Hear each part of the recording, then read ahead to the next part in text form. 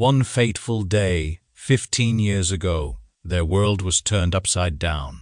Cracks appeared, magical portals from which demons emerged. With these demons came a system of levels and abilities, so that people could resist them. People who protected their world from demons began to be called adventurers. Adventurers could choose their own fighting style, which were called classes. Mages are slow and have difficulty controlling their magic. This class is considered to be very weak and useless. He chose the high agility class, Thief. He felt that the first thing he needed to do was gain more experience and improve his survival skills. Gradually, he gained a considerable amount of experience and became one of the strongest adventurers, known as the Blade of Divine Speed.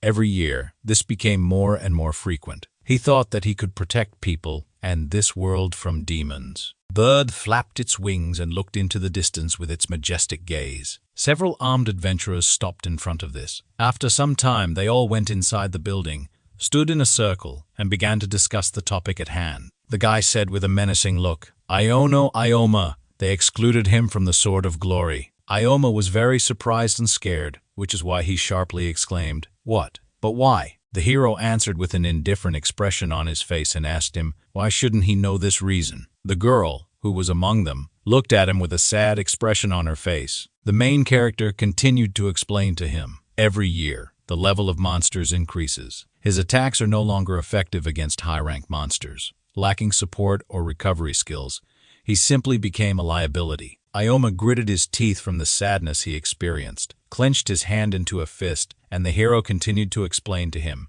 the times when thieves were strong are long gone. They concluded that your class would only be useful for mining materials from low-level monsters. Against bosses, it would be more useful to have a mage in the group who can deal decent damage. He looked at the girl. The guild also decides to deprive you of S rank, because the new rifts are much more difficult than the previous ones. Ioma grabbed his shirt and started screaming at him to stop. I realize I don't have enough firepower, but how can they do this? I risked my life many times. When it comes to poisons, no one can compare with me. Depending on the enemy, even I. But before he could finish his sentence, the hero asked him to listen. I have one request for you, he said. Ioma looked at him hopefully and asked again in a trembling voice, is this true? He smiled back at him and walked past. Afterward, he said, after that, I will pretend we don't know each other. These words disappointed Ioma, and he was left alone and in a terrible mood. After some time, he found himself at home, spending his days drinking a lot.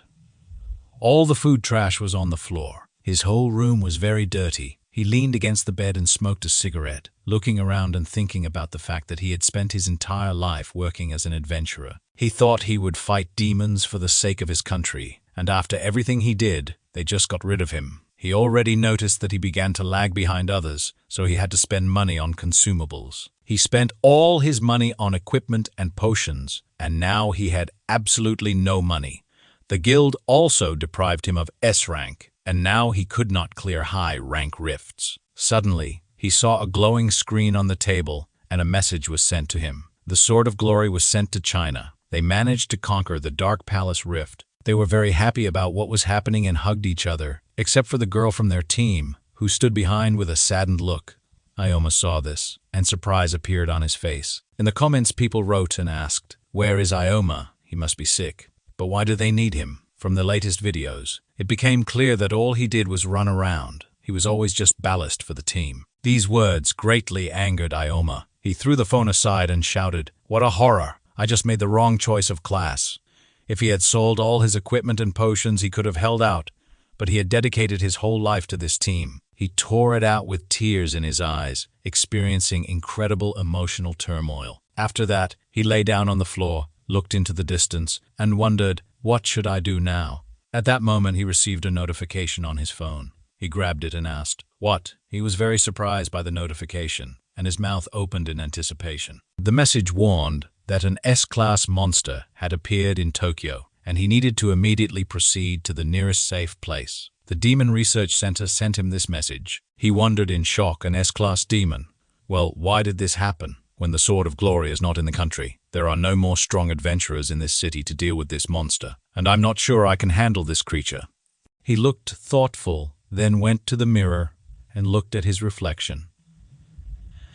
After some time, an incredibly majestic monster stood in front of him. He grabbed the dagger, swung it, and grinned. Then he said with a smile on his face, "It's good that I haven't sold the equipment yet." He opened the system window and saw the name of the dragon, which made him wonder. The time dragon, Kronos.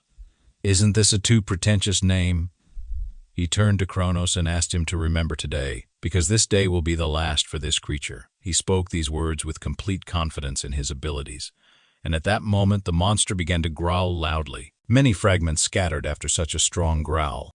Ikoma rushed to attack the monster, realizing that he was an adventurer. The residents had evacuated, and he just needed to hold out until other adventurers arrived. At that moment, the monster opened its mouth and began to attack him with fiery flames. Ikoma tried to dodge each attack, but the monster continued to act without hesitation, approaching him. He clenched his teeth out of fatigue and some fear, thinking that this was terrible because the monster was too fast. At that moment, the monster hit him with its claws, and the dagger crumbled into pieces. Ikoma turned around sharply and ran in the other direction. After some time, he stopped.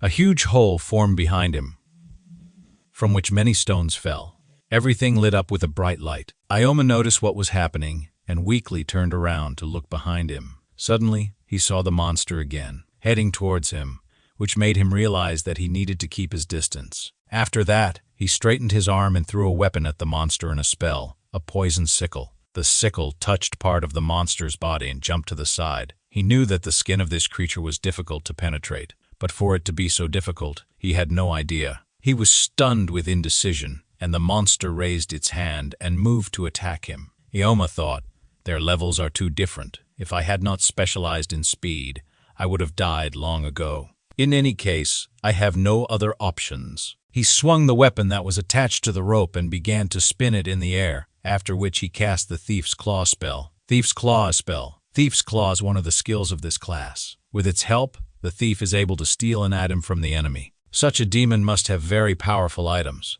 If he was lucky, he might receive a powerful weapon. At that moment, several luminous rays appeared in front of him. This bright light was visible in the reflection of his eyes. Suddenly, the monster pierced him with its powers, and he had serious wounds on his stomach. His entire body was covered in blood as it dripped from all parts of his body. He found himself dying alone near a block of stone. He grunted and coughed violently, after which his eyes began to roll back. He wondered if this was the end. He didn't see anything. They were always called heroes, but he was only able to hold out for a few minutes. He was so weak. If he survives, he will try to become stronger. Suddenly, an unknown round golden object with a rope appeared in his hand, and he asked, "What is this?" He examined it more closely and asked the question, "Did I get it with the Thief's Claw?" The system window appeared in front of him and informed him that the dial of the God of Time was mythical. This item allows you to rewind time 10 years ago. After use, this item will disappear from all timelines. His eyes widened in surprise, and he wondered, "What is this?" "A mythical class item that allows you to rewind time." He narrowed his eyes and said that this was the first time he had heard about the mythical class. "So, can I really go back in time?" The monster swung its huge hand with sharp claws at him again. Ikoma looked at it with disappointment and realized that he had no time left. He sharply grasped the dial in his hands, after which he shouted loudly, "Okay, let me turn back time." The monster's attacking hand came right toward his face. He looked at the dial with hope. At that moment, the monster pierced him right through with its sharp claw, and he flew to the side. Suddenly, he had a strange feeling. "Am I really dead?"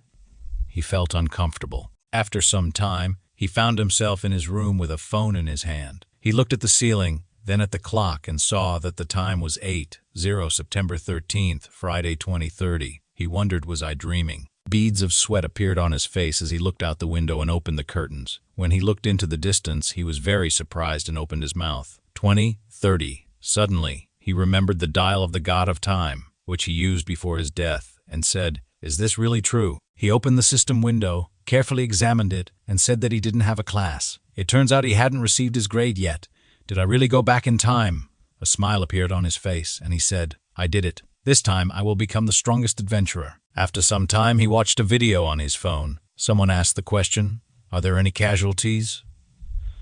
An ordinary person should not enter the cracks. He brushed his teeth and watched a video. A man on a news channel reported, "The levels and sizes of monsters are constantly growing. This will be a real disaster for humanity." Ikoma realized he really was now in the world of 10 years ago. There wouldn't be so much controversy in the future. The point was that people should have a high level. The fact that he went back in time gives him an incredible advantage. He needs to get as much experience and rare items as possible. Knowledge is his main weapon. First of all, he needs to get a class. To get a class, he must first reach level 10. There are special rifts for low-level adventurers who have not yet. Ikoma received a class. These faults are not protected and are under control.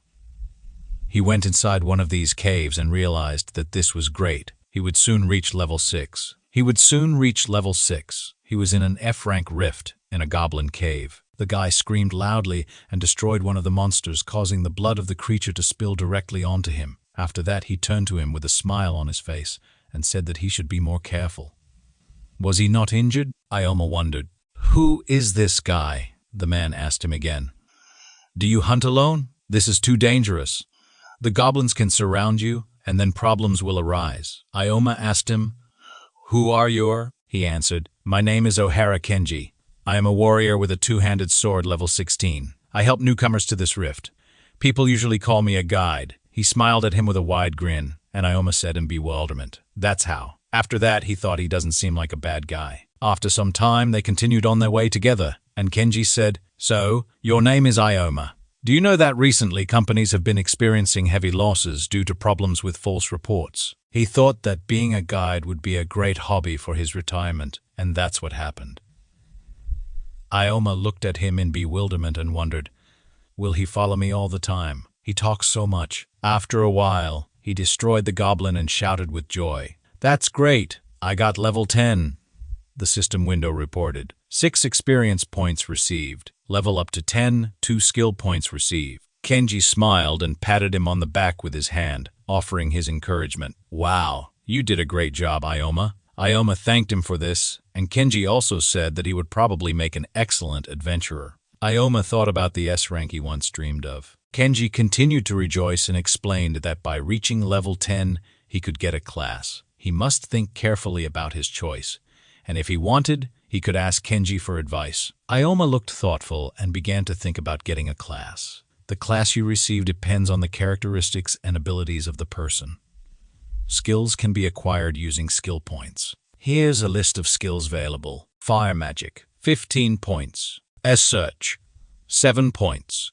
Fencing, 5 points. Magical Support, 5 points. The Night Vision, 5 points. Kenji recommended the warrior class to him, and he would teach him many techniques. Although with his fighting style, the thief class suits him better. "Sounds good, doesn't it?" Kenji asked. Ikoma tried to smile back at him, but suddenly Kenji got closer to him and asked slyly, "You haven't acquired the skills yet, have you? Do you even know how to do this? Weren't you taught in class to activate acceleration and boost? Acceleration and enhancement skills increase the physical parameters of the adventurer. Of course, upgrading these skills is now in first place. However, to become the strongest adventurer, it's better not to waste skill points on such skills." Ikoma thought about it all evening and realized that he would definitely need them. Now he reached his hand toward a certain button, and suddenly Kenji shouted at him with a scared look on his face. "No, Ikoma.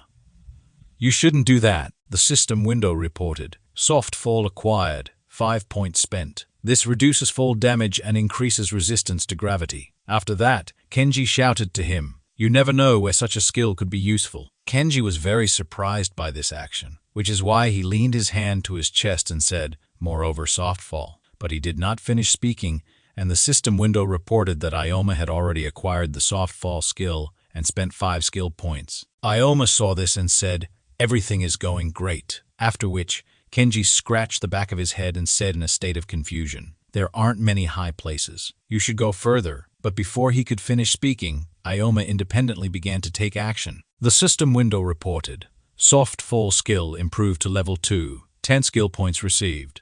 Kenji shouted, looking dumbfounded, "Wait, you shouldn't be in such a hurry." Ikoma silently continued to do what he needed, and the system reported, "Soft fall skill improved to level 3, 15 skill points spent." Kenji was beside himself with what Ikoma had done and screamed, clutching his head. No, he used up all the points on soft fall. but why didn't he listen to me? Ikoma turned to look at him in bewilderment and didn't answer. After which, Kenji rose to his feet again and stood behind him. He began to inform him that with such skills, only a swordsman or a peasant was suitable for him. Ikoma told him in response, "I won't say such a thing." The system window showed him several class options: swordsman, peasant, and gravity master. He pressed the gravity master button, a hidden class. The gravity master only appears when all points have been used for the soft fall skill. This was found much later due to the strict conditions of appearance. Even after discovering this class, no one wanted to choose it because of its weak abilities. Even 10 years later, no one has solved the mystery of this class. However, he understood the essence of this when he was an S-rank adventurer.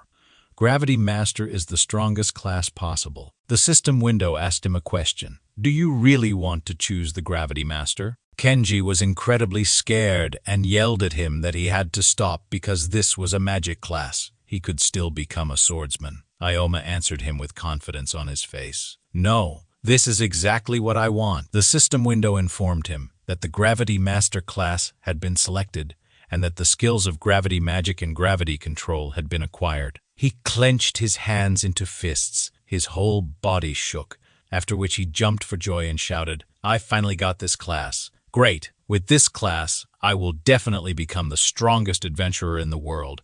But this time, I won't go through the past again." Kenji looked at him in bewilderment and said, "Ikoma, the magic class is not suitable for you. There's a high probability that you won't live long. This class is very difficult to fight with, so it's better for you not to become an adventurer. Melee classes are considered much stronger than others." Suddenly, he screamed loudly, and Kenji, in a state of shock, shouted to him, "What?" After that, several more loud sounds were heard. The girl was lying on the ground, spying on what was happening with one eye. It turned out that it was a goblin with a sword in his hand. The system window reported, "Red Hood, level 17. Kenji asked with fear on his face, "Are they joking? Where does a monster of such a high level come from?" The goblin headed towards him. He hugged the girl, who was covered in tears, and shouted, "This monster appears very rarely. He was here because he wasn't confident in his abilities in a real battle. And if they escape, what a horror! The adventurers here are no higher than level 10. I have to do something." Suddenly, he started screaming, "Ikoma, you should run quickly. I'll distract the monster." He grabbed the sword in his hands and rushed to the attack. Ikoma looked at this and said, "Red Hood, O'Hara won't be able to overcome this." Kenji approached the monster closely and began to defend himself with his sword. But suddenly, the goblin attacked him, and he started to fall down. There were many loud sounds from their battle, and Ikoma realized that Kenji was clearly not used to fighting opponents of this level or higher. Kenji looked away and shouted, "Is there anyone above level 15 who is ready to help in the battle?" People around them wondered while watching their battle. Is he level 16? He probably won't be able to cope with such a strong opponent. He has such a strong opponent. He has such a strong enemy. One mistake, and he's dead. Ikoma realized, standing behind the rest of the people, that he couldn't help. His level was too high for him, and he couldn't properly see his movements. His gravity magic was still too weak, and he didn't know much about his abilities yet. Suddenly, he remembered how Kenji, with a smile on his face, had told him to be careful and asked if he was injured. Because of this, he felt sad and said that he couldn't leave such a good guy. To be honest, he liked him. At that moment, he grabbed the sword and went to his aid, shouting that he couldn't just throw it away. Kenji noticed him and shouted, "Ikoma, you shouldn't come here. This monster is too strong for you. Your magic class is very weak. With such a difference in strength, you'll simply die." Ikoma shouted, "Red Hood." After that, he looked at the monster and said that he would test his new powers on this creature. He was willing to risk his second life to find out what the strongest class was capable of. If they couldn't overcome it, he didn't think they'd have a chance to escape. He hoped his class wouldn't let him down. At that moment, the monster rushed with a growl, not far from Kenji, who froze in fear. Kenji screamed, "Ikoma, you should run." The monster was heading straight for him with its sword outstretched. The weak point of magic classes is the lack of physical abilities. Mages are heavily dependent on the help of other classes. However, the Gravity Master is not like that. The Gravity Master is not like that.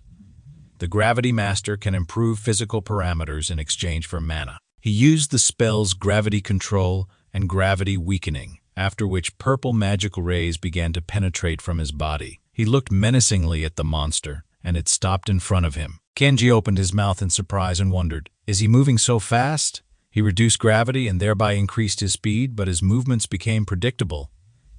It didn't matter what the enemy did as long as he could read movements. The monster attacked him with a malicious expression on its face, showing him its fangs and swinging its sword in a jump. But Ikoma continued to think, in my past life I won more than 1,000 fights using only my speed.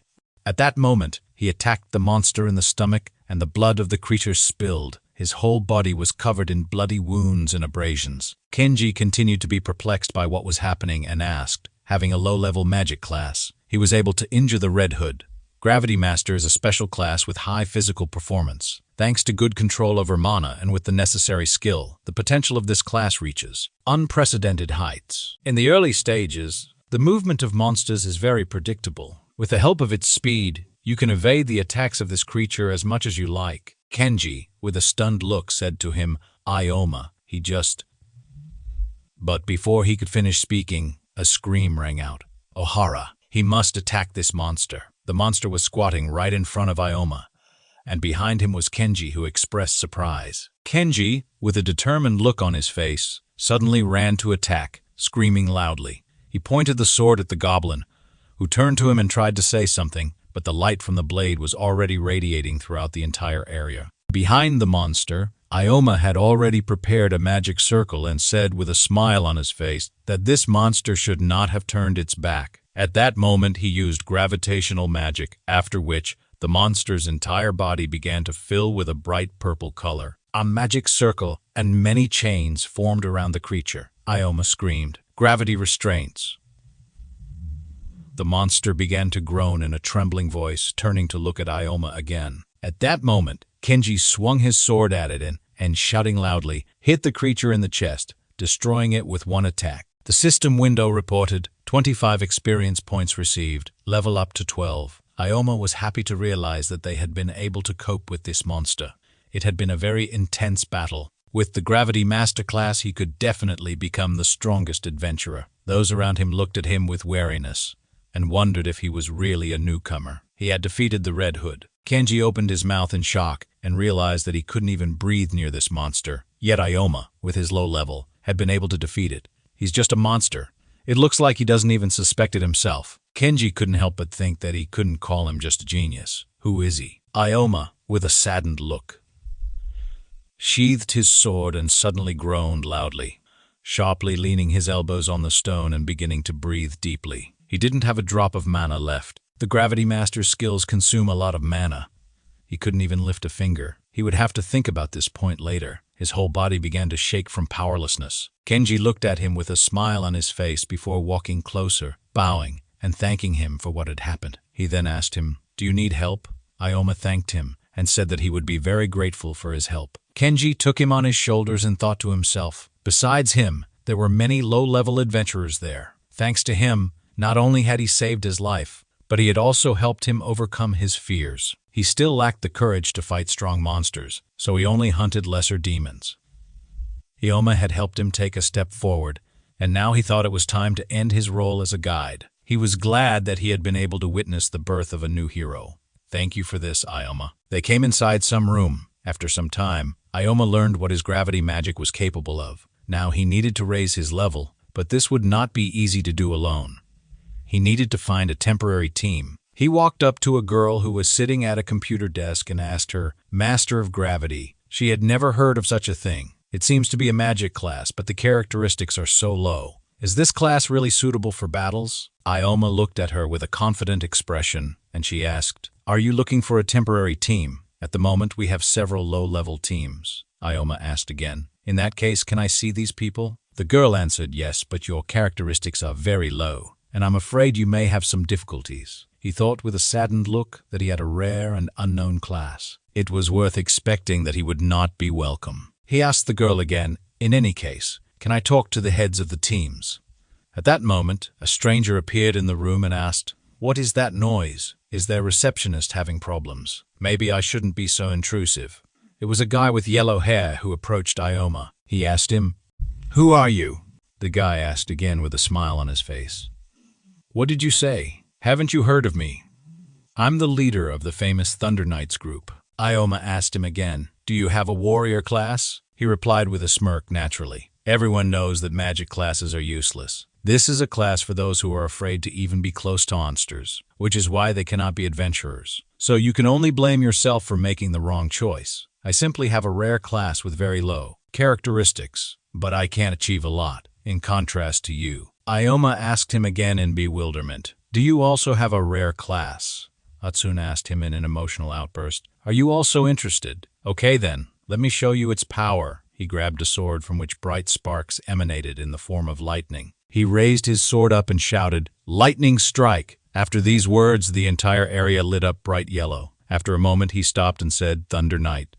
This is a very rare class with high stats and strong skills. Such a class suits me. The people around looked at what was happening in surprise and asked, Is that such a strong skill? This is an incredible class. He muttered something to himself. And at that moment, the girl behind the counter told him, using skills in the guild is prohibited. He turned to her and asked, Don't worry. I was just showing my strength to the newcomer. They don't recruit just any rabble. Besides, no one will take in a stranger. Don't you think you're being a little stupid? Adventurers are not volunteers to help everyone in need. Ikoma looked into his eyes carefully and wondered, is he a Thunder Knight, a class specialized in attack but with very slow movements and difficult implementation of abilities? The class is very weak against agility opponents or lightning-resistant enemies. Some of the strangers around said, there's some weakling with a magic class trying to get into the group. Everyone knows that magicians are useless. On the other hand, how inviolable it is that he is not in the Thunder Knight class. There are rumors that you need high starting stats to get this class. Ikoma realized that it was true. Very little time had passed since the rifts appeared. Maybe it would be better to be alone for now until he earned the trust of others. He completely forgot what had happened before. Then the emphasis was on spectacular abilities and high characteristics. The receptionist said that a tsunami shouldn't express himself like that, Ikoma told her. It's okay. I changed my mind. He decided that he would be alone for now. Sei chuckled and informed him that he should give up becoming an adventurer for now. He should at least try not to die. Ikoma turned away from him, walked in the other direction, and finally waved his hand, thanking him for the advice without turning around. Z looked after him carefully and grinned. At the Adventurers Guild archives, Ikoma opened the book in his hands and said, gaining the trust of others and temporary teams would not be enough. It's better to find people with whom you can create a full-fledged group. Also, you should take into account the compatibility of my gravitational abilities. I still need to raise my level and earn some achievements. He had been able to defeat the Red Hood without any problems. The movements of low-level monsters were predictable, and he had figured out how to use the forces of gravity. Maybe he should raise a few levels and go to higher-level rifts. He snapped his fingers, opened the book again, and wondered if now was the right rift for him. Is this a level 25 stone temple? This rift is for leveling up and mining stones. It is under the control of the guild. Walking statues appear in this rift and are very easy to defeat. If a person is an average level hunter, they will be able to effectively collect materials and level up. It's a rift, similar to a beginner's dungeon. If he can hunt alone, he will be able to find companions faster. The level is set to low.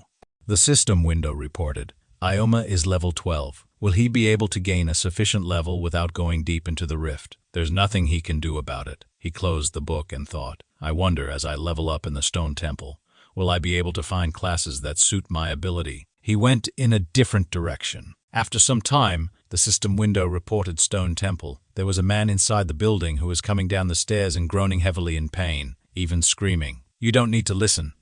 Under no circumstances do you need to listen to him. He ran sharply, turning back and began to shout. No, he fell to the ground, blood dripping from his chest and mouth. He turned around with a frightened expression on his face, and after some time, a bright and very loud explosion occurred in the room, sending all the debris flying away. Suddenly, a petrified creature appeared in the room, onto which blood spilled. After some time, the girl receptionist expressed fear on her face and shouted, Does he want to go to the stone temple with level 12? Ikoma gave her an application and said, According to the rules, there are no problems, right? She took a piece of paper and said in a trembling voice, clutching her head, This is true, but he's just going to his death. The recommended level for this rift is 25. The rifts are unstable, and very strong enemies can be encountered there. Ikoma turned away from the girl and shouted back, "Okay then," with a smile on his face. "I'll just look around a little and come back right away. He cannot become stronger without risks. He has no other choice but to defeat strong monsters. All this for the sake of leveling up." He stepped into the magical portal with his foot. "Okay, I won't stay long. If I defeat at least one monster, I will be able to increase my level." He was passing by stone statues when suddenly one of them began to make loud noises and swung a sword at him. Ikoma was dumbfounded by the sounds he heard and mockingly thought, "What a cheap trick." At that moment, a system window made of pixels appeared in front of him, and he wondered level 20. He turned to the monster, which could not hit him with the blade, and said, "I think this is enough for me." The monster kept trying to attack him, swinging its sword, but Ikoma had the ability to quickly dodge this creature. With a calm expression on his face, he said, "That was quite close." After which, he grinned and looked into the face of the stone statue that threatened to attack him. He used a spell to weaken gravity, and bright magical sparks appeared around his body. He then made a sudden movement and began to run in the other direction. The monster was dumbfounded. With this level, it was not his opponent. He could easily read the movement of this monster. After these thoughts, he attacked the monster, making sudden movements with his hand and hitting the creature several times. But the monster just laughed, and Ikoma realized that it was strong, but it was only good in defense. The monster again began to pounce on him, growling loudly, but Ikoma asked the monster a question. Even knowing that he is many times faster, it still mindlessly flies into the attack. He took advantage of the weakening by gravity again, and magical sparks began to appear from his body. After which, they headed towards the monster, and he screamed again, "Double gravity." After using these spells, he plunged his sword straight into the monster's chest. The end of the sword glowed with a bright light, and a moment later, the monster's body was divided into 2 parts and collapsed to the ground. Ikoma looked at this and thought about reducing the pressure by half and accelerating, then removing the reduction right before the impact, resulting in a rather powerful attack. He gained 25 experience points, leveled up to 16, and gained 8 skill points, leveled up to 16 and gained 8 skill points. He was surprised when he realized that he was able to raise several levels at once, and also received skill points. He decided to take care of these first. The system window informed him that upgrading gravity magic to level 2 costs 10 points. The skill allows you to use gravity magic and improves gravity control to level 2, enabling you to control the owner's gravity. He looked thoughtful and continued to think. Now, he only had enough points for one skill. He relied on gravity control more often, so he decided to choose that one. He pressed the button, and the system window informed him that the gravity control skill had been upgraded to level 2. He spent 10 skill points. This made him happy, and he wondered, now I can control the direction of pressure, not just change the weight. The system window tells him that, in addition to controlling the pressure, it allows him to select the direction of this same pressure. He grinned and thought, depending on the use, this is a very useful skill. One way or another, he achieved what he wanted. He picked up a bright red magic ball from the floor, from which gusts of magic emanated. Demon Core Magic Stone. He thought this would be enough to prove his victory over the walking statue. He took the ball in his hands and realized that he could already return, but he still had a lot of mana left. He turned back with a smile on his face and thought that he should try out his new ability. At that moment, a bright lightning bolt appeared in the dark space, and he used the lightning strike, thanks to which he easily destroyed the statue, breaking it in half. It was located around a hole in the broken floor, inside of which a fiery light could be seen. A guy and a girl from his team stood next to him, and the guy told him, as expected from Atsunami, he killed such a monster with one blow. The girl said, in addition, even with protection from lightning, they cannot resist such force. Z replied that their defense was not noticeable to him, and this was a training rift. They don't gain levels so quickly anymore. The system reports that he is level 26. Maybe it's time to move on to more complex rifts. He stepped on a bright red object, and the girl asked him, by the way, do you remember that mage from the guild? Don't you think he went a little overboard? He turned to her and answered with a smile on his face. He only said this out of good intentions. If he went into the rifts, he could simply die. Therefore, you should not entertain him with false hopes. After that, he approached the guy from the team and asked him if he thought he did wrong. The knight answered him that he should not ask him about it. At that moment, A loud sound came from the corridor behind, which attracted her attention. "Are these walking statues again?" the girl asked. She asked him to wait and asked, "But why were there such loud steps?" He turned around with a smile and said, "No need to worry so much. Even monsters have their own characteristics." A statue nearby began to fall apart into several pieces and crashed to the ground. The team members saw it with fearful expressions on their faces and wondered what it was. "There's more to it than just the usual features," Z said, interestingly. After which he asked, "What is the big guy doing in this rift?" The walking statue was level 30, which was a little taller than the others, but still a normal statue. The girl with a grimace asked him again, shouting loudly, "Level 30. We've never fought such a monster before." Z replied with a serious expression, "I've long noticed that fighting weak monsters is incredibly boring. I'm a Thunder Knight, and I'm much stronger than other adventurers of my level. Great, I'm ready to fight it." Duel asked him to show her what a walking cobblestone is capable of. He assumed a defensive position, standing in front of the guys on his team, and fully prepared for battle. The stone statue swung its sword and plunged it into the ground. A small rift formed on the ground. The knight saw this and frowned, asking, "Can we really cope with this statue?" Tsunami looked at him with a smile and asked, "If the three of us can't overcome this?" With these words, he took the sword out of its sheath and said, "No matter what level it is, it still remains an ordinary walking statue." The statue's movements were slow and predictable. Suddenly, the statue noticed him and noisily tried to hit him, but he managed to dodge the attack. Tsunami clenched his sword tighter and mocked. It may have increased its speed, but the gap between attacks remains the same. At the same moment, he ran towards the statue and, with all his strength, struck with thunder. Confidently, Tsunami asks the statue if it now understands the difference in strength, but the walking statue clutches the sword in its hand and then raises it to strike. Tsunami sees this and thinks that these pathetic attempts are already starting to irritate him. "You just need to get closer and strike," he thinks. But the statue notices him and attacks sharply. He is thrown aside, exclaiming in pain. What kind of monstrous force is this? Although the level is a little higher than usual, why is it so strong? A girl, Karen, appears nearby and calls out to him with excitement, but Tsunami orders her not to be distracted from the enemy. The girl then pays attention to the walking statue, which approaches her and hits her with the sword. The knight sees this, runs to help and shouts to her, "Karen!" But suddenly the statue throws him aside. Karen also screams his name. "Go!" He sees Go falling to the ground and thinks in horror, "What is happening? Why? What kind of monster is this? Anyway, is he scared? Hey, he's the strongest adventurer." Then he raises his sword and casts a spell. Lightning strike.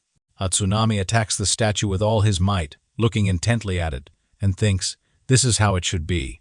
How does the Thunder Knight's strongest skill, lightning strike, taste now? It won't get off that easy." But the iron statue angrily snatches at Tsunami's sword. He looks at it with his mouth open and thinks, "What is this?" He remembers the moment when Karen said that the statue has protection from lightning. But Ioma will not be able to resist the power of this, he thinks. The statue then crushes the sword in its hand, breaking it into many pieces.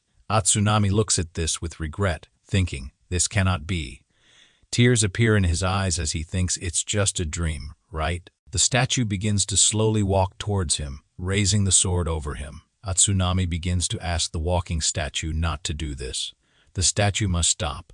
"I don't want to die in a place like this." Suddenly, he falls to his knees in front of the statue and tearfully asks for mercy. He puts his forehead to the ground, begging not to be killed. When the walking statue raises the sword above his head, Ioma suddenly jumps out from the side and loudly pronounces a spell to weaken gravity. The statue's hand freezes, not understanding what is happening. It turns to Ioma and asks a question in its language.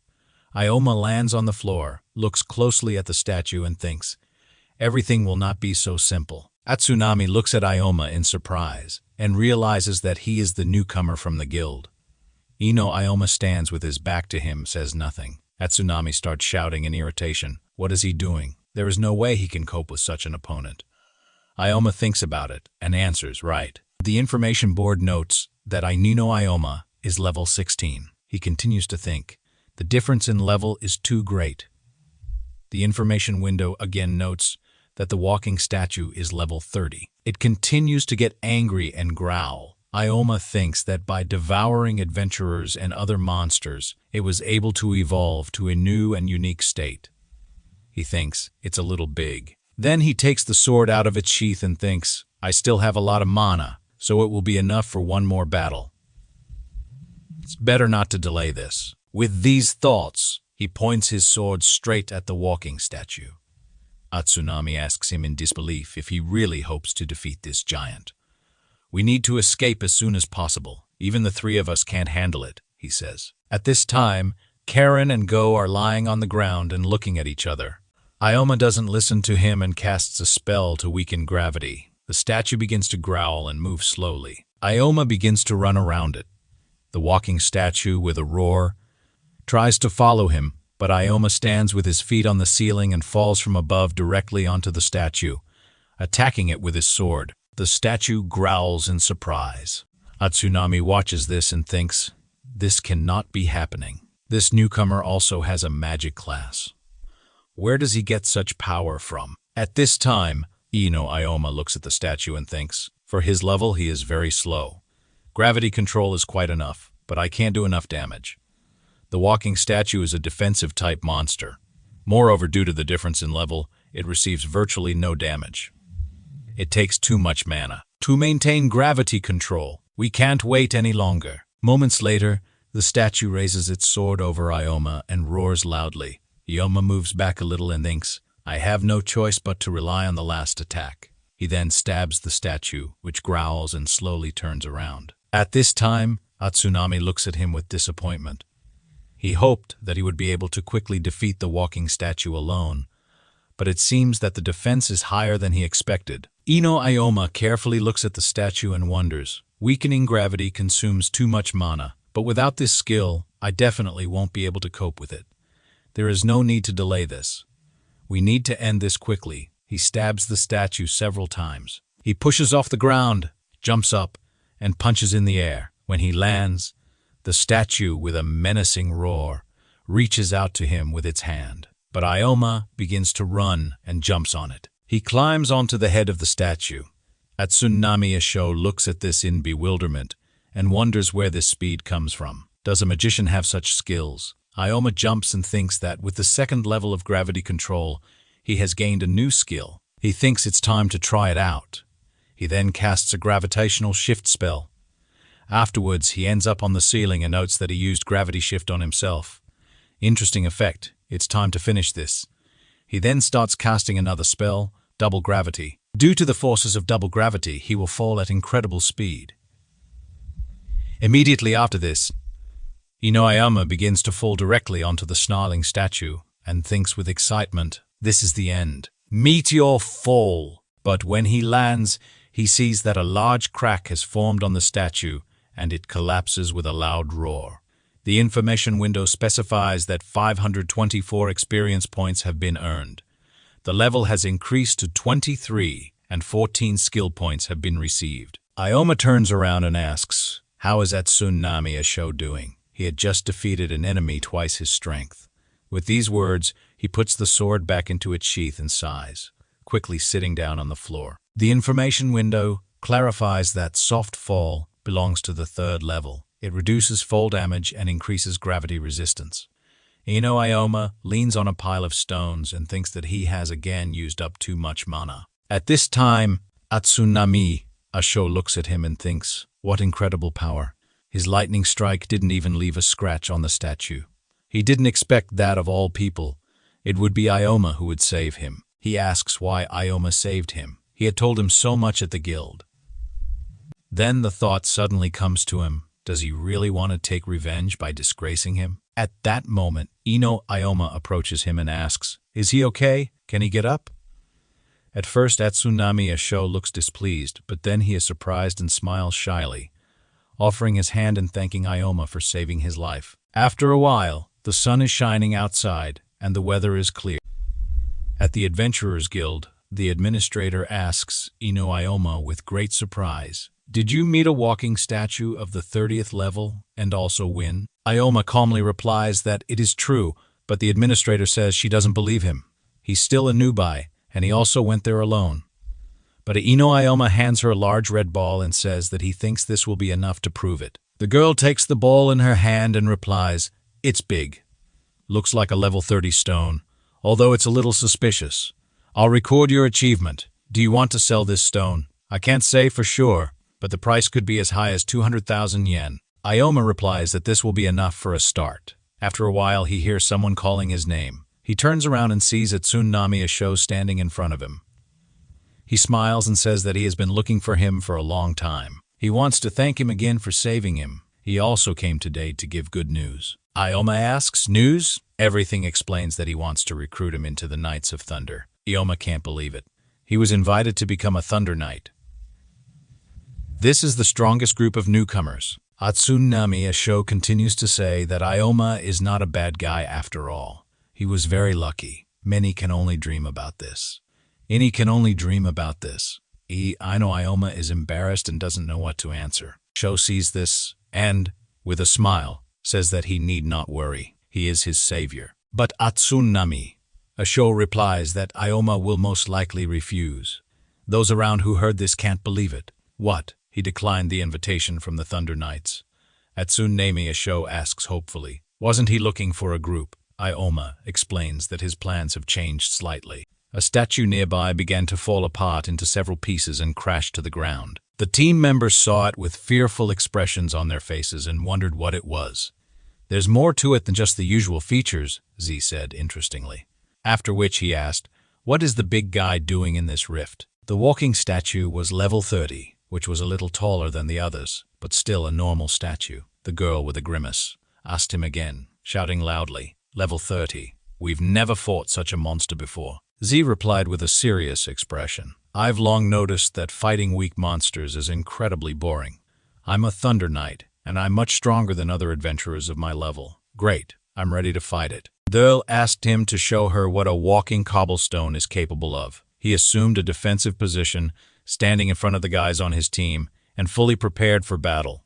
The stone statue swung its sword and plunged it into the ground. A small rift formed on the ground. The knight saw this and frowned, asking, "Can we really cope with this statue?" Tsunami looked at him with a smile and asked, "If the three of us can't overcome this."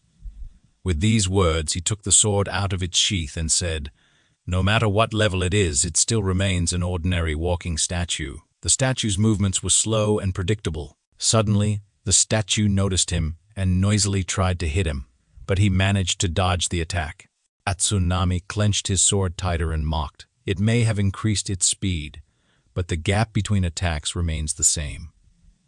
At the same moment, he ran towards the statue and, with all his strength, struck with thunder. Confidently, Tsunami asks the statue if it now understands the difference in strength, but the walking statue clutches the sword in its hand and then raises it to strike. Tsunami sees this and thinks that these pathetic attempts are already starting to irritate him. You just need to get closer and strike, he thinks. But the statue notices him and attacks sharply. He is thrown aside, exclaiming in pain.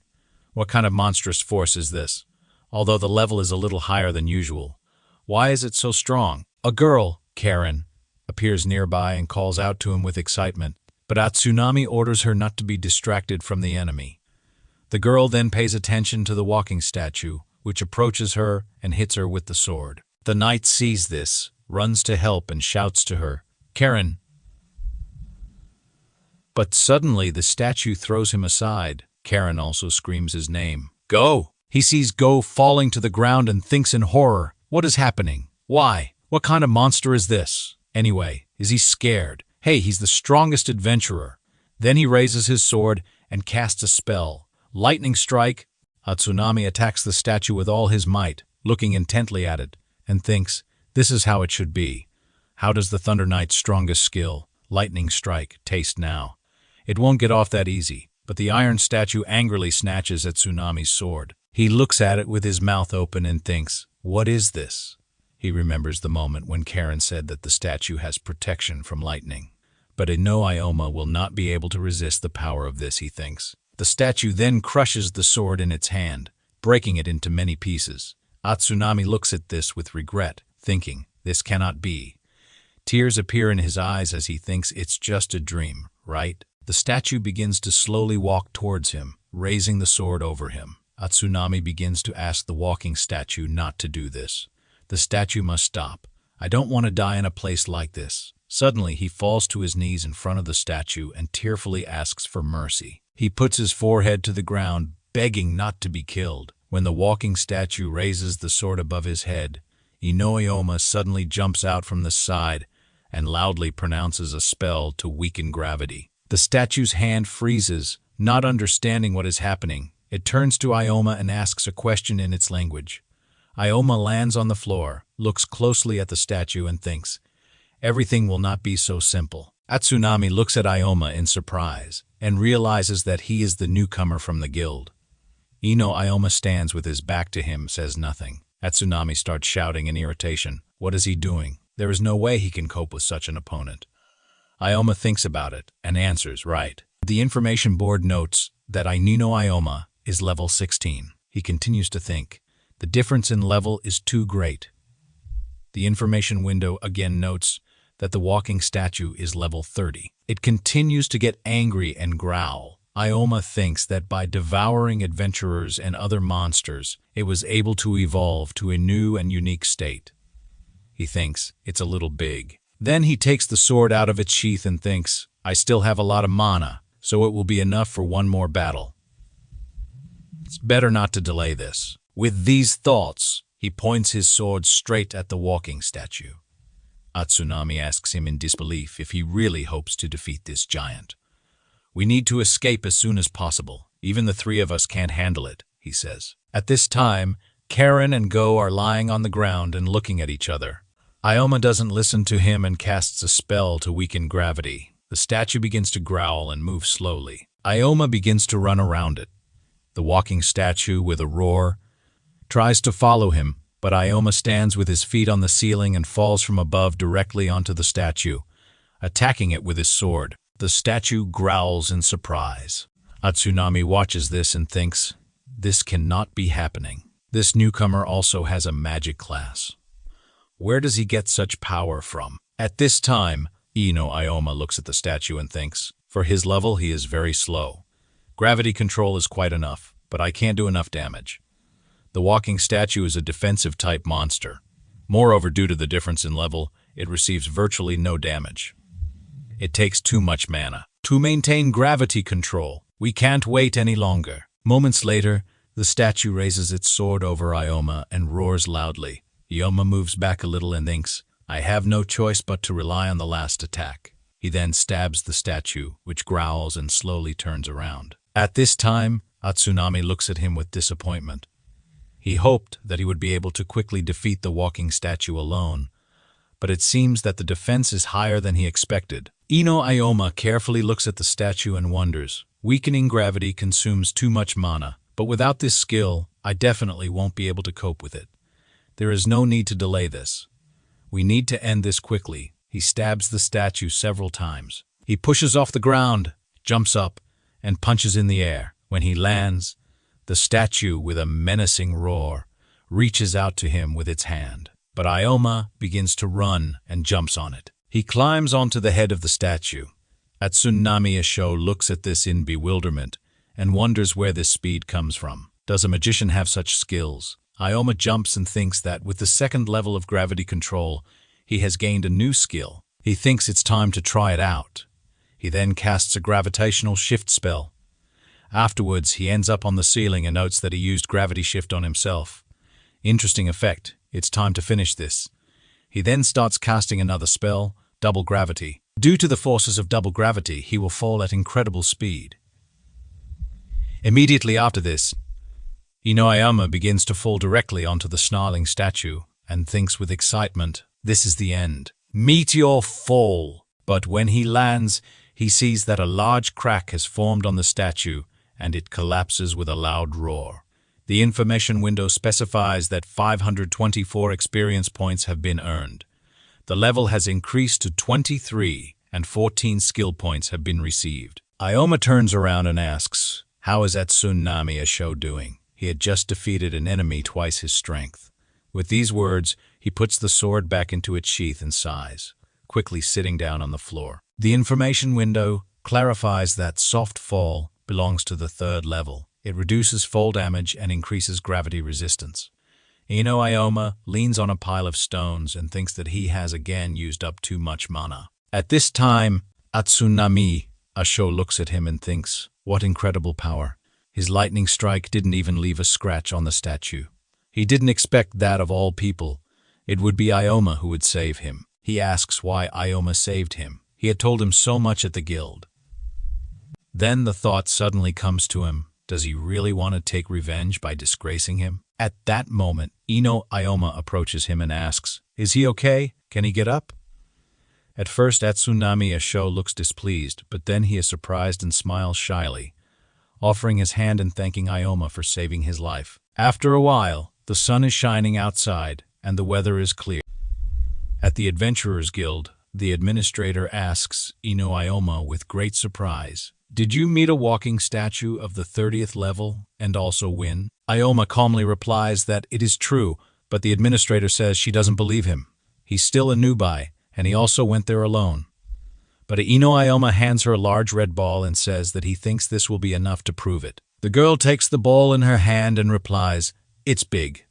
Looks like a level 30 stone, although it's a little suspicious. I'll record your achievement. Do you want to sell this stone? I can't say for sure, but the price could be as high as 200,000 yen. Ioma replies that this will be enough for a start. After a while, he hears someone calling his name. He turns around and sees Atsunami Asho standing in front of him.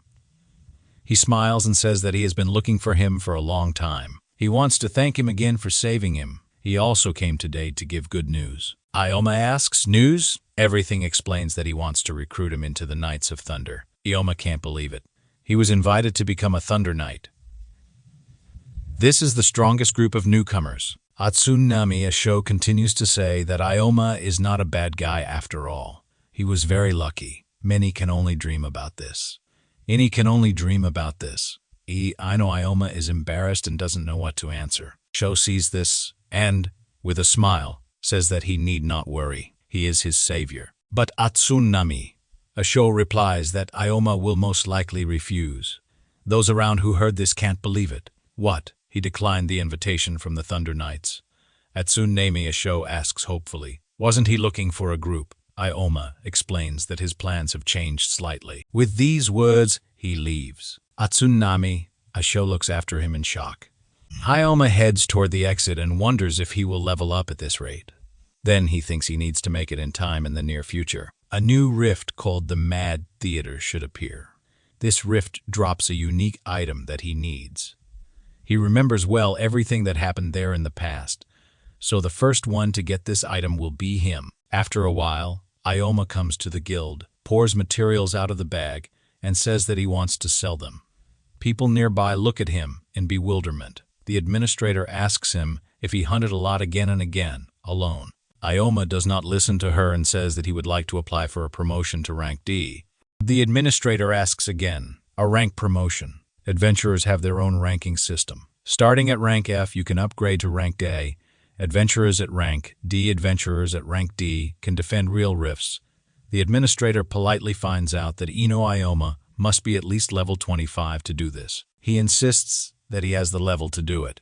The information window shows that Ioma is level 26. The administrator sees this and exclaims in bewilderment, how did you raise the level so quickly, even though you're a loner with a magic class? Why are you leveling up so fast? How strong is the Master of Gravity? Ioma reminds her that he can already get ranked. He remembers that his strength is determined not only by class, but he was also S-Rank. He has a decade's worth of experience and knowledge. It may look strange, but he needs to level up as soon as possible. Having received rank D, he will have access to many useful rifts. Besides, having a D rank will make it much easier to receive assignments. After all, in the near future, a Mad Theater rift should appear. In this rift, you can get unique weapons. In the past, an adventurer who received this weapon suddenly gained incredible strength. After this, he went mad and began killing adventurers. He couldn't afford for such a weapon to fall into the wrong hands again. Therefore, he needs allies to clear the rift. He looks at the people passing by and continues to reason that a large group will only slow him down. You should choose your allies with care. It seems a group of 2 people will be enough, he thinks. You need to find someone who will go well with gravity magic and has a sufficient level of skills. It is also possible for him to be a loner and agree to his terms. And he has many conditions. I wonder if he can even find such a person. He doesn't have much time. In any case, he should visit other guilds as well. He spent almost the entire day going around the guilds of the city. This is the 4th guild. Maybe we should lower the selection criteria a little, he thinks. With these words, he enters one of the guilds and immediately hears a girl screaming that she cannot believe that the girl opposite her is so useless. The girl with blue hair looks pitifully and asks A to forgive her. I furiously asks why she needs her apology.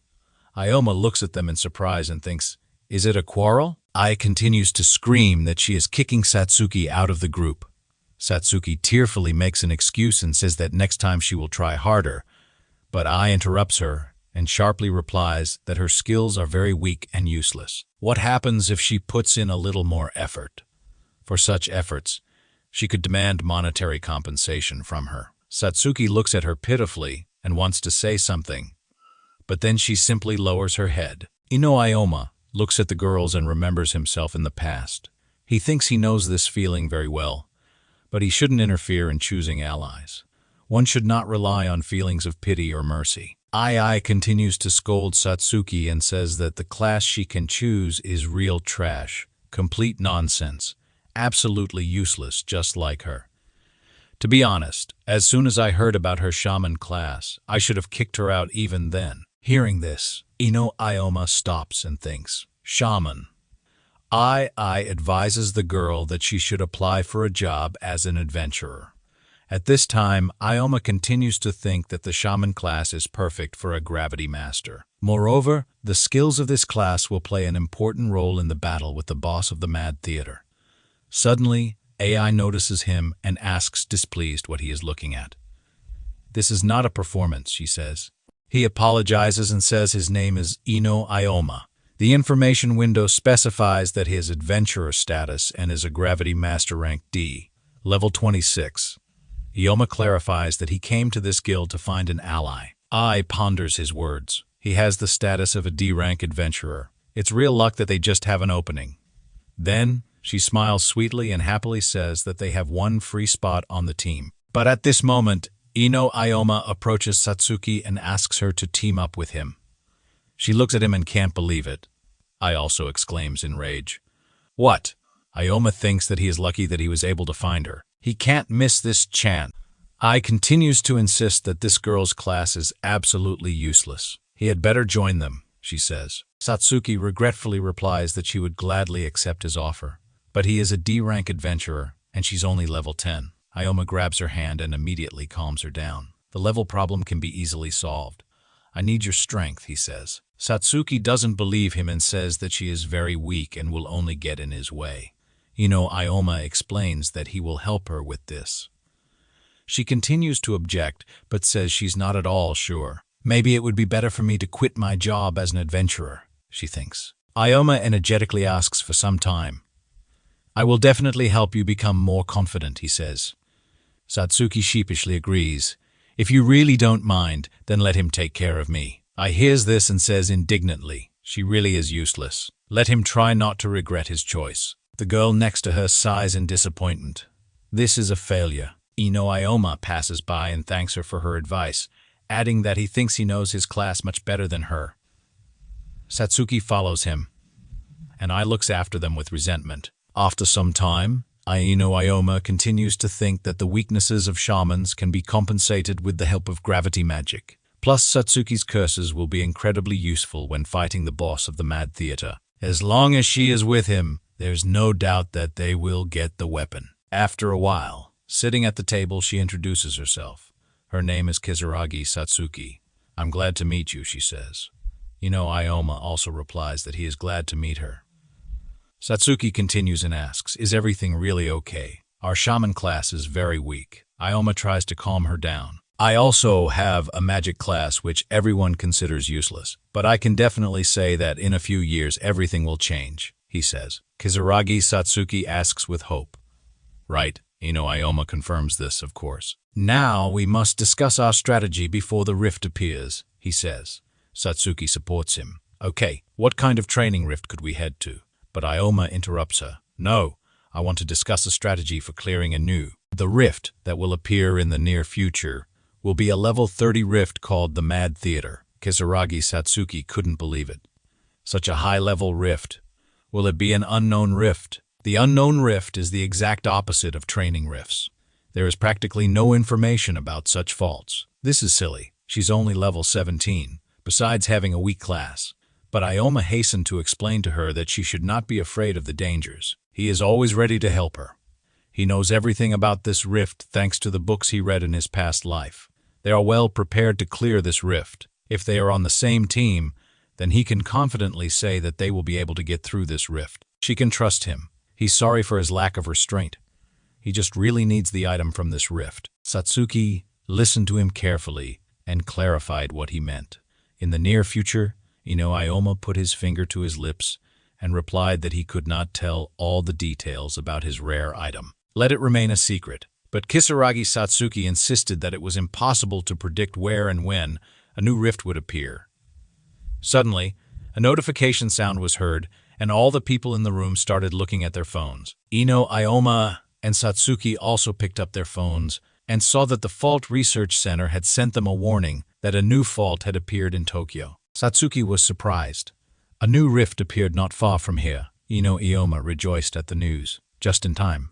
She began to wonder if that was why they were sitting here, but Ioma did not answer anything, only saying that they would go there tomorrow. For a week, no one would dare to go there without information, so the path to the boss would be clear. The next day, they walked through the empty city and were very surprised. Ioma noted that there was actually no one around. Satsuki wondered if everything would be okay. Ioma said the Fault Agency also had a hard time that day. Then, when they were walking down the street, a girl in a white dress asked the adventurers to stop. She really asked them to get any information, be it the internal structure of the rift or the boss's skills. They must return alive. You can easily die in an unknown rift. A few moments later, they came to the rift. Satsuki turned to Ioma and asked, "You're going to completely clean this up, right?" He replied that if he had told the truth, they would definitely not have been allowed in. Then they entered the rift. Kisaragi Satsuki walked next to Ioma and said that all this was strange. He asked her if she was still worried. A clarifying inscription appeared in the information window, stating that they were in the Mad Theater Fault. Satsuki replied that she was just a little worried. Then, she regretfully apologized for forcing her to go with him. He would fight in the vanguard. As soon as it became too dangerous, they would immediately retreat. But Satsuki immediately screamed, "No, I will try my best. I can fight in close combat.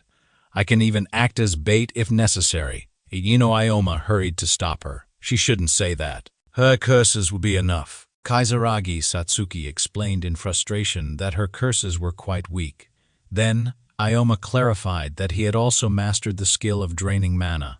Mana Drain is a skill that absorbs the target's magical energy. This is great for fighting strong monsters. This skill also allows you to restore the mana of your allies. This is incredibly useful for gravity masters. With this skill, you can fight without worrying about mana depletion. Thanks to this, you can stay in the rift longer and increase your level. Hearing this, Satsuki asked again, "Isn't this magic weak and ineffective? There are also spells that do much more damage." But Ioma explained that this particular question arises from ignorance. "I will be bait. I will lure the monsters out so you can attack them." At that moment, a menacing roar of a monster was heard. The information window explained that this was a circus bear with a level of 26. It tried to strike Ioma, but he managed to jump away and shouted at Satsuki to start now. Then, Kisaragi Satsuki began to create a Bullet of Darkness spell. Immediately after this, a blue stream of energy appeared, flying straight toward the circus bear. The bear began to growl in pain. Ioma saw this and shouted, "Everything went great. Now it's my turn." He jumped high up, cast the double gravity spell, and mortally wounded the bear in the head with his sword. When he landed, he announced, "I'm done with it." The information window specified that 22 experience points had been received. Satsuki screamed in surprise that she immediately gained 3 levels. She was, of course, happy, but she had the feeling that she was some kind of parasite. Ikoma immediately told her not to think that way. He needed her strength. Besides, it was also important for him that she raised her level because they were allies. Kisaragi, Satsuki repeated, "We are allies. What is this feeling? When she worked with others, she never felt this way." Ikoma added that he also gained a new level. She offered with a smile to continue trying to work together. Ikoma said with a smile that she shouldn't overexert herself. Kisaragi Satsuki looked at him and thought that she was so uptight and insecure, but he helped her open up. Her fighting instincts were also well preserved. She'd definitely do it. She would be able to defeat the boss and get rare weapons. After some time, Ikoma previously told Satsuki that in his past life, Shimke received this weapon. Having gained power, he became one of the most terrible criminals among adventurers. He thought that if he did not get this weapon, history would certainly change for the better. He needs to get this item at any cost. He then also explained that Core would take over this rift much later, so there shouldn't be any problems. At this time, in another part of the vault, a man with a huge hammer shouts that everything is very bad. The man swings his hammer and wants to hit the guy with red hair, but the guy manages to duck down. He then shouts the killing thrust spell and deals the killing blow to the man.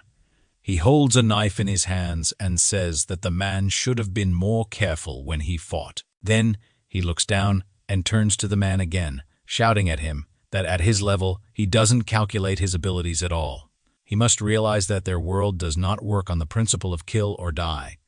And why is it so much easier to hunt people of the same level than monsters? The information window specifies that his name is Shin Kuru, and he is level 37. At this time, Ikoma shouts a spell, double gravity. Then he directs a glowing ball at the monster, and it dies. The information window clarifies that it was a level 27 killer doll. Satsuki is surprised and says that even though she just attacks with magic from behind, her level is growing very quickly.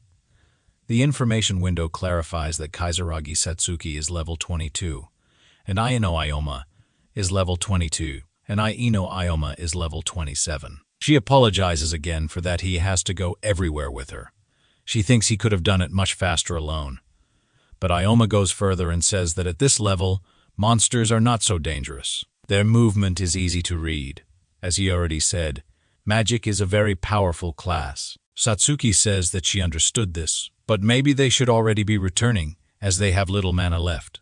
Ikoma thinks this is true. He looks at the information board where it is indicated that he has 41 health points out of 57 and 16 mana points left out of 45. He says, thoughtfully, that he enhances his characteristics by manipulating gravity.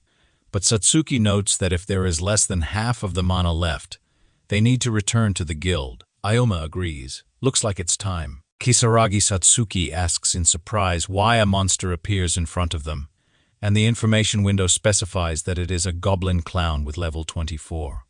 Ikoma sees this and announces that everything is fine. The preparations are complete. He then grabs the goblin clown and yells at Satsuki to use the mana drain curse. She looks at it enthusiastically and thinks, if there is a mana drain and an immobilized demon, then the mana can be sucked endlessly. In addition, thanks to this skill, you can restore mana to an ally. Suddenly, she stops and asks.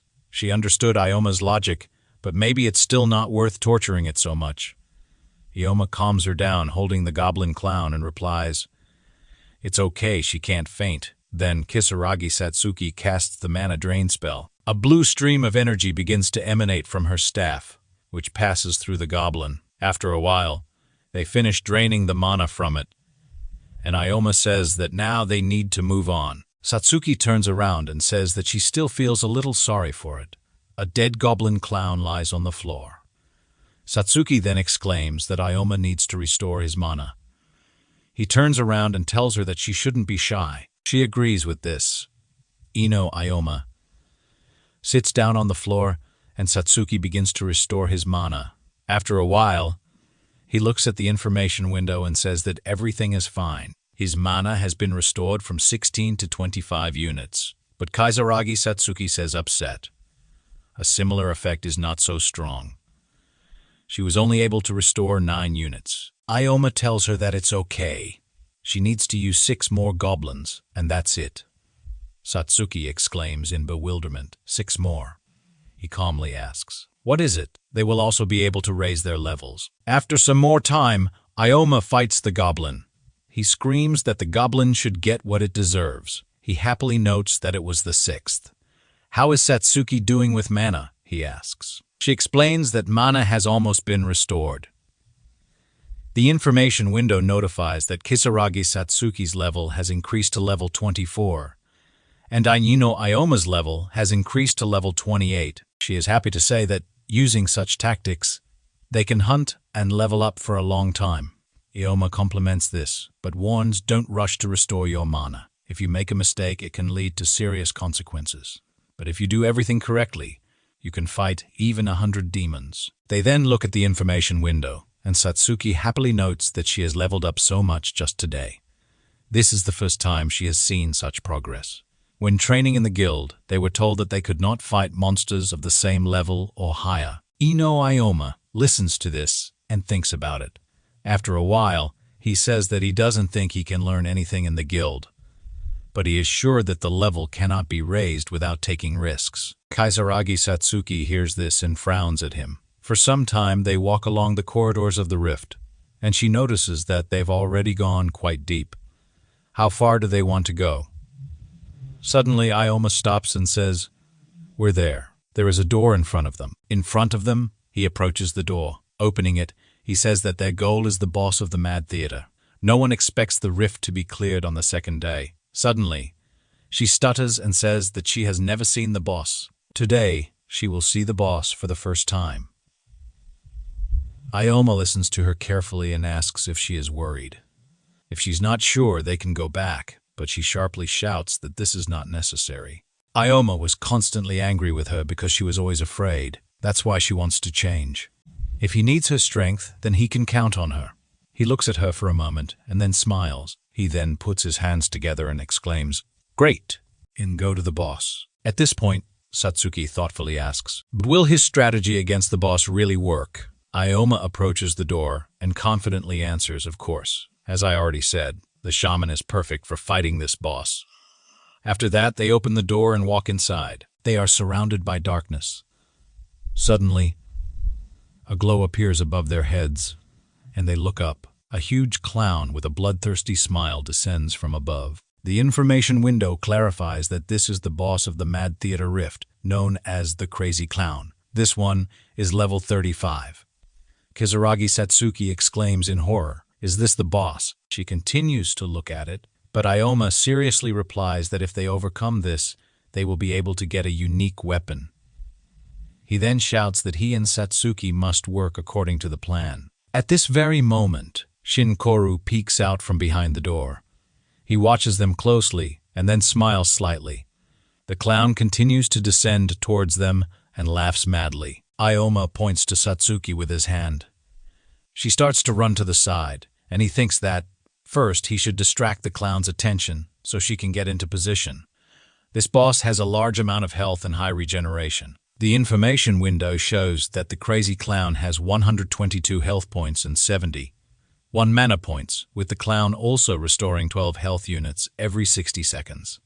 Ikoma at this time has 47 health points out of 60, as well as 45 mana points out of 45 mana points out of 48. Kisaragi Satsuki has 32 health points out of 45 and 43 mana points out of 47. Ikoma notes that with this level, it will be very difficult to defeat the clown.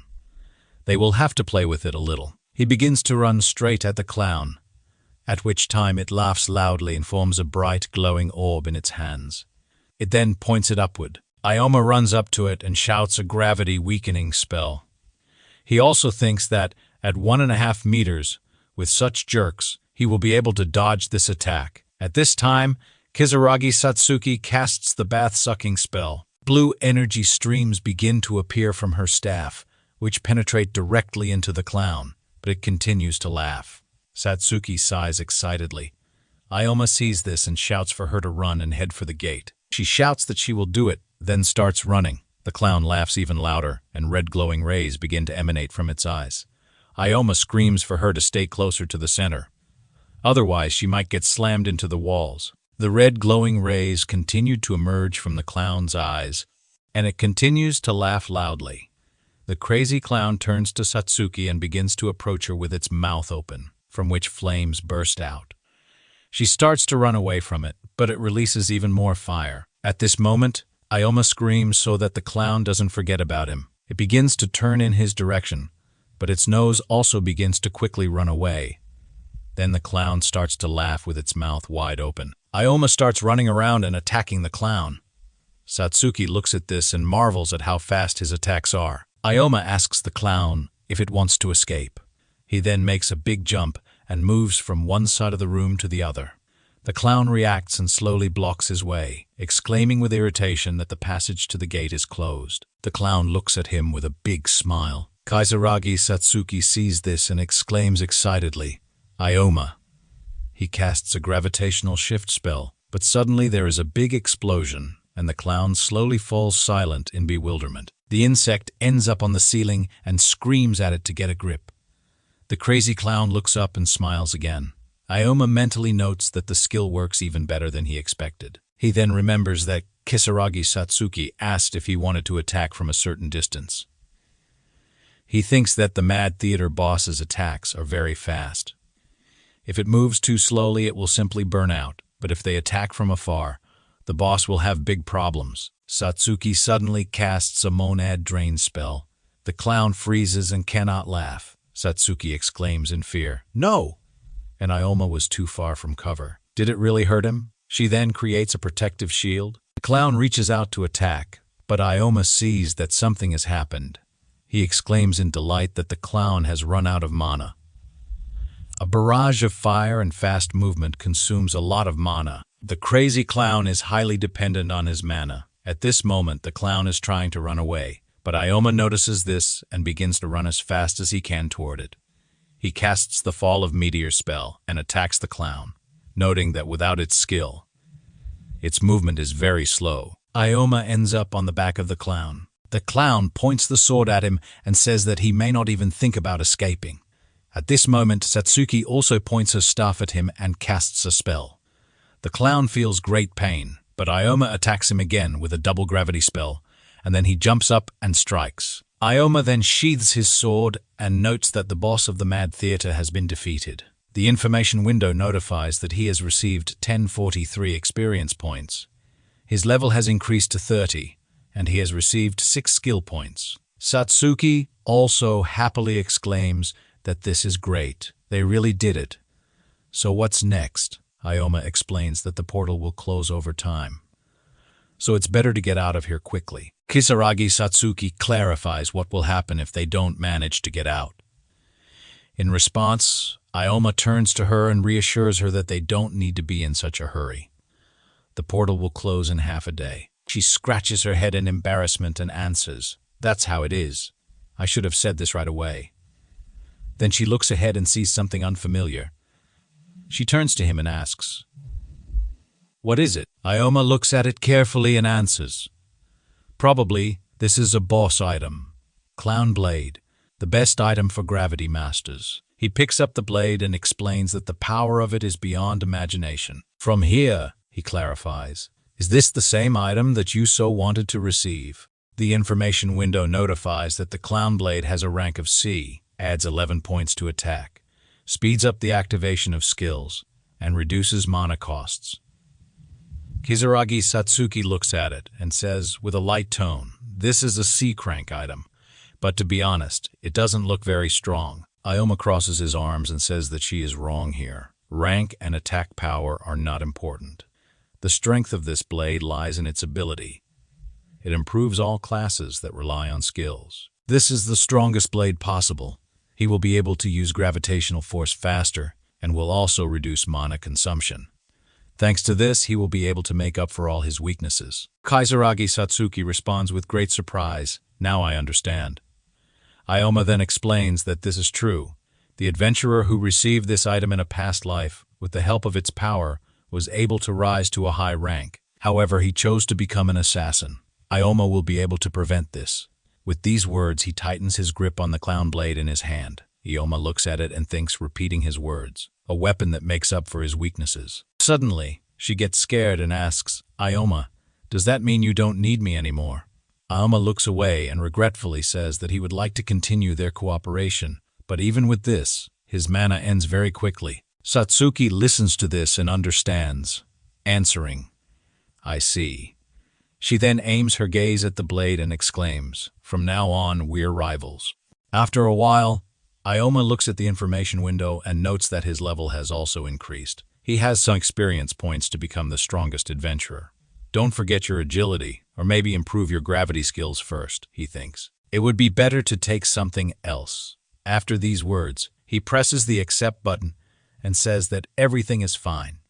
The information window shows that the gravity magic skill has been upgraded to level 2. 10 skill points were spent. Also, the gravity control skill has been improved to the 3rd level with 15 skill points spent. Ikoma then takes a closer look at the information window and exclaims, did I get a new skill? After this, the information window announces that a new skill, Gravity Field, has been acquired. He thinks that, with the skill of controlling gravity and other weapons, it will be much easier for him to use magic now. He wants to try so many things. Where should he start? At this time, Satsuki stands nearby and looks at him with joy. Suddenly, they both hear someone asking if they were late. They turn to the side and see a stranger in front of them. He comes out from behind a column, clapping his hands and asking, are you finished yet? Ikoma looks at him and thinks, what a bad time this is. Did he use the disguise skill to hide his presence and watch their battle? If they had lost, he would have used the information about the boss's skills to defeat them without any problems. Most likely, this is exactly what he wanted to do. This is, of course, a complete act. But in his past life, this often happened. Then he looks even more carefully at the guy with red hair and asks, have I met him somewhere before? He then realizes that it is Shin Kuru. He is the wielder of a clown blade from a past life. He's an adventurer killer. Why is he here? It took him a lot longer to get here. Before, they couldn't meet him during the boss fight. Then he realizes something again. This can't be happening. In his previous life, he did exactly the same thing. For the sake of this weapon, he killed the adventurers who remained after the battle with the boss. What's the matter? Shin doesn't answer but asks, what an interesting weapon you have. Is it a boss item? Can I look at it? Ikoma clutches the blade tighter and says with a sly grin that he most likely won't allow this. Kuru looks at him and thinks he's a fool. He shouldn't have let his guard down. As soon as he kills, he then had a little fun with his girl. He asked why Ikoma didn't follow with his feet. At that very moment, he quickly ran towards him and made a fatal lunge. Ikoma managed to react and dodged. Kuru ran past without hitting him. Then he turned and exclaimed, wow. Immediately after this, Ikoma tried to counterattack Shin Kuru, but he also managed to fly to the side. Ikoma irritably thought, what a pity that he managed to evade. He wanted to stab him while he was using his skill, but he moves too fast. Compared to them, he is on a completely different level. Shin Kuru then turned to them and said that it was funny. How did he understand he had already killed many people? No one could guess. Kisaragi Satsuki fearfully asked Ikoma, what is this? He shouted to her that Shin Kuru wanted to kill them and take the blade. He is a killer, a master of speed. This is a class that specializes in surprise attacks, Ikoma said. Kuru replied that it was not nice to tell everything at once, but so be it. He wouldn't talk for long. After that, he looked at the blade and told Ikoma to give it to him. Then perhaps he would spare their lives. Ikoma looked attentively and did not answer. The problem with solving a crime in the dungeons is that no one can find the evidence. He was sure that Shin Kuru was not the type to just let him go. Kuru looked back in bewilderment, suddenly started laughing, and said that Ikoma was right. He is smart and also brave. But very soon he will beg for his quick death with these words. He began to prepare for the attack. Ikoma also stared back, not at all intimidated by him. It's getting dangerous. Shin Kuru was a killer who hunted adventurers, and it was he who wielded the clown blade. Ikoma should have considered the possibility that he might arrive at the rift earlier. This miscalculation could cost them their lives. He was dumbfounded in anticipation of the terrifying turn of events. Satsuki, with a saddened look, said to him, "Ioma." He shouted at her not to come, causing her to narrow her eyes. The assassins specialize in fast and unexpected attacks. They target spellcasters first. If they are nearby, then we can assume that the person is already finished. Therefore, she should under no circumstances approach him. He covered her with his hand and said that he could handle it on his own. Ioma looked at Koru with a menacing look and thought, even alone, he is a strong opponent. But against Koru, he has no chance to cope. Their level difference is too big. There is also a difference in skill. In addition, he will definitely aim at Satsuki. Koru pointed his knife in her direction and screamed loudly, which made her dumbfounded. Ioma used a gravity reduction spell, pointing his sword at Koru. Koru was surprised by this action and said, "Wow, what's the matter?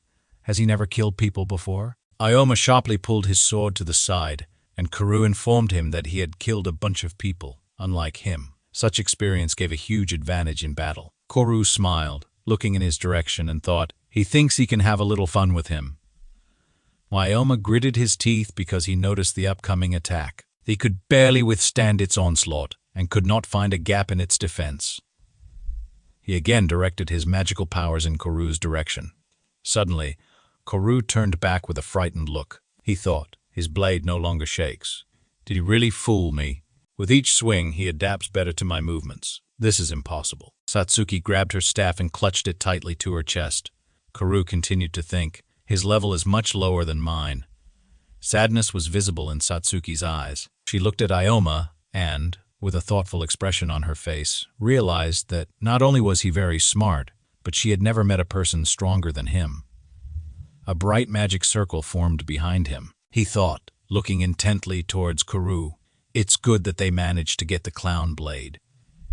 By speeding up skill activation, he can switch between his skills faster. This helps him a lot in his battle with him. Plus, mana consumption has been reduced, so there's no need to worry about that for now. Koru got angry and shouted loudly that Ioma was annoying him. Enough games. At that moment, a blow hit his face, and he flew to the side.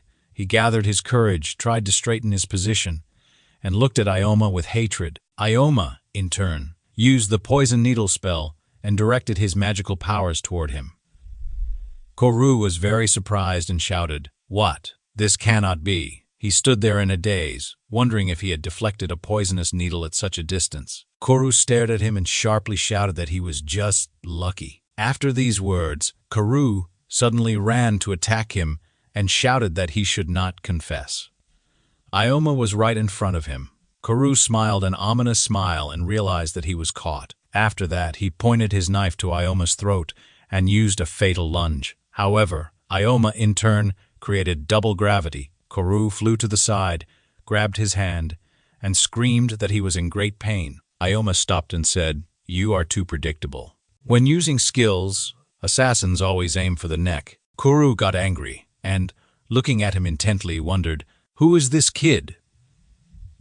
"Whoa," Ioma continued to speak to him with an arrogant expression on his face. No matter how many times he uses it, his movements are. Opposite them, at some distance, was Satsuki, who waved her staff a little and used the darkness bullet spell. Koru came to his senses when he saw a bright light above his body, which is why he suddenly tried to rush from his place and realized that he was in a terrible situation. Ioma, at that moment, swung his sword and attacked him straight in the face. His blood spilled.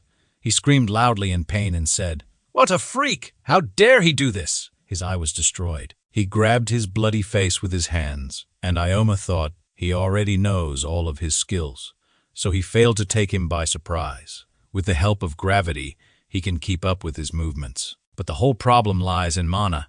After the boss fight, there was almost none left. The system window reported that he was level 30. His health was 35 out of 64, and his mana was 8 out of 51. It was only a matter of time before the mana ran out.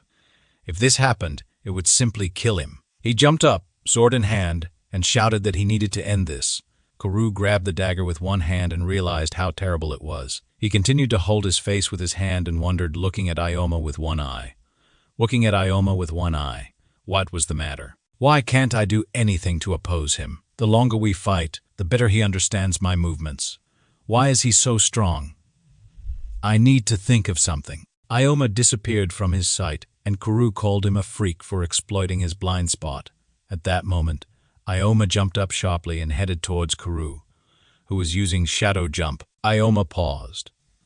He did not like this action, and sharply swung his brightly shining sword. Kuru continued to look at him and think, he has an advantage. Why should he be in such a hurry? Suddenly, a smile appeared on his face. He realized that it seemed Ioma had not had time to recover from the battle with the boss. This guy is really strong. If he survived this day, he might have become a hero. But now he will be finished. Kuru was in a state of incredible rage and anticipation of his victory, after which he shouted that he was very lucky to have encountered him. Ioma and Satsuki stood nearby and looked into his eyes with weariness. He laughed loudly and sinisterly at their situation. After that, he began to attack Ioma and came closer to him. Satsuki used her darkness bullet spell again. Everything around lit up with a bright blue color, and the magical whirlwind headed towards Kuru, who did not show that it could hurt him. He used the shadow leap spell and easily escaped from her spell. Suddenly, Satsuki was very wary of what had happened and realized that she couldn't hit him at all. Kuru was already close to Ioma, who was trying to move back a little. Satsuki watched the tired expression on Ioma's face and thought everything was fine. But Ioma suddenly began to lose. Kuru beamed with joy and shouted, "That's it. Let me kill you or die yourself." It wasn't often that he got the chance to kill someone like him. Ioma looked at him angrily, and there were several flashes of light between them, after which Kuru continued to shout at him, inviting him to have some more fun. Ioma made a sharp movement with his hand, and the blade of the sword flashed over Kuru's face, but Kuru dodged with dexterity. Ioma looked at him, and Kuru realized that this maneuver was really close. Ioma again moved to attack him. At that moment, blood began to flow from Kuru, and he began to cough. A bloody abrasion appeared under his chin. He flew to the side and stopped. Then he shouted, "Let me show you everything I am capable of." Using the reduction in gravity, he even developed some acrobatic skills. Kuru laughed loudly again and jumped high, thinking that somehow Ioma was still holding up well.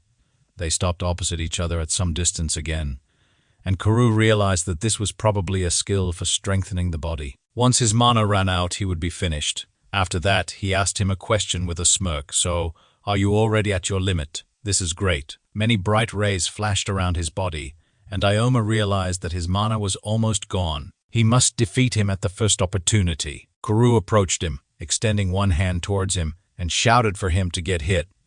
Ioma had the opportunity to jump high, which surprised Kuru, and he stared at him. Ioma made some deft moves in the air, and Kuru wondered, is he able to jump like that? Is this his next skill? Now I won't be able to dodge. What a fool I am. Ioma understood that right now he needed to use double gravity and strike him. His hand and sword glowed with purple magical light, and he thought about the fact that he was now using all his remaining mana. He used the Meteor Fall spell. Everything lit up with magical light, and he got close to Kuru, who fell on his back to the ground, and broke it into several pieces from the strong fall. Kuru watched Ioma's movements in bewilderment and did not understand where he got such power from. At that moment their weapons collided with each other. The strength of Ioma began to exceed his, and he said in a trembling voice, "I can't believe it." After which he screamed loudly from fatigue, and at that moment Ioma struck his entire body. He destroyed him. Ioma caught his breath, and the system window informed him that his mana was completely gone. Satsuki, who was standing nearby, put her hand to her chest and said, "Ioma," after which she expressed delight on her face and shouted that he was able to cope with him. She was very happy, but at that moment, Ioma turned to her and said in a trembling voice that this was not so. He had made a big mistake. He continued to speak, "Satsuki." After these words, disappointment appeared on her face. Ioma began to descend to the ground, and behind him, Kuru began to approach. He was easily able to rise to his feet. He came closer and closer to him and said with an ironic mood, "What a pity. Looks like you have no more mana. What a poor guy you are." Kuru's clothes were torn, and his whole body was bloody, but he still smiled and had a lot of strength. Ioma looked at Satsuki with sadness and told her to run away from here. Now, he didn't have enough strength to chase her. Kuru, who was surprised, said, "Guy, you're really cool." Immediately after the boss battle, You were able to fight me on equal terms." Satsuki was dumbfounded by the foreshadowing of trouble, but did not take a step to the side. She tried to understand what was happening because she couldn't believe it. Kuru continued to talk, saying with such ballast that Ikoma was able to injure him. He liked him and told him to let him know his full name. Ikoma clenched his teeth in anger, and at that moment Satsuki lowered her saddened gaze and began to reflect on the fact that she knew she was a burden. If she had given up like Ikoma had said, he wouldn't have lost. She remembered his words, that she had to trust him, that he needed her strength. As he grabbed her hand, she felt that moment. Suddenly, drops of tears appeared on her face, and the expression on her face became confident. Ikoma answered Kuru that he would not say anything to such a non-entity like him. Kuru grinned and said in a trembling voice, "You shouldn't be so rude to me because you are the first person I recognize." He swung a knife at him and shouted with a smile on his face that he would always remember him. At this moment, Satsuki decided to join the battle in defense of Ikoma and screamed, "Bullet of darkness!" A bright magical light appeared behind Kuru, and he was in a daze for a few seconds, after which he turned around and screamed, "What a horror!" He grunted loudly from the blows coming towards him and tried to get rid of Satsuki's staff, throwing it aside. After that, he looked at her with a menacing look and thought that she was a fool. She attacked him from his blind spot. He clutched his stomach, and his teeth clenched with tension. Ikoma turned sharply to Satsuki and asked the question. Was it her?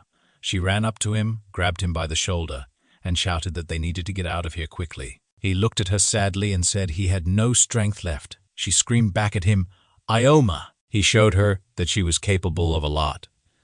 Sparks of magic appeared in her hands, and she took advantage of the restoration of mana by placing her hands on Ioma's back. He looked at her in bewilderment. Kuru noticed everything that was happening.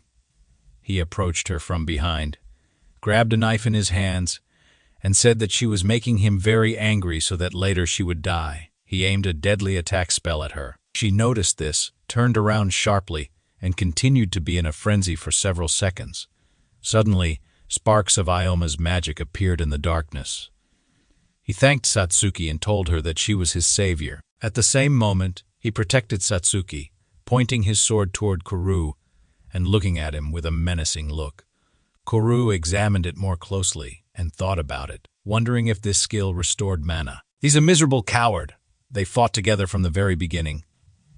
Ikoma turned to him and said, "You are wounded and my mana is restored. So which one of us will die today? Shin Kuru."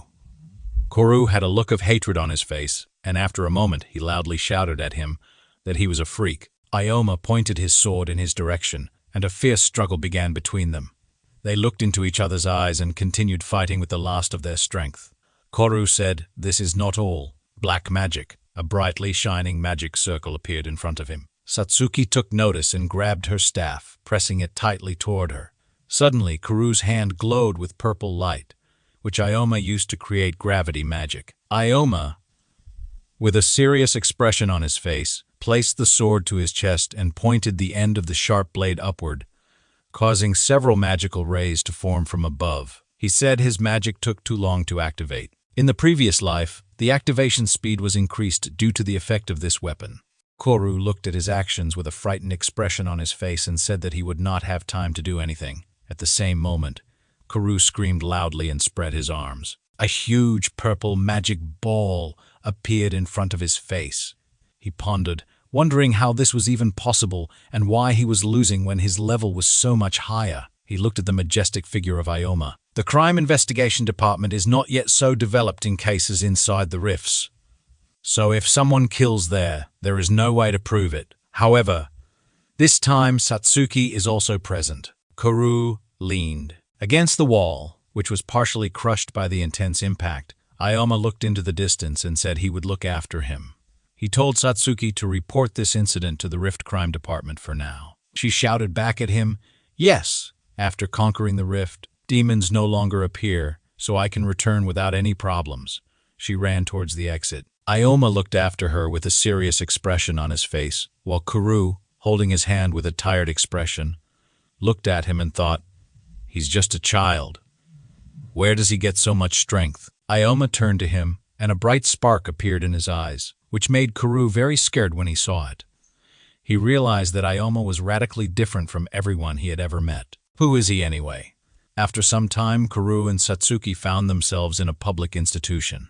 They sat opposite each other at a table, drank beverages, and looked at something on their phones. Ikoma read the news that a serial killer of adventurers had been caught. The Rift Crime Squad was able to capture a dangerous criminal. Ikoma wondered, looking away to the side. Does that mean he was captured safely? Satsuki replied with a satisfied smile on her face.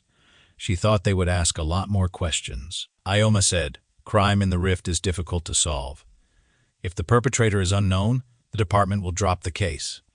With the emergence of faults, the situation in the country had changed greatly. The crime rate outside the faults had decreased, and control over emergency situations had increased significantly. Also, due to changes in social structures, the number of poor people had increased sharply. This is not surprising because their well-being has now faded into the background, he said. Satsuki spoke, acknowledging that she knew there was crime in the rifts, but did not at all expect that they might encounter a killer. He asked her again, "Are you worried?" Such incidents are not uncommon in the life of an adventurer. Such is their world. Unfortunately, this does not apply to him. But this does not mean that there is no other way to survive than to become an adventurer. Satsuki grabbed her sweet drink with both hands and said, "If I said I wasn't worried, I'd be lying." After these words, she remembered how he thanked her for saving his life and said that, at that moment, she felt that she had become a real ally for him. She was very happy and was sure that she would have to go through many more trials. But when she was next to him, she had the feeling that she was capable of anything. She said this in such an emotional outburst that Ikoma was dumbfounded with surprise. Suddenly, he felt a little uncomfortable. He looked away, scratched his face, and said back to her, "Well then, I hope for you in the future," and gave her his hand to squeeze. She shook his hand and said with undisguised delight, "Yes." After some time, she finished her drink and they continued talking. He thought, looking at her carefully, "Kisaragi Satsuki is not a bad person." She continued to tell him, with embarrassment on her face, that there was a lot she didn't understand yet, so she tried to do everything she was told. But someday, she would learn to make decisions on her own in order to always be useful to the team. She also thought that I didn't like this trait of hers, and that was probably why AI was so angry at her. But when she was around Ikoma, she felt like she could overcome any difficulties. She imagined them in a relationship, which made her feel very embarrassed. Ikoma watched her expression with a dumbfounded look, and she said, "If it bothers you, I would like to stay in the group with you forever." She looked at him with incredible admiration. He had nothing to answer, so he spoke like this. He began to think that she really was a good person, but sometimes she talked too much. She continued to tell him something with a beaming smile on her face. Ikoma looked at her with the same smile and wondered, "I wonder where her switches are." At that moment, strangers noticed their presence, were surprised, and began to whisper among themselves, wondering if these were not the two heroes from the rumors. They defeated the boss and caught the killer in one day. Ikoma heard these remarks, turned to the people and said, "It seems we are now celebrities, and that is putting it mildly." They both turned to the side and noticed many people gathered nearby, watching them. One of them was Z, who was holding a phone in his hand, and with a smile on his face said to Ikoma, "Now you are on the lips of all." Ikoma pronounced his name. He came closer to them, looked at the phone, and said he didn't exactly remember the name, but that he was now in every video. They collect information from various sources and create their own legends about him, he thought. Of course, his real name was still unknown. Sometimes people greatly exaggerated, but the fact remained that he was now a celebrity. Z shouted loudly, causing Ikoma and Satsuki to be dumbfounded. Z continued to say that this was why he would definitely recruit them into his team. Suddenly, Ai appeared, shouting to Satsuki with joy on her face that she had finally found her. She came closer and said with a fake smile on her face that she had been looking for her everywhere. She took her hand and apologized for saying too much to her. She had thought about a lot, so she asked her to come back to her. They are allies after all. She looked at him in surprise and asked again. I, immediately asking her a question. "Well, how much could you earn for clearing the rift? Surely you've raised your level." At this moment, Satsuki's expression changed to sadness, and she did not answer. I continued, saying now she was confident that Satsuki would become an indispensable part of the team. Satsuki turned to Ikoma, who was sitting opposite her in the same frenzy, and told him that it had become too noisy in here.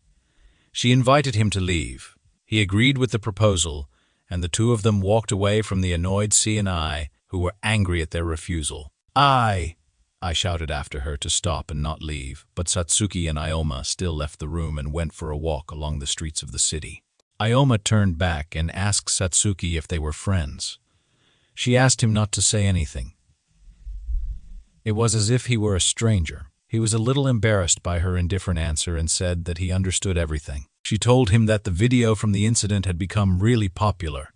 He said that videos from faults always attract a lot of attention. These recordings are posted on the websites of many popular companies. Strategies for capturing rifts, Asmista, the sounds of rifts, and live broadcasts straight from the rift. They don't do it for fun. It's all for views and profit. They understand that the fault is a dangerous place, right? Satsuki suddenly shouted back. So many people were sitting on guard and watching. Should I really unsubscribe from the channel? He told her that she could do whatever she wanted, after which he wondered, is she really their fan?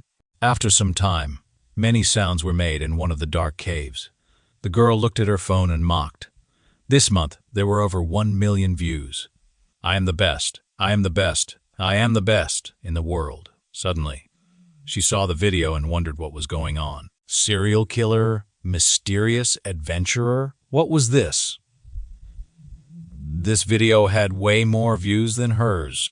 The knight standing behind her told her that nothing could be done about it now. This video was more popular than hers. Madam, she asked him again, is my video more popular? He replied, no, you should make a new video that will top this. Many people liked how quickly they cleared the rift, but she didn't like this guy. This lady's name is Sanji Saya, and she is a rift explorer. After some time, Ikoma and Satsuki were again in a public place, sitting at a table opposite each other. Suddenly, Satsuki asked him with embarrassment about her weapon. He replied, exactly. As you level up, the rarity of the monsters you need to defeat also increases. Therefore, for adventurers, weapons play a key role to compensate for the lack of firepower of the shamans.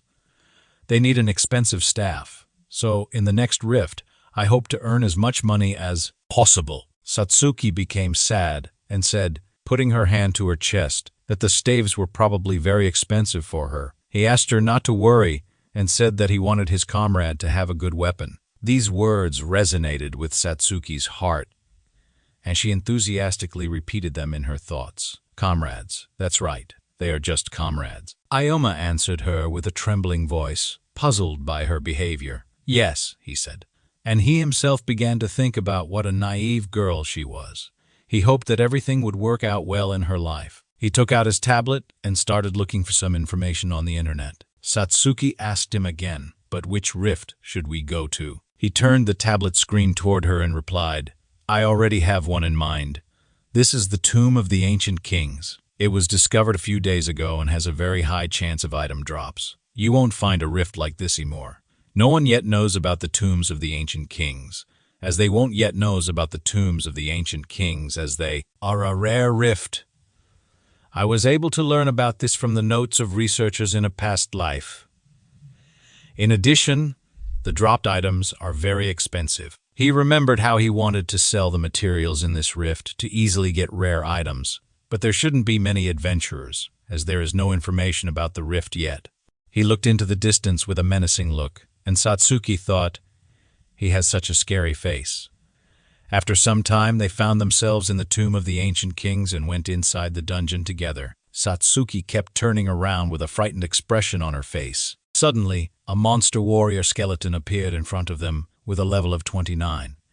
This creature growled loudly at them. Ikoma pulled out his sword for safety and used a gravity-weakening spell. He shouted this out loud, and a bright beam of light appeared not far from Satsuki, which illuminated the entire area. She turned away from the light, squinting her eyes. When she was able to open her eyes, she saw how Ikoma jumped high above the body of the skeleton and directed his magical powers at the creature. A moment later, he had already defeated the skeleton, and many blood sparks appeared around the body of the skeleton, which began to growl loudly. Ioma landed nearby and Satsuki looked at him in surprise, thinking, what was to be expected from Ioma? He dealt with such a strong enemy very easily.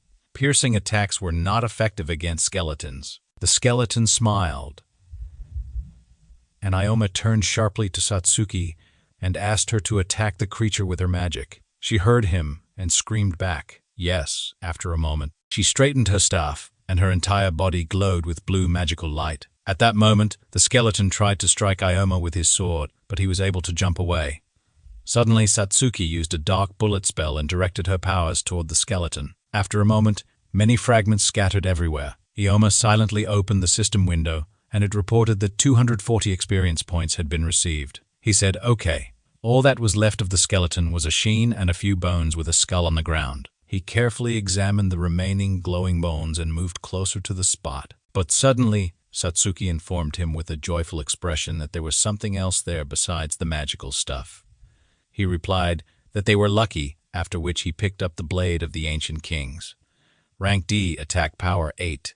It was a mysterious blade emitting a blue glow. Satsuki looked at him questioningly, as he said that they were very lucky because they could sell it for about 400,000 yen. She was surprised and screamed, "That's so much," he spoke in response. Examining the blue blade. Such a blade can be found in few places, so we'll quickly find a buyer. She was very happy and tried to say something, asking him in a trembling voice. Then how much can we earn? He replied, 3 million yen. I know how long it takes to get such a weapon. This is a very reasonable price. She screamed back at him in incredible surprise. 3 million, he replied with a calm expression. No one has found out yet that this is a rare rift, so we're taking full advantage of it. We should not stop for 3 days. We'll continue to obtain items. Satsuki said in a trembling voice, if we mine items for 3 days, we can make money. At that moment, she interrupted her remarks and began to count. After a moment, she said, what a wonderful place this is. Her face turned red with joy, and suddenly, Ioma heard some sounds and turned around sharply. He then said, someone's fighting in that direction.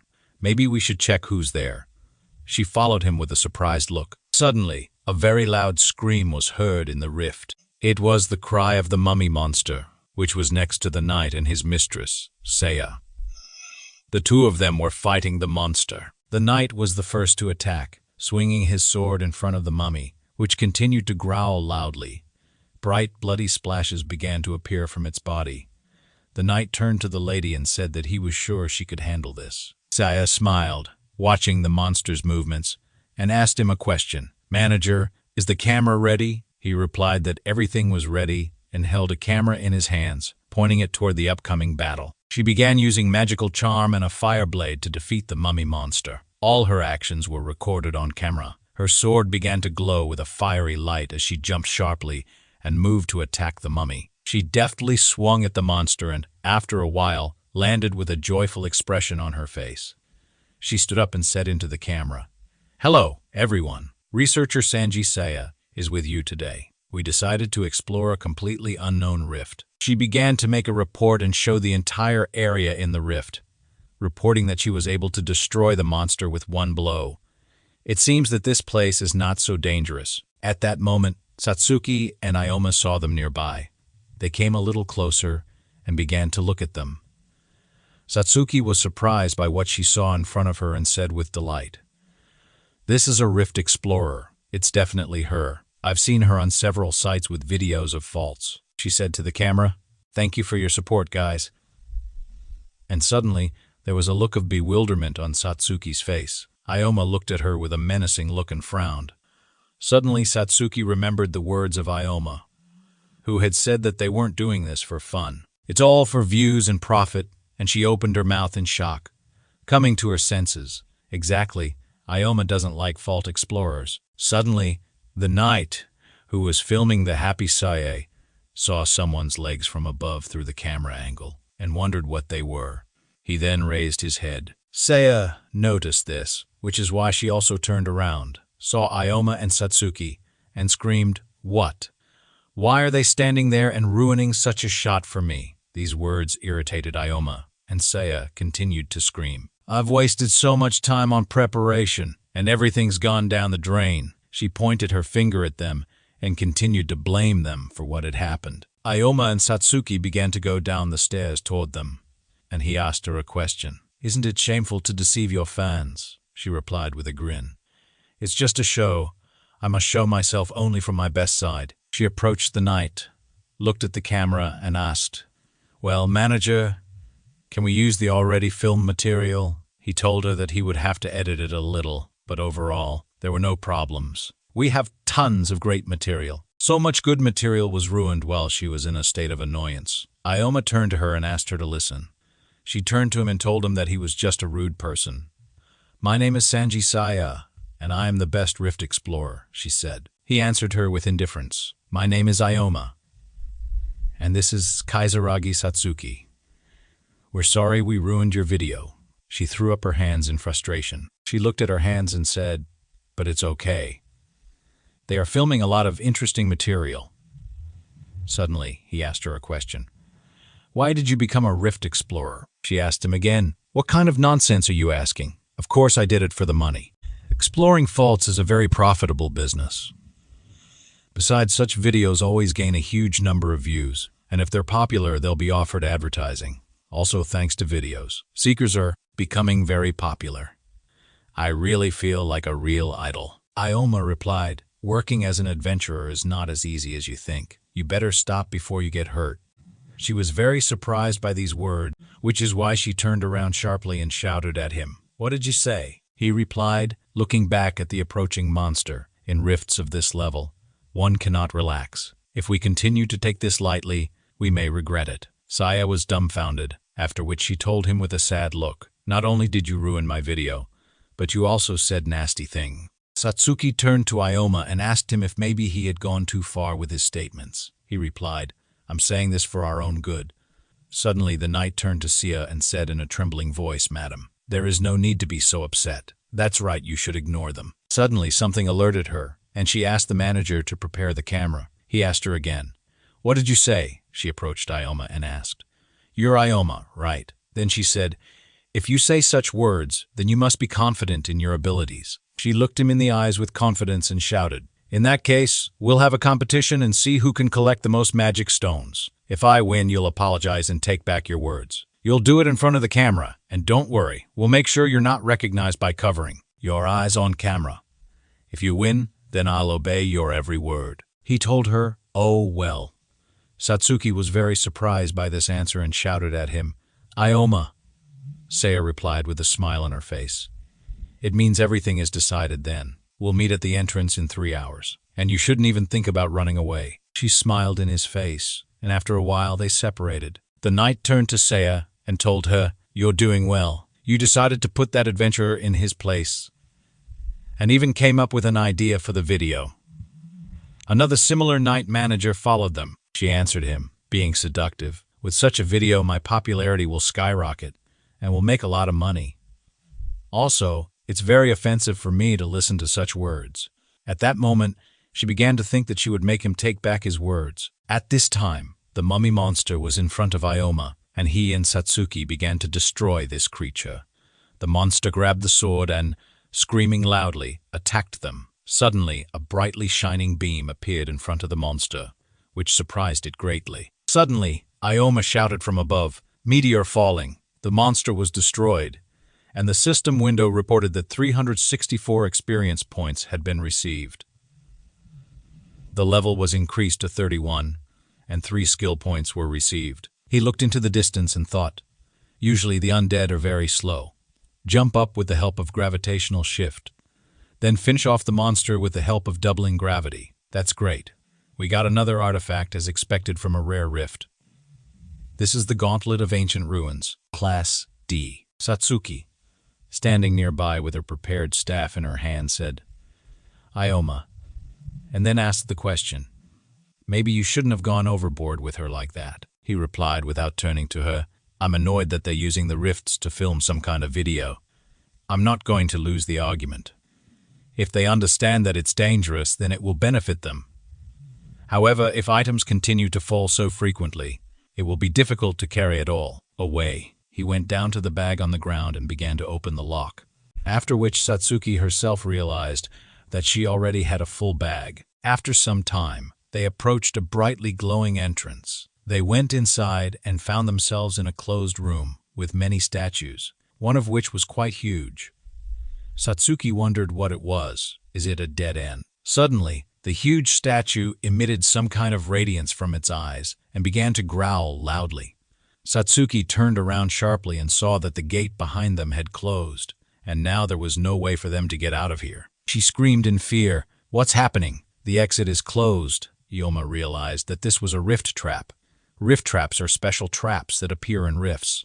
They're essentially just traps, but they can be used to your advantage, especially in a portal. He clenched his hand into a fist with a confident expression on his face, and realized that he should not miss such a chance. "We must get ready. The test is about to begin." The monster growled loudly. The creature's eyes glowed a bright blue. They must prove that they have the wisdom of kings and answer 3 questions to this creature. If they make even one mistake, they will lose their lives. The monster looked into their eyes with a terrifying expression. Satsuki asked in fear with a trembling voice, "What is this? Is this a monster? Is this a monster? It seems that this is a..." It was a special type of trap with riddles, and if you answer incorrectly, they will immediately be attacked. They needed to try because this creature had a very high level. She shouted back at him. "What did you say?" He asked her not to worry, because he wasn't going to lose to this statue. The statue began to tell the first riddle. "How many experience points do you need to go from level 1 to level 10? After hearing the question, Satsuki asked again. "What? Who would even know that?" Suddenly, Ikoma answered with complete confidence. 45 points. The monster replied. Ikoma asked to be given the next question, and at that moment, he thought with a smile on his face that he remembered all the answers from his past life. After some time, the monster spoke again. Riddle 19 begins. "A monster with 3 heads and 4 paws. Ikoma replied. "This is a hellhound." They were already sitting on the ground in a relaxed position, and suddenly, Ikoma asked the question, "How long will they continue this? Or are they waiting for us to make a mistake? Let it ask us questions faster because we are already in a hurry." The monster asked again in bewilderment, "But why?" Satsuki grinned and asked. "So maybe you're already mistaken." "Ikoma!" the monster shouted. Riddle 20 begins. "Which monster throws green slime?" Ikoma thought, "Now, there hasn't yet appeared a rift in which you can find green slime. This can only be created with the help of the alchemy skill. That's how things are." The monster shouted. 20 correct answers were made. "This simply cannot happen. It does not happen." Suddenly, behind them, the gate opened, and Ikoma wondered, did it open? The statue was so surprised. If it had been anyone else, they probably would have answered incorrectly. Satsuki pointed her finger towards the statue and said to him, "Ikoma, something fell out of the statue." He asked her again in surprise, "What did you say?" "This can't be true." He saw in front of him a guardian bracelet, rank B, an item with a subspace in which items could be stored. The size of the space depended on the magical power of the owner. He shouted, "This is a very useful and extremely rare item." Satsuki asked again, "Is it that expensive?" He took the item in his hands and replied, "If we successfully sell it, we'll receive about 10 million. She shouted at him with a questioning expression. 10 million in such a gap. Maybe this is a reward for the number of correct answers. Satsuki said that they had spent a lot of time.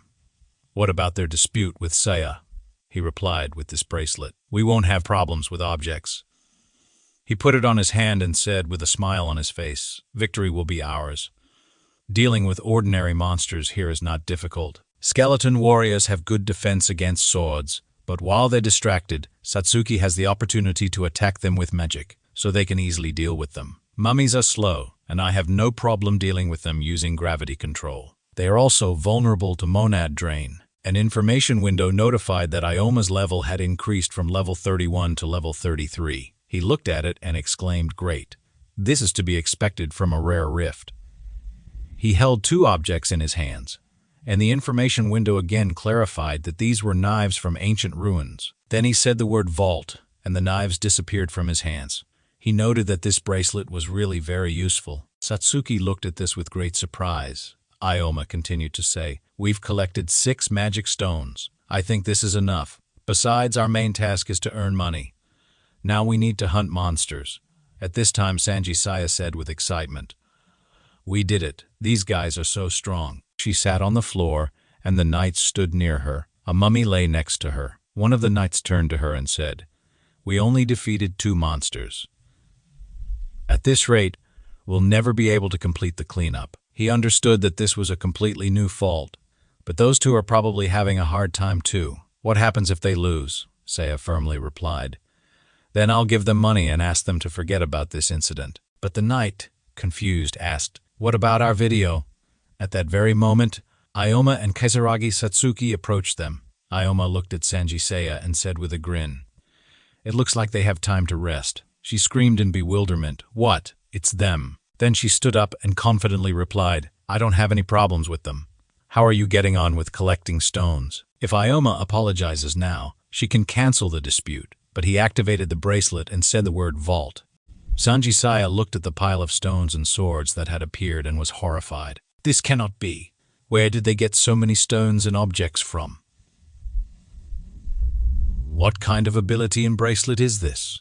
Ioma adjusted the bracelet and, looking at her with a grin, asked, What's the matter? If you apologize now, I'll forgive you. But Saya, still with resentment, exclaimed, Our argument isn't over yet. He and the manager continued moving forward. Ioma looked after them with irritation. Satsuki approached him and sadly asked, Do you think it's too much? But Ioma unflinchingly replied, I was just teasing her a little. I just hope she doesn't do anything stupid. At this time, Sanji Saya quickly. She walks along the corridors of the rift, accompanied by knights. Kisaragi Satsuki clarifies. So he is trying to take revenge on that girl, right? Ioma seriously replies that she is too frivolous about dungeons, and he doesn't like that. A dungeon is always a risk. Dungeon exploration is not something to be taken lightly. If she continues to treat it the same way, she will soon regret it very much. At this moment, Sanji Saya thinks with zeal that in order to defeat Ioma, she needs something big. How did it happen that they got so many stones and artifacts? With these words, she grabs her head and moans. The knight next to her replies that they have made good progress, but there is little mana left. Saya starts screaming that she already knows that keeping track of mana is important, but they can't come back and lose. She clenches her teeth in anger and adds that she has not yet shown what she is truly capable of. 8 years ago, the city was engulfed in fire and smoke. People shouted that it was a disaster. A large monster was flying in the sky. At that time, fault ruptures occurred very frequently. Sanji Saya remembers how she watched her father ask her to help. The monster presses him to the ground with its foot, and he reaches out with his last strength, his hand toward her, screaming for her not to throw him away. Senna hugged her younger brother and looked at her father with regret. Then, she grabbed her brother's hand and began to run away with him quickly. They ran for a long time, and tears appeared in her eyes. In a large room, there were small booths with curtains. People with children came there. 2 people looked into the booth where Sanji Sina was sitting, her little brother sleeping on her lap. Someone said, These children are lonely. Their father must be already dead. The man standing next to him added, They are real poor things. At that moment, Saya was watching the interview on her phone. The host announced, Here comes Kian, the 5th-ranked adventurer in Japan. Kian said she didn't like the feeling of helplessness in the face of such a disaster, so she worked on her skills for a long time. She is surprised that they decided to show such little things on television. However, she is glad that she can become that brave person for someone who will save them from monsters. Saya looked at her and thought that she wanted to take someone as strong as her, just as kind and sympathetic. However, she wants to inspire not only her loved ones, but all people. Then she created a page on the internet under the name Dungeon Explorer Hashan and gained 100,000 subscribers. After some time, she returned from the memories and realized that she did not want to be looked at from above. She must win. After that, she shouted to the knights that they didn't have enough material for the video yet. They needed something else. A moment later, she exclaimed joyfully that she had come up with an idea just in time. With these words, she began to run forward along the rift corridor. The knights started running after her, shouting, "Where is she going? Where is our mistress running?" Saya answered with a smile, "While you wanted to return, I remembered one enemy." Then she stopped near the bend and looked out from behind the wall. In front of her stood a statue of a large pharaoh with glowing yellow eyes. He looked at the man lying next to him. The information box explained that they were in the tomb of ancient kings. In front of them was the boss of the rift, the fallen pharaoh. The boss was level 40. She exclaimed in horror, "This cannot be. A rift boss. What is he doing here? How can such a monster end up here?" The information window reminded her that Sao was level 33. She thought she couldn't handle this boss. The knights began to speculate that it seemed the pharaoh was pursuing other adventurers from the depths of the dungeon. They would not be able to oppose the pharaoh. They needed to escape. Saya agreed with fear. "That's right. If we find a narrow passage, he won't be able to pursue us." But suddenly, she hears something and turns her head. She sees how the girl who lies at the feet of the fallen pharaoh reaches out to them with her hand and asks them to help her. Saya recalls how the monster tortured her father. She also recalls an interview with Kian, who said that she didn't like the feeling of helplessness in the face of disaster. Saya now understood why she was so attracted to Kian. Because she was desperate for help, but she won't run away anymore. She then runs to help the girl. The knights ask in bewilderment, "Where is our mistress going?" She screams at them to run away without her. Saya then runs up to the monster and uses her sword to stop it. She shouts to the adventurous girl that she will detain the boss, and the girl must run away. The girl stuttering replies that she is very grateful to her. The rift boss sees this and swings his sword, about to hit her. But suddenly someone appears in front of her and shouts that he won't allow this. Saya sees the knight in front of her and asks, "Why is the manager doing this?" He replies that he is the manager doing this. He replies that he is the mistress's main admirer. How can he just run away? Although he is not very good at fighting, he will also show everything he is capable of. At this moment, the pharaoh holds a weapon in 2 hands, and with the other 2 hands, he takes out 2 more. The knights also get ready and take out their swords. The pharaoh's laughter is heard. Soon, one of the knights dies. Saya stands next to him and holds her sword with both hands. The other knight starts using the barrier skill and forms a small barrier in front of them. The fallen pharaoh begins to attack and smashes it to pieces. Sa is this and thinks that she is weak everywhere, both in strength and agility. She can't win. She can't win. She is left alone with a sword in front of the boss, who raises his swords over her. Saya looks at this with worry and then closes her eyes tightly. But suddenly, Ioma appears and says that she is too reckless. He begins to attack the fallen pharaoh. When Saya opens her eyes, she sees that Ioma is holding her in his arms. He used the gravitational shift spell and ended up on the ceiling. She asks him in bewilderment, "Is he?" Ioma replies that he decided to make sure she didn't cause trouble. He then remembers a story from an escaped adventurer. He recalls the adventurer's words that if she continues to take things lightly, she may regret it. He also remembers S's words. If she wins, he will apologize. Ioma smiles and says it seems he lost. He is ready to take his words back, but suddenly, the pharaoh notices them. Saya gets very scared as it throws a weapon in their direction, but Ioma uses a gravity reduction spell while jumping down and repels the pharaoh's attacks. By reducing the gravity with the skill, he is able to parry the attack with the halberd. Suddenly, Satsuki appears near the fallen pharaoh and uses the field of darkness skill. But the pharaoh repels the attack and howls loudly. Satsuki can't believe it. He survived the attack. Her magic is useless. When Ioma and Saya land on the floor, he examines the knights and reflects that they are seriously wounded. They cannot escape. Their opponent is also a high-rank rift boss. The situation couldn't be worse. The information window reminds them that the fallen pharaoh is level 40. Ioma continues to reason, although the clone blade reduces the gravity of opponents when attacking. It will be more difficult than with that clown. Things are bad. Saya seriously exclaims that the knight came here because of her. She can't just run. In response to this, Ikoma tightens his grip on the blade and tells her not to worry. He will provide them with safety, and will not mind testing their strength. He then orders Satsuki to restore S's mana, and he will buy them time. After this, Ikoma prepares to attack and thinks that Sanji S used a fire enchantment. She is a magical swordswoman who fights in close combat with little magical support.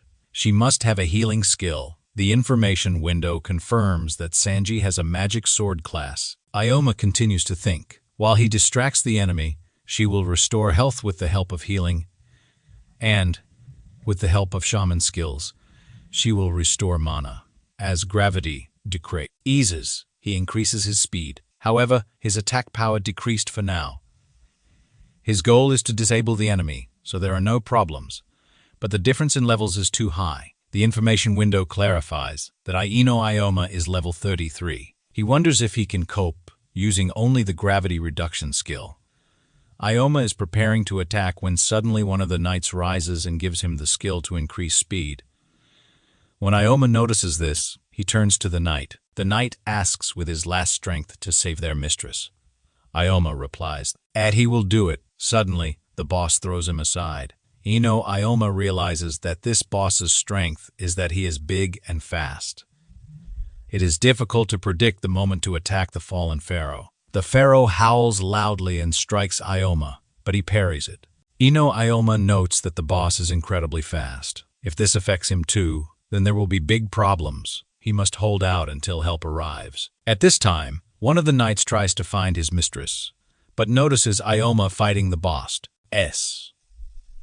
He wonders what's going on, seeing such fast and deadly movements. With these words, he grabs the video camera with his hand. At this time, Ikoma continues fighting the boss. He quickly climbs up the pharaoh's arm, jumps behind him, and manages to strike. The knight, recording everything on camera, exclaims that this is incredible. Ikoma looks at the wounded pharaoh and thinks that so far he has been able to compensate for the difference in levels by reducing gravity. However, he cannot cause damage. He won't be able to defeat the boss alone. Also, at this time, Satsuki uses the skill transfer mana for Sanji. Saya thanks her and then says she's ready to fight now. She uses the healing skill, and after a few moments, joyfully exclaims that everything is fine now. She's ready to fight. Satsuki also exclaims emphatically that she will help too. Ikoma notices this and comments that this is better. However, the situation is still not in their favor. This cannot be delayed. They must defeat him in one attack. Boss notices Ikoma and first aims his spears at him.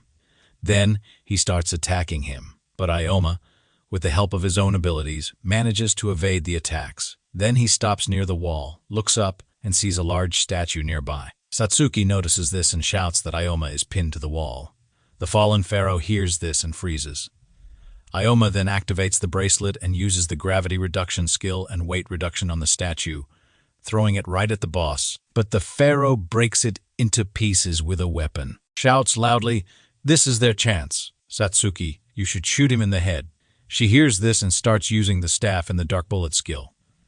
The pharaoh is surrounded by a large stream of blue energy, but it quickly dissipates and does not cause any damage to him. Kaisaragi Satsuki doesn't think it worked, but Ikoma grins and thinks that the boss is caught.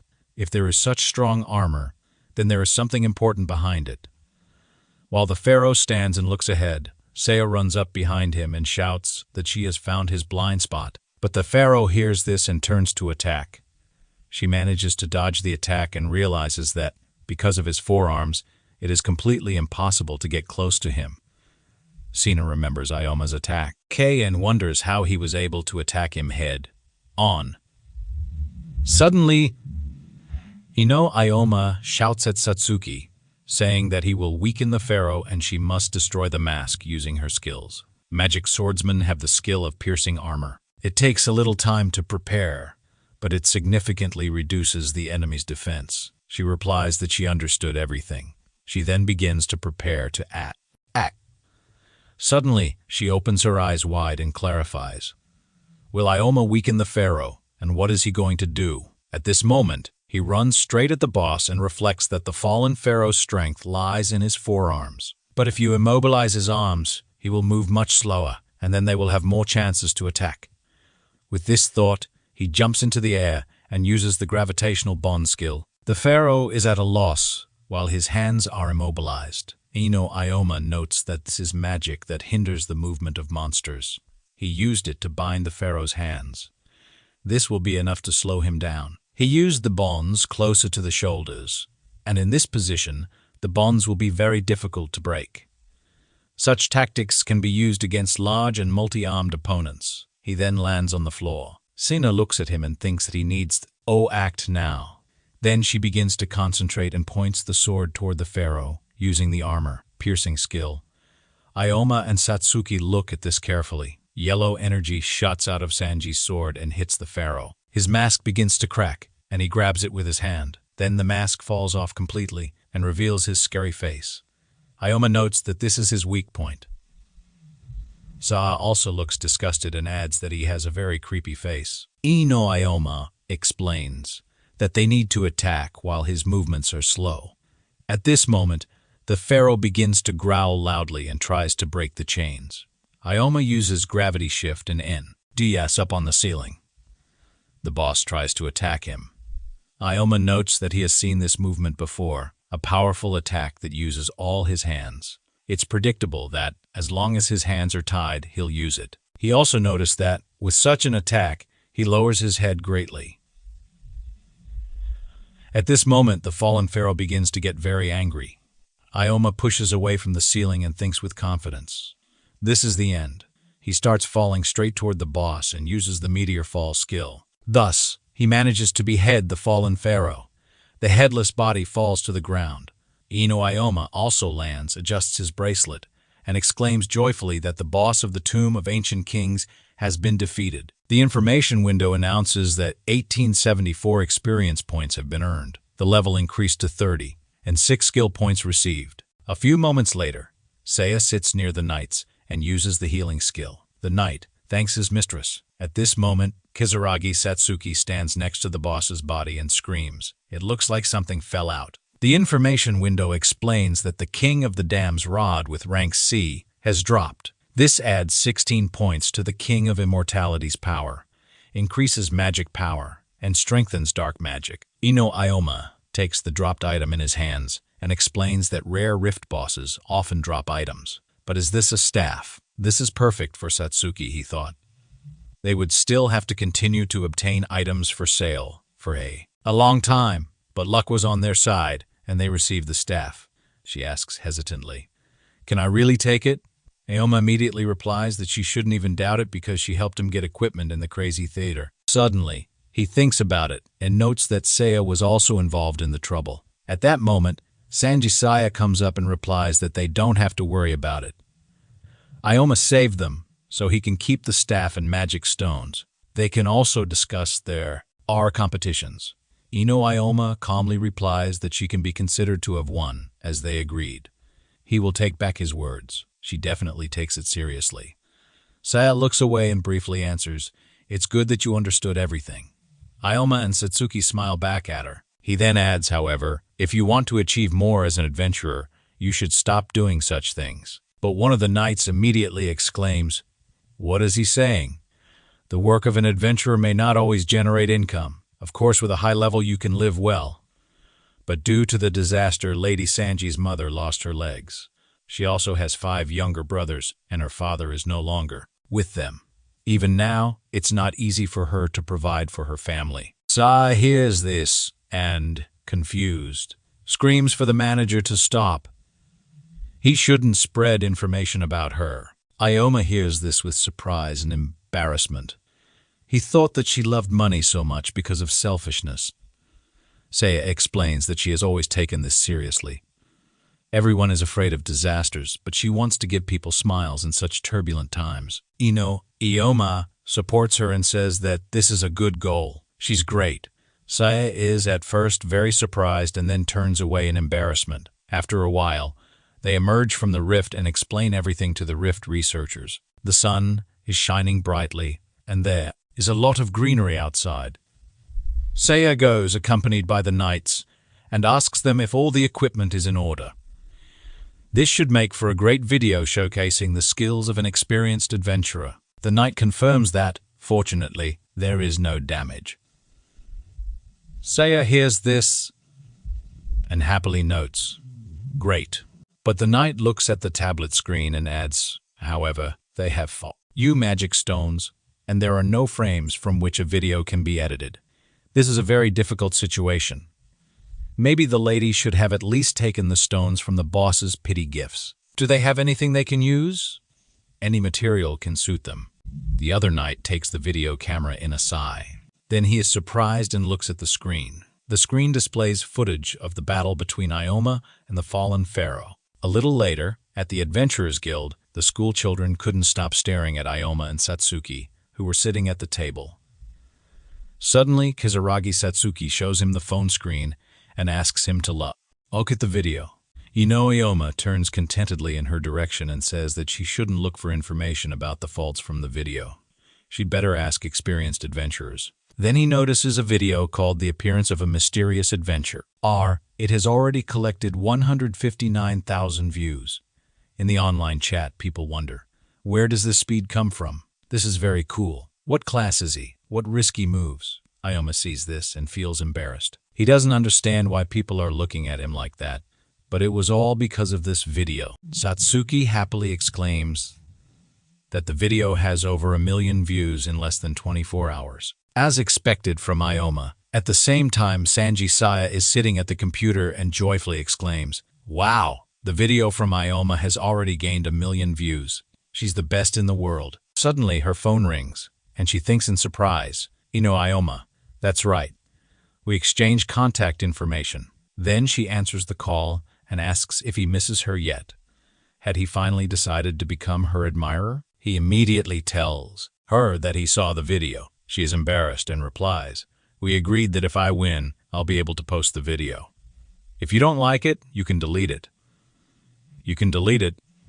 Ikoma does not answer and thinks that in such a turbulent time she is trying to feed her family. After a few moments he replies, "No big deal." She answers enthusiastically, "That's how it is. Good. I had a great idea. Everyone should have it now, so we should record a joint video." But Ikoma does not answer and just switches off. She notes in surprise that he hung up the call. Satsuki, who was sitting next to Ikoma, asks what Sina said. He briefly replies that he didn't hear. He then thinks, however, with this speed of development, perhaps I'll be able to obtain this very rare item that I missed out on in my previous life. The Ring of Wisdom. If I get it, the course of the whole story will change dramatically. The information window says that Ikoma is level 36. He thinks that, to be confirmed, you need to be at least level 35. Indeed, his level meets the minimum requirements. An information box then informs him that his application for promotion to C rank has been approved. Ikoma and Satsuki walk away from the reception desk, and she exclaims happily, "You've already reached each rank," as expected from Ikoma. He immediately tells her that she, too, will be able to rank up soon. The information window clarifies that Kizaragi Satsuki is level 32.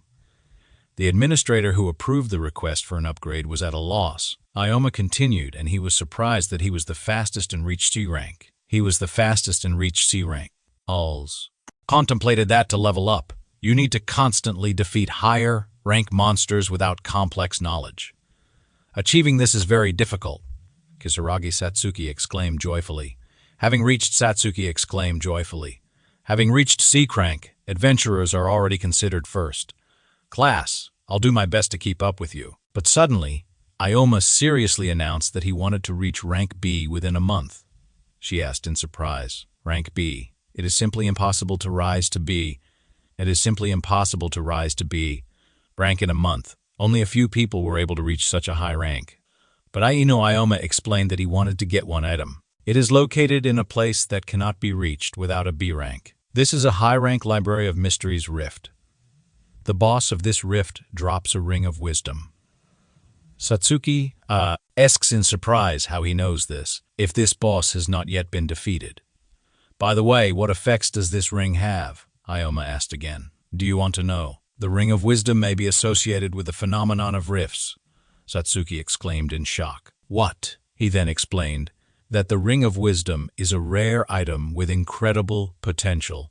However, in a past life, the location of this was unknown. It seems that this was the secret of the formation of faults. He doesn't have much time, but if possible, he would like to have it. He cannot involve her in such adventures, so if she refuses, he will understand. But she didn't immediately answer. She definitely wanted to help him. She is indebted to him, so she will be happy to help him in any matter. He thanked her. Satsuki sheepishly added that it is difficult to reach rank in a month. In order to rise in rank, you need to think through the plan well. Ikoma interrupted her, showed her the phone screen, and announced that he had already thought about it and managed to draw up a plan to capture the rifts. Then they began to conquer the rifts. They managed to defeat the boss of the Bloody Feast Rift, a red troll with level 32. Then they also defeated Siren, the boss of the Mermaid Lake Rift. She was level 30. Ikoma used a Meteor Fall skill and was able to defeat Arachno, the Catacomb Rift boss, with level 36. Looking at the information window, which specified that Kizaragi Satsuki's level had risen from 32 to 35, she noted that they had passed through 3 rifts in 2 weeks. The information window also showed that Ioma's level had risen from level 36 to level 38. He noted that the last boss had given them a lot of problems.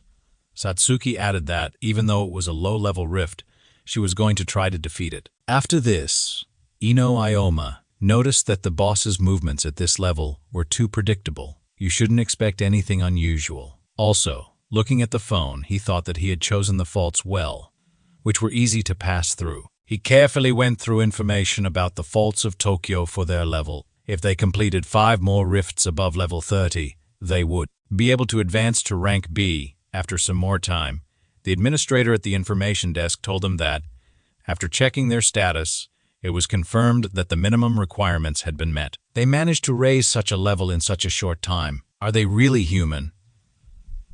But Ikoma briefly replied that he wanted to move to rank B. The administrator also explained to them that in order to move to this rank, an exam is held. In other words, she asked them to wait a few days. Someone's indignant voice was heard from behind. She must be joking, the man asked irritably. Do these kids want to get B rank? The administrator sternly shouted to him. Akami, Ikoma, noticed his badge and thought, is he a contract worker? Experienced adventurers can sign contracts with guilds. Their job is to manage faults and respond to unexpected situations. They also provide assistance in capturing difficult faults. They have enormous influence in the guild. Akami approached the administrator and asked again, do these children want to get B rank? Then he grinned and added, this can't be. The administrator explained, however, that they have reached level 40 and also have a good track record. Akami was very surprised. He then looked at Kizaragi Satsuki and Ikoma and wondered how such small children were able to defeat so many bosses. He has been working as an adventurer for over 7 years, as he was the only B-rank adventurer in this guild. Now this upstart is trying to steal his glory. Akami glared at Ikoma. He looked back and thought irritably that they attracted the attention of an unpleasant person. The contract soldier towered over Ikoma and exclaimed, I cannot accept this. Such youths who have not even worked for a year are not worthy of rank. Ikoma frowned at him and thought, Akami is one of the few B-rank adventurers in the guild. Perhaps the guild cannot ignore the opinion of such an adventurer. Applications for promotion are considered by the heads of the guild, and the opinions of contract workers are also taken into account. It will not be possible to avoid Akami's decision. However, if it was only about him, I would have remained silent, but Satsuki is also with me. We won't back down. Ikoma turned to Akami. He turned to the side and asked, what is it? And Ikoma asked, can I find out the reason for the rejection of the application? Akami was very surprised, stood on his tiptoes, and towering over Ikoma, sternly said, they are too inexperienced to carry such a high rank. Holders of rank have great responsibility. Do they think they can just show up and pay what they want? Kisaragi? Satsuki closed her eyes tightly in fear. At this time, those around them began to pay attention to them and ask questions. What is all the fuss? Is this Akami? The guys were unlucky to catch his eye. They must be at least 17 years old to be adventurers. Ioma ignored this, frowning, and asked Akami, "Do you know how many 17-year-olds have reached B rank?" he asked in surprise. What? What is he saying? Ioma continued, 15 years have passed since the appearance of the fall. There are only 6 people in Japan who were able to reach B rank in less than a year. Akami got angry and asked, "Do you mean they were all promoted by mistake? What are you saying?" Then Ioma explained that you need to kill high-class monsters. If you kill enough of them, it is possible to raise the level in a short period of time. I am strong enough to rank up. If you're rejecting our application for some other reason, then I'm ready to hear it. Akami began to stutter. Of course, the laws related to rifts are still being perfected. Should listen to the opinion of a more experienced adventurer. Ioma continues to argue with him. He should look at their achievements, not make a decision based on his own feelings. The decision must be made in accordance with the rules.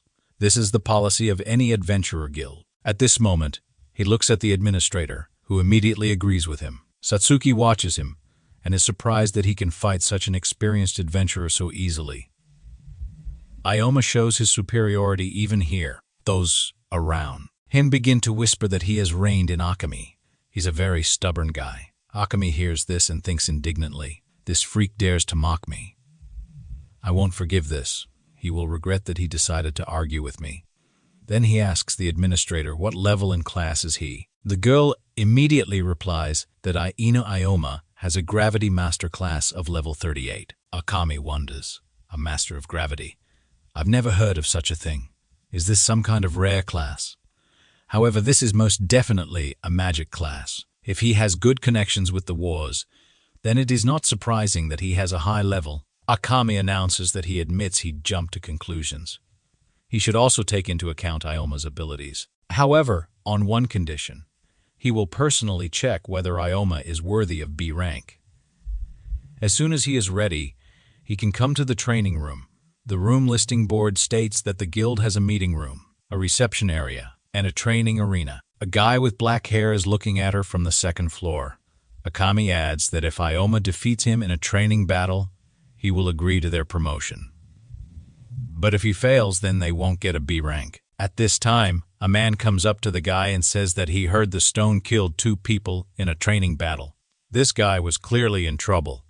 He just decided to take it out on him. Satsuki watches Ioma with excitement. Akami looks at him mockingly and thinks, "He has disgraced me so many times in the guild. It's time for payback. He's only level 38 while I'm level 47. Besides, he has a magic class.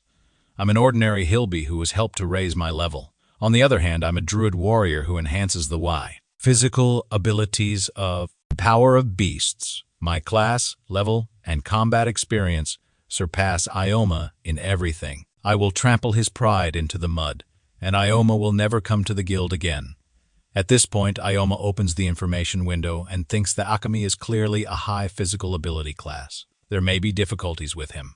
He thinks that he should spend the accumulated points. There may be difficulties with him. Information window informs him that Ioma has 20,027 experience points. The concentration magic skill level has been increased to the 3rd level, costing 15 points. Gravity control skill level has increased to level 4, costing 25 points. He confirms the level increase. He thinks that, with the improved skill of gravity control, he will be able to increase his own characteristics even more. He begins to feel sad that he spent the accumulated points but thinks that he had already wanted to improve the gravity magic skill. Akami notices this and mockingly asks, "Do you think if you improve your skills right before the fight, it will help you? Accidents during combat are common. You must be careful." Akami ignores him and replies that he shouldn't worry. He hopes Akami listens to these words as well. He then pulls out a clown blade. Akami frowns and thinks, Ioma is a cocky freak. This will be an example to everyone. If he thinks that he can hold his own against me, then he will regret it very much. After a while, Akami holds a large sword on his shoulder and cheerfully asks, "Should we start already?" "So be it. I won't use my skills. You can use whatever you want." Ioma does not answer. Akami leaves, thinking, it's finally worth starting their duel. After a while, Ioma gets ready and is told to begin. He then uses the gravity reduction skill. At this time, Ikoma thinks that Ikoma has a low level and also a magic class. Everyone knows that magic classes are good for nothing. Not a single attack can harm him. They should have fun. Suddenly, Ikoma launches an attack, concentrates, and in an instant, closes in on Ikoma. He can't believe it. What? Where does this speed come from? He's got a low level. Ikoma withstood Ioma's attack, but then suddenly moves behind him. Ikoma turns around and wonders what's going on. It took him by surprise. He shouldn't be arrogant. He won't be able to go. He's a real freak. He then tries to stab Ikoma, but suddenly Ikoma jumps up. Ikoma sees him, then looks ahead. The world around him is distorted, and he realizes that there is a problem. I can't stand on my feet. At this moment, Ikoma suddenly approaches him and strikes him. Ikoma groans in pain and then screams furiously. He's a freak. Then he begins to concentrate and mentally wonders. From such a position, he kicked me. Usually, a beginner is not capable of this. Who is he? At this time, people are filming the fight and exclaiming, "This is a joke." Ikoma wins the fight with Ikoma. People look at this with bewilderment. Some say, there's nothing surprising in this. It's just a test of skills. Plus, he doesn't use skills. During this time, while they are fighting, Ikoma insists that he does not recognize Ikoma. I won't let this teenager get the same rank as me. He then throws a punch but misses. He thinks in horror that he can't get there. Will he really lose? He must win. Otherwise, everyone will laugh at him. He can't embarrass himself like that in front of everyone. Ikoma knows that he's shorter than him. He then exclaims, "What's going on here?" Ikoma sits and looks at him, thinking that Ikoma must not have known, but Gravity masters the strongest class. With the help of the gravity control skill, you can compensate for the lack of physical strength. In short duels, his mana should be enough to make maximum use of gravity skills. Even though Ikoma has a higher level, it will be very difficult to win without using skills. Shin was much stronger in close combat. He had good fighting skills, plus he didn't have that much. Expressed hostility towards him. Ikoma then mentally compares Kuru, Shin, and Ikoma and decides it's time to call it a day. He quickly runs up to his feet and uses the gravity doubling skill. Ikoma tries to attack back with his sword, but suddenly he sighs and wonders if his smaller size has suddenly become heavier. Isn't Ikoma good at more than just speed? He then swings his sword but suddenly realizes that there is no one in front of him. He wanders in bewilderment, wondering where Ikoma went. This doesn't happen. Where is Ikoma? At this time, he finds himself on the ceiling. Then he takes a step and moves to the floor, standing behind Ikoma and pointing the blade at him. He gets very scared. Ikoma remembers the moment when he attacked Ikoma. He reduced the gravity, taking advantage of the moment he jumped over him. At the time of the jump, he was in his blind spot, which is why it seemed to him that he had disappeared. People who were watching what was happening begin to shout that it was cool. Ikoma was able to defeat a B-rank adventurer. At this time, Ikoma continues to wonder. He must be joking. How could he lose? I don't recognize Ikoma. But Ikoma shouts at him. There shouldn't be any problems now. Suddenly, he looks at him and is surprised. Ikoma has a thirst for blood. At this time, he sinks to the ground, then rises sharply and, using the skill of breaking animal claws, runs angrily towards Ikoma. He also shouts that Ikoma is a freak. He attacks him sharply and injures his hand. Ikoma groans in pain. He realizes that he let his guard down when he defeated him in a duel. Ikoma glares at him and thinks, he is a fool. He used the weapon as bait and attacked with a skill. What's the matter now? He didn't have time to react right. Those watching begin to exclaim disapprovingly, saying that it was vile. Ikoma acted like a real coward. He said he wouldn't use skills, but he just continues to stare at Ikoma. Ikoma asks him, "What's wrong? Will we continue this?" This only irritates Ikoma more. He clenches his teeth and mentally wonders, if Ikoma is standing on his feet and still continues to be insolent to me, I will never admit it. He thinks, this will be enough. Ikoma grits his teeth in anger and thinks that he will never be able to accept this. He simply underestimated him due to his low level. If rumors of his loss spread everywhere, then he would no longer be able to calmly be in the guild. After these thoughts, he replies, "Right, there's no point in continuing," and suddenly shouts, Ikoma. I am rejecting his application for promotion in rank. The people around him looked at him in surprise and wondered how this could happen. Ikoma looked into his eyes silently. Akami continued to talk. Although we played a little, the decisive blow was never struck. With this approach, he will not cope with strong demons. He deliberately left so many gaps in the defense, but he never took advantage of them. Moreover, when his opponent was unable to use his skills, he managed to get injured. Ikoma continued to look at him with a swift gaze and held his bloody wound with his hand. Akami said, "Everything is immediately clear. He is not able to quickly respond to unforeseen situations." The people around him were upset and disappointed with Akami. They discussed among themselves that he was a scoundrel. He was not going to recognize him from the very beginning. When Akami heard these words from above, he turned sharply with a menacing look at one of the guys who was very frightened by his gaze and wondered why he said this out loud. He shouldn't make him angry after all. No one knows what he can do for it. Suddenly, among these surrounding people, someone appeared and shouted loudly that this was unfair and how Akami was not ashamed after such statements. Akami was dumbfounded, not turning to him. Z looked at him with a menacing gaze. This was seen by Ikoma, who looked at him in surprise and thought, "This is Unia Sei." Sei continued to shout. Ikoma fought honestly and was able to defeat him. He broke his promise and used the skill. It seems that the contract soldiers are completely arrogant about their powers. Akami was very angry but could not answer him. At that moment, Ikoma turned to see but winked at him with a smile on his face and asked him to rely on him because he is his best friend, so he will definitely help him. Ikoma thought about it. He certainly appreciates what he did, but words about his best friend, even though Ikoma won. Why? Until Akami admits this, everything will be meaningless.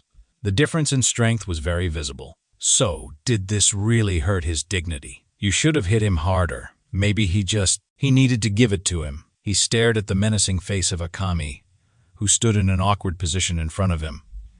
Suddenly, some sounds were heard, and people began to turn around and ask questions. "What is this noise? What's the matter?"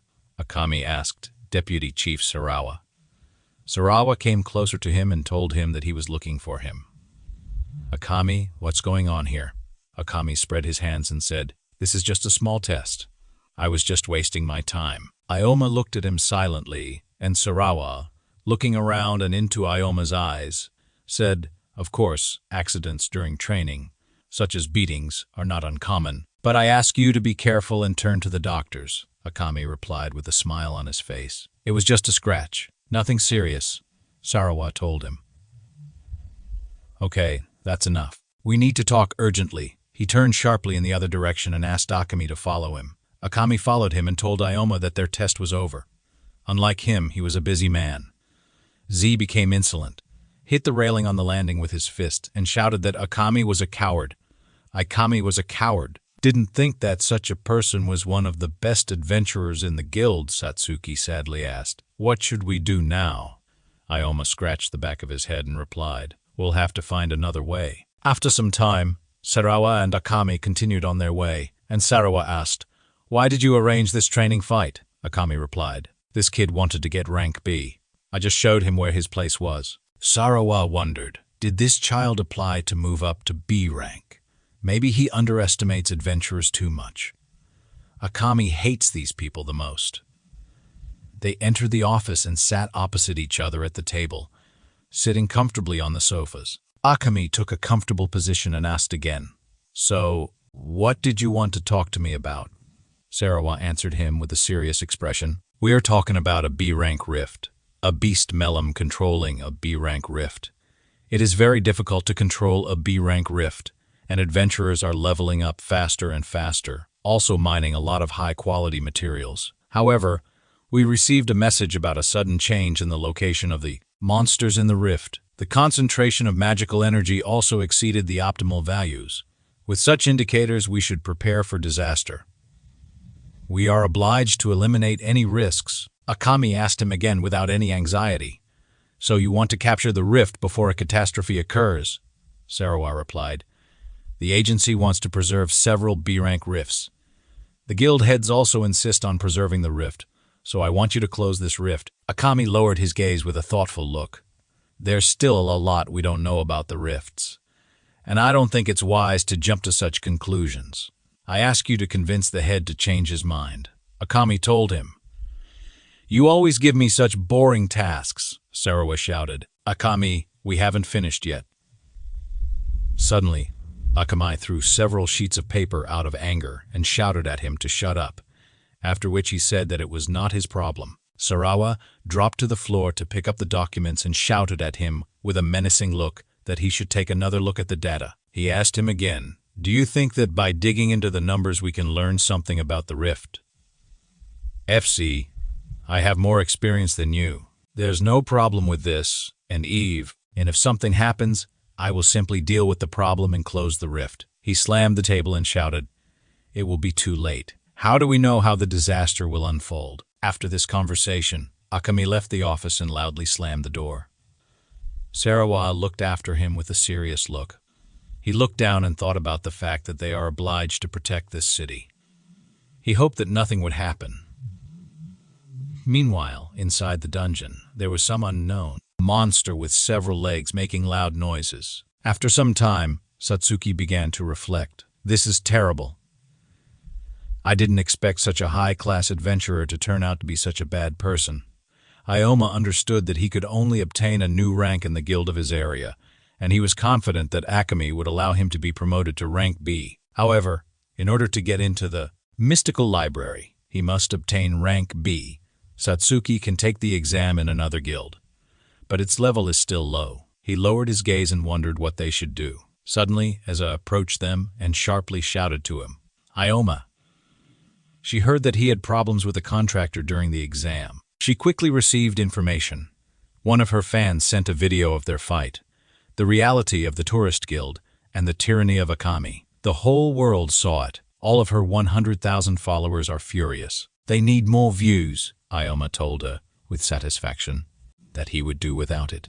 She remembered how he saved her by grabbing her in his arms and said that she was in his debt, so she wanted to repay him with everything she could. He told her to stop, but she didn't let him speak. She told him that she also thought she could make good money on this. He got upset and said that she was still talking about the same thing. "We still don't know much about the faults. There is nothing to be done about this. Guilds rely on the knowledge of experienced adventurers. Additionally, Akami is not one to change his mind." Satsuki, upset, sat in a state of mind where her face turned red with anxiety. Suddenly, Saya told him that she was worried about him. Satsuki asked her a question. Does she happen to like Ikoma? Saya got very angry after the question was asked. Her face turned red from embarrassment, and she screamed, saying that he is a very rude and overly self-confident person. She added that guys like that are not her type, and she's just helping him because he saved her life. Besides, she said, she's an idol. Saya asked her, "What is this suspicious look?" She replied, "It doesn't matter." Suddenly, at that moment, their uncomfortable conversation was interrupted by a loud sound from the phone. Satsuki received a notification. "Attention! A new rank B rift has appeared in the city. You need to go to the nearest safe place." Satsuki was very surprised by this and loudly asked, "Rank B rift." Saya picked up the phone and said the rift appeared very close. "This is an animal mosum. Will there be an invasion?" The invasion is a disaster when demons emerge from the rift into their world. There is only one way to stop the invasion, and that is to defeat the boss and destroy the rift. Strange. This never happened in a previous life. Is this just a coincidence, or is this the result of his change in this world? Ikoma looked thoughtful and stared into the distance. Saw looked at her phone and thought, the fault is getting out of control. This passed all the tests, and the guild had to control it. She hadn't been to a rank B rift yet. Her level was too low for that. She remembered terrible situations from her past and realized, no, there are people in the city who have no level at all. She's going for it. Ikoma rose from his seat and replied, "They will go too. The B-rank rift is out of control. There is no telling what could happen if this is not dealt with now. In the event of a disaster, the monsters are much stronger than they should be." He hoped that everything would be limited to just an invasion. At this time, Ayami and his guild headed into the rift and were in front of a werewolf monster who was level 34. Ami loudly shouted at them. He swung his huge sword at the creature and yelled, "Berserker, get out of the way! he defeated the monster, after which, looking at it, he gritted his teeth and thought, "What a horror! Why is this happening right now?" He didn't expect that idiot's prediction to come true. He embarrassed himself again. Why is everyone trying to make him look like a fool? At that moment, one of the guys behind him spoke to him with a smile on his face, which was expected from a B-rank adventurer. He destroyed such a monster with one blow. Ayami got angry and shouted at him, "Stop talking. Simply, this trash was only a C-rank. He is stronger than everyone they worked with before him." The other guy replied that he was right. B-rank and above is something that only a select few can achieve. They should spread out and stay in touch. If they find something, they should come back here. How terrible. If there is too much damage, his position could be in danger. He knows what kind of boss he is now. It's not that difficult to defeat Rift boss Phantom Fox, level 47. If he defeats this before everyone else, he will become a hero. And he can throw the blame for everything on that idiot, Sarawa. So, he suggests defeating a boss and getting it over with. Suddenly, many fiery flashes appeared behind him, and those around him began to wonder in fear. What is this? Is this really the boss? A monster with huge claws began to emerge from the darkness and approach them with a loud growl. This creature bared its fangs with a menacing look. One of the guys realized that this was completely different from their information. What is this monstrous-looking monster? This is the boss of the Rift, a fox demon spirit, level 55. The monster had 2 heads and looked terrifying. This creature approached the guild members. During evolution, not only does the level of the creature increase significantly, but also, during evolution, the monsters change their shape, gaining new skills. Simply put, they evolve into a completely different form of life, due to the accumulation of enormous magical power in the portal. Unusual phenomena begin to occur.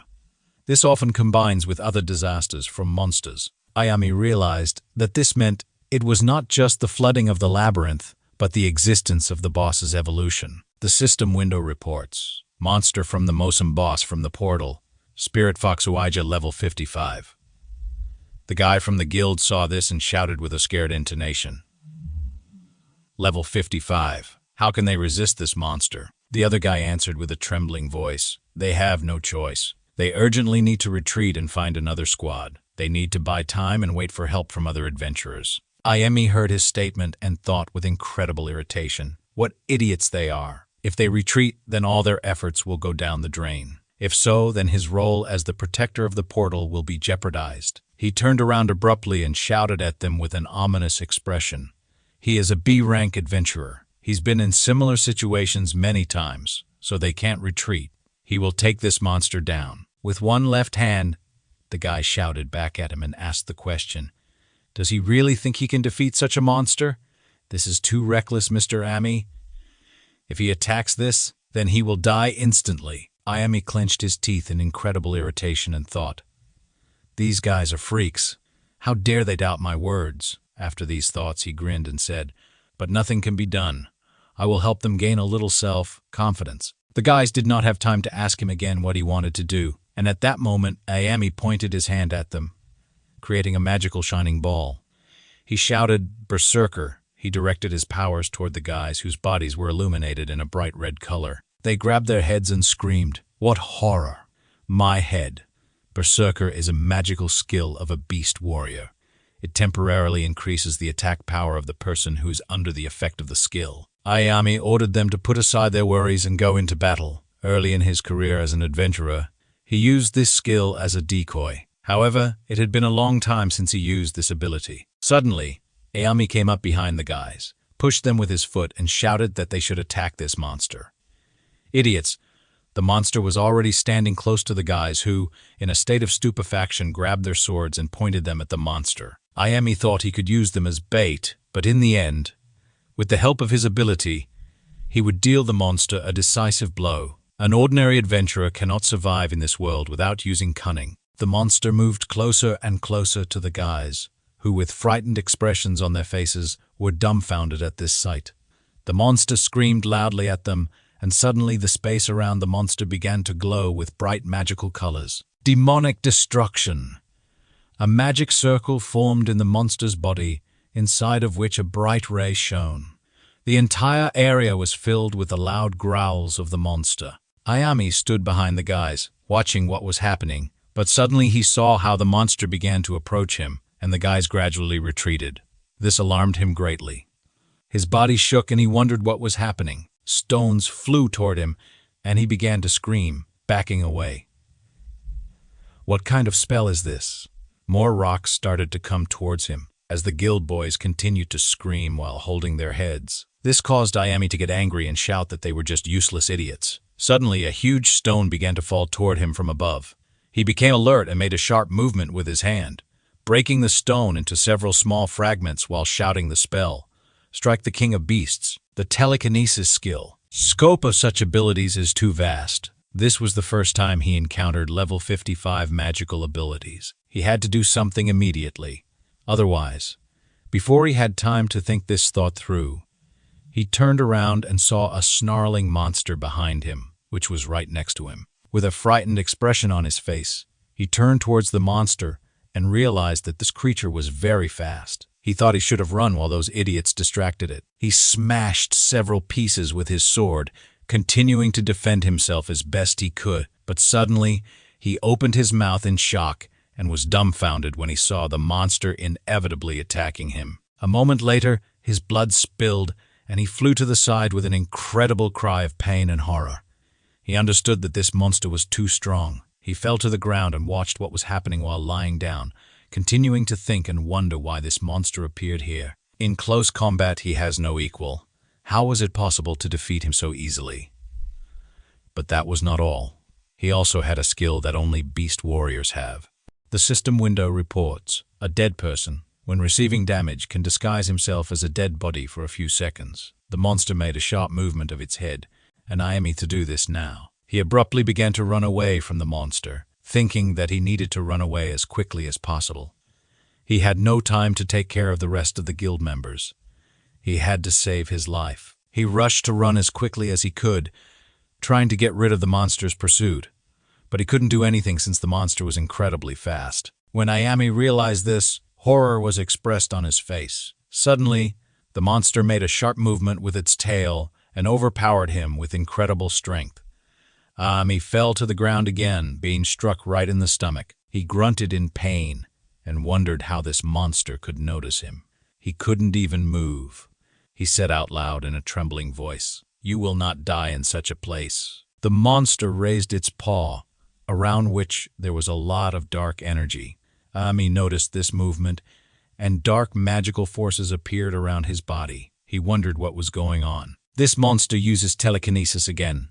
The monster decided to mock him. Thanks to the powers of the monster, this creature was able to lift Ayami's body up with magical powers. The monster's heads came closer to Ayami's face, and a moment later, brighter light rays appeared on the back of the monster in that same magic circle, illuminating the entire area. The monster made a loud sound, and magical powers began wrapping Ayami's entire body. He opened his mouth in fear, sweat dripping down his face. A look of extreme stress appeared on his face, and suddenly, a magical ray began to pass directly into his mouth, causing him to cough. After a moment, he screamed loudly, and his blood spilled. Meanwhile, Ikoma was among the destroyed buildings. He heard loud sounds as he stood next to the destroyed monster, with a sword in his hand. He looked into the distance with a serious expression on his face, and the system window informed him that he had received 554 experience points. Saya put her hand on the unknown man who was sitting on the ground and spoke a healing spell, thereby healing him with her magical powers. The guy looked at his hand in delight and said he was healed. Ikoma came closer and told him to run in the direction they came from. He shouldn't meet any monsters along the way. The man answered him with a trembling voice. "Yes, I understand. Thank you very much for your help." Saya smiled after the guy, and Ikoma abruptly began to walk in a different direction. She addressed him by name and said, "We won't be able to escort everyone to a safe place if we don't clear the labyrinth. There will be even more casualties." He told her, "Yes, you're right about that." Afterward, he took out his smartphone, looked at the screen and thought, more than half an hour has passed, but the threat is still not eliminated. The boss of the Beast Melum should have already been defeated by one of the squads, but too much time has passed with no result. This means we need to prepare for the worst. Meanwhile, Ayami, whose body was illuminated with a bright red color, pointed his sword at a man and screamed loudly, attacking him. The girl began to defend herself with her sword and screamed at him to come to his senses, saying they were a squad of exorcists. The fight continued between them. Behind her stood a bald guy who said, "There's no point in talking to him. He's gone crazy. This is probably the monster's influence on him." Ayami's face looked terrifying and unconscious. Ayami, a B-rank adventurer with the rare Beast Warrior class, was a real threat.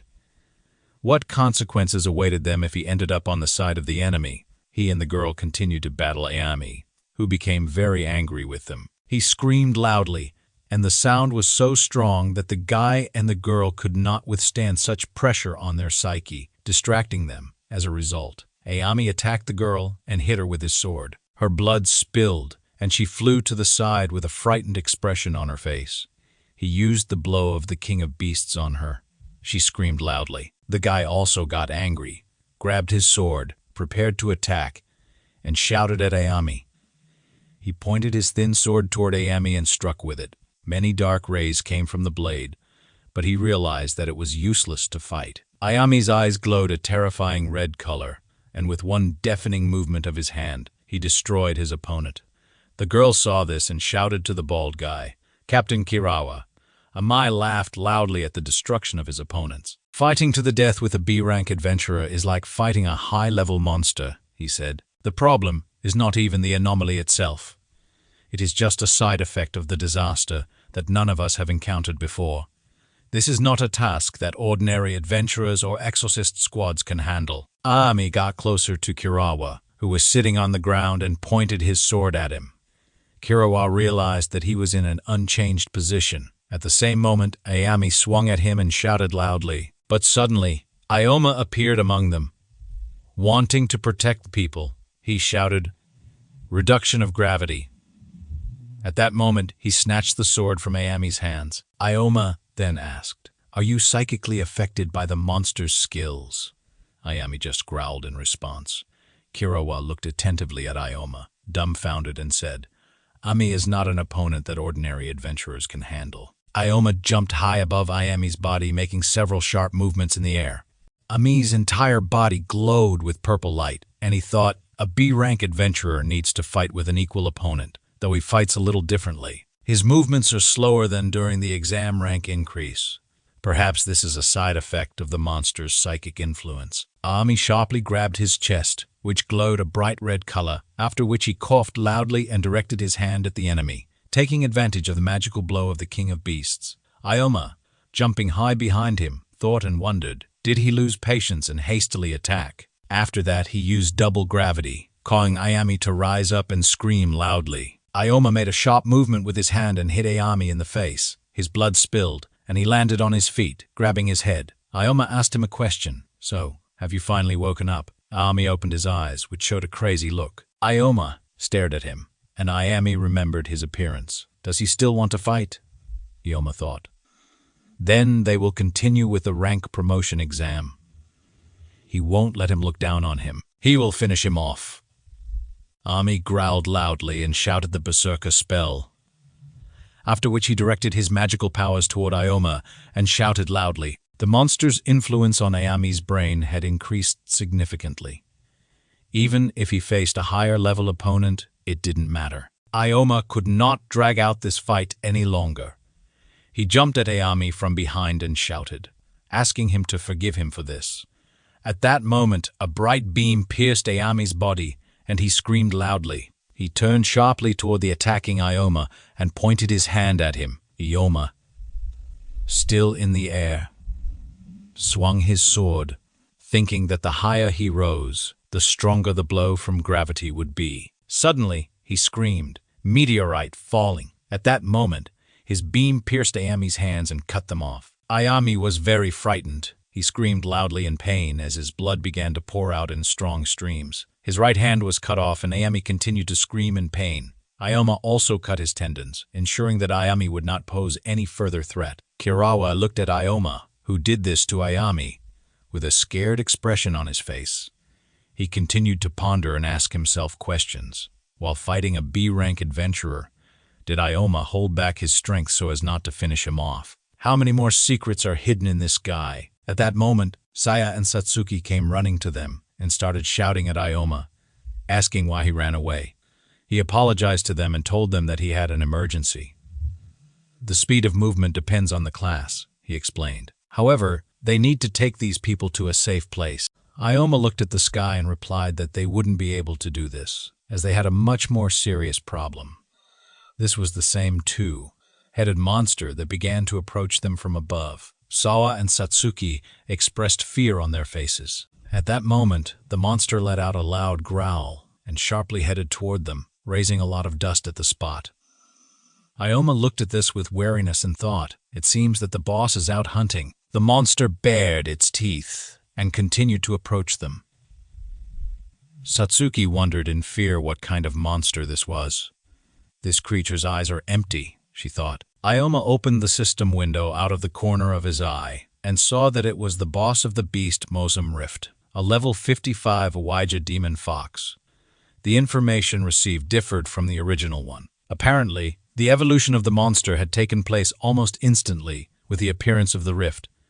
This greatly complicated the situation. When a monster evolves, it is difficult to predict what skills the creature will use in battle. Saya spoke as she got closer to Ikoma, saying that if they could defeat this monster, they could stop the destruction of the city. Ikoma agreed with her but also said that it wouldn't be so easy. The monster, which continued to scream loudly, lit up with bright magical colors. The system window reported, Bestial Necromancy, Phantoms level 30. At this moment, many bright monsters appeared in the sky. The whole company looked up and realized with horror that this creature had summoned even more monsters. Saya thought, if this continues, even more innocent people will suffer. These monsters only enjoy destroying the city and killing innocents. Ikoma turned to the girls and asked them to take the wounded to shelter. Saya was surprised by such an order and shouted, "But what will happen to you?" He answered her with a serious look, saying that he would try to defeat this monster alone. She extended her hand to him, but suddenly, a bright ray of light appeared in front of her. She took a deep breath and thought, when she plays the hero, she wants to do everything, even more, against him. It's decided, let him deal with the phantoms. They will cover the wounded and take care of their safety. Ikoma started to run toward the monster. Arakawa, who was nearby and watching everything that was happening with bewilderment, said in a trembling voice, "This is madness. This monster has a level of 55. If reinforcements don't arrive, they will all die." Ikoma set out to defeat the monsters and wondered what was stopping him. He jumped up and landed on one of the monsters with his legs, after which he shouted to Sia and Satsuki, saying that he was leaving it to them. Satsuki shouted back, "Okay." He then walked with a confident expression toward the two-headed monster. The bright beam of light in the monster's body glowed brilliantly as it used the roar of the ghostly beast. Suddenly, many buildings around them collapsed, and stones began to fly everywhere. Ikoma noticed this and realized, with a smile on his face, so this is what it is. How interesting. Hirakawa, with a frightened expression on his face, opened his mouth in shock and shouted, "What is this skills application area?" The monster roared loudly, and many buildings caught fire. Stones began to move toward Ikoma.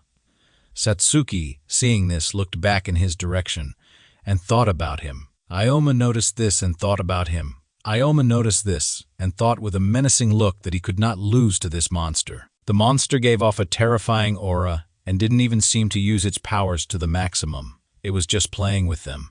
Ikoma glowed with bright magical light and began to jump straight onto the stones, stepping on them abruptly and running from one stone to another. Kirawa looked at his actions in bewilderment, wondering what was going on. How can he move so fast? He asked himself.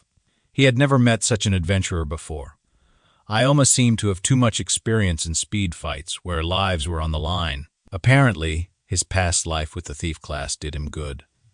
The monster growled again, watching the deft movements of Ikoma. Ikoma began to approach this creature and asked with a smile on his face, "What is it?"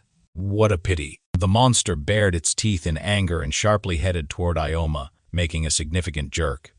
Ikoma used the magic of partial gravity, as a result of which the monster, who was going to catch him with its fangs, ended up catching a huge stone with its fangs, which it destroyed with its teeth. Ikoma realized that the creature was distracted, and at that moment, He used a gravity bomb and sent it toward the monster. After this spell, blood was shed. Kirawa began to think as he carefully watched the fierce battle taking place. Compared to a B-rank adventurer, Ikoma single-handedly dealt with a level 55 boss. Who is this guy? Without a doubt, he will one day become the most powerful adventurer in the world, Kirawa thought. At that moment, Ikoma began to think, if you defeat the boss, then the rift should form. The monsters are disappearing. We need to end this quickly. There's no more time. I will end this once and for all. He grabbed a golden sword in his hands and looked at the monster menacingly and confidently. The monster from the palace's cat used its tail and again directed several huge stones toward the enemy, roaring loudly. Ikoma noticed this, looked at the approaching stones, and began to sharply evade each attacking stone. Thinking that this monster, while certainly huge and strong, lost all control during a fight. Let this forgive him, but in this way, it cannot be defeated, he thought. Ikoma quickly jumped away from one of the stones and headed straight toward the monster's heads.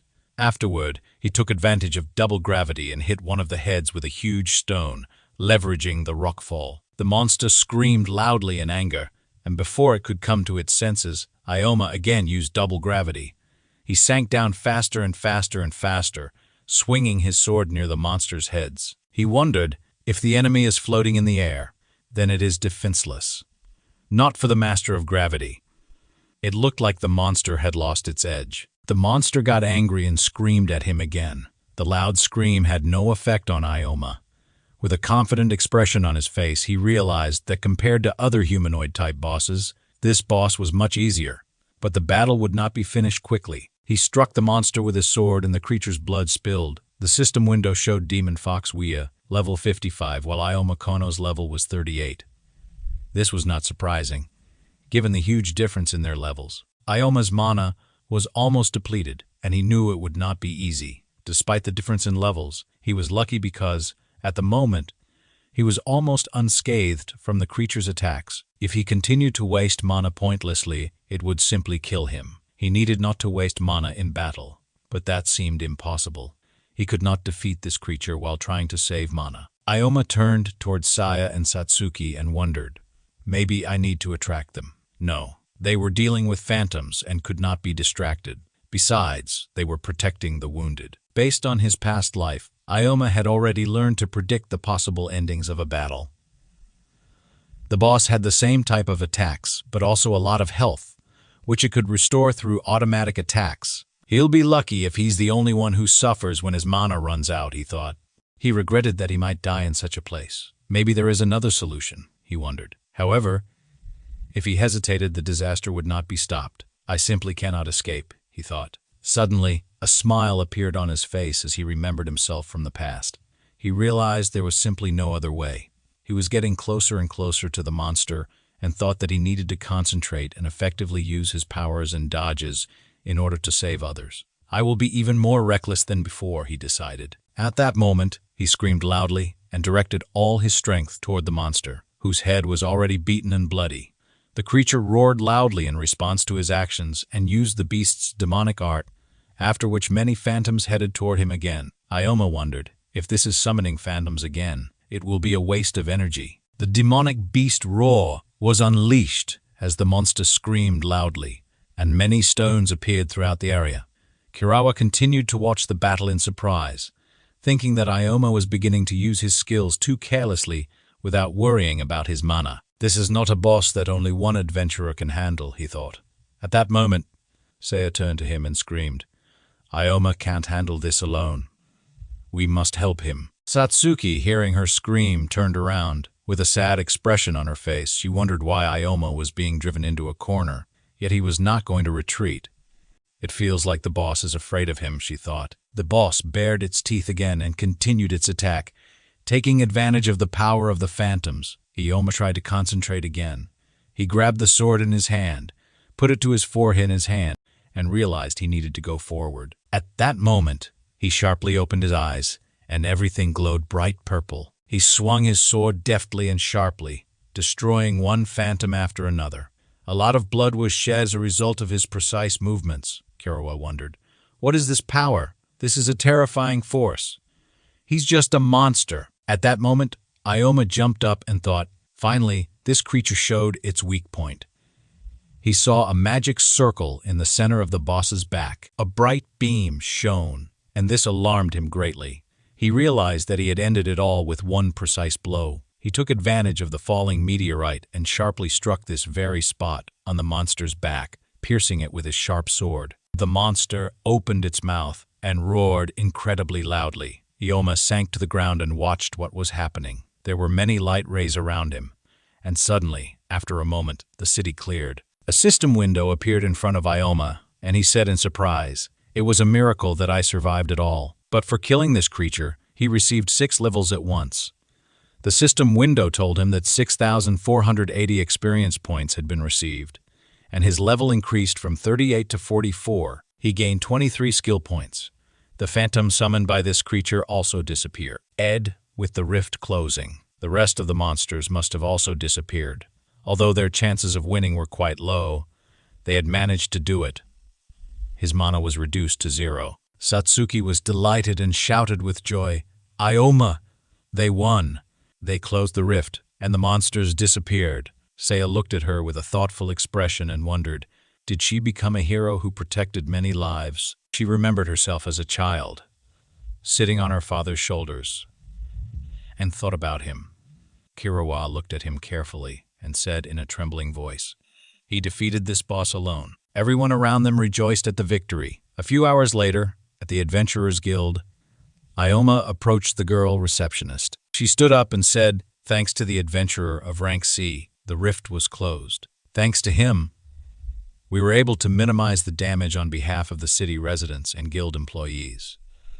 She thanked them for what they had done. When they were imprisoned, many people began to discuss how these guys had saved the city from disaster. They had been able to cope with the boss alone, without the help of a special squad. Satsuki was embarrassed by such a proud feeling and thought how great it was. She had the feeling that Ikoma dealt with everything on his own, and she was even a little ashamed. He told her that he couldn't have coped if they hadn't been there. If they hadn't been there, if they had not protected him from the phantoms, he would have died immediately. Saya stroked her hair and said, "Yes, we won thanks to their support." Satsuki was surprised by such a pronounced boast from Ikoma. He asked, "Sorry, I didn't film the fight on my channel, isn't that right?" She answered him, "Did you know that while we were fighting I had no time for this at all, especially since I had to help the wounded?" He wondered if he was really taking it all too calmly. After some time, Sarawa heard about the incident and looked into the distance.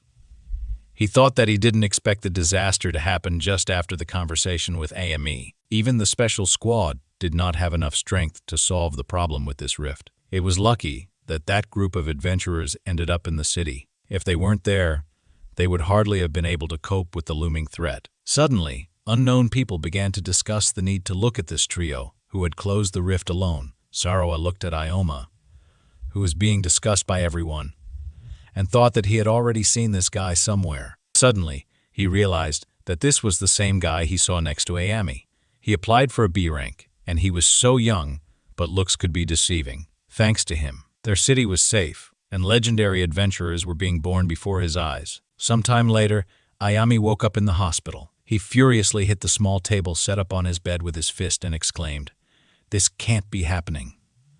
He began to think. He vaguely remembered what happened in the battle when the boss began to control his mind. That freak! Ikoma cut off his hand, the hand of a B-rank adventurer. Moreover, he was now hailed as the hero who single-handedly closed the rift. This fool had taken all the laurels for himself. Because Ikoma deprived him of his hand, he would turn his life into hell. He would use his position and influence to teach him a lesson. Stupid Ikoma! At this moment, Captain Kurawa and a wounded soldier entered his room. The captain, looking at Ayami, made a remark about how ungrateful they were. Ami noticed them and asked what the captain explained. He explained that, because the Rift boss had taken control of him, they had every reason to kill him for the safety of others. But Ikoma has saved his life. Then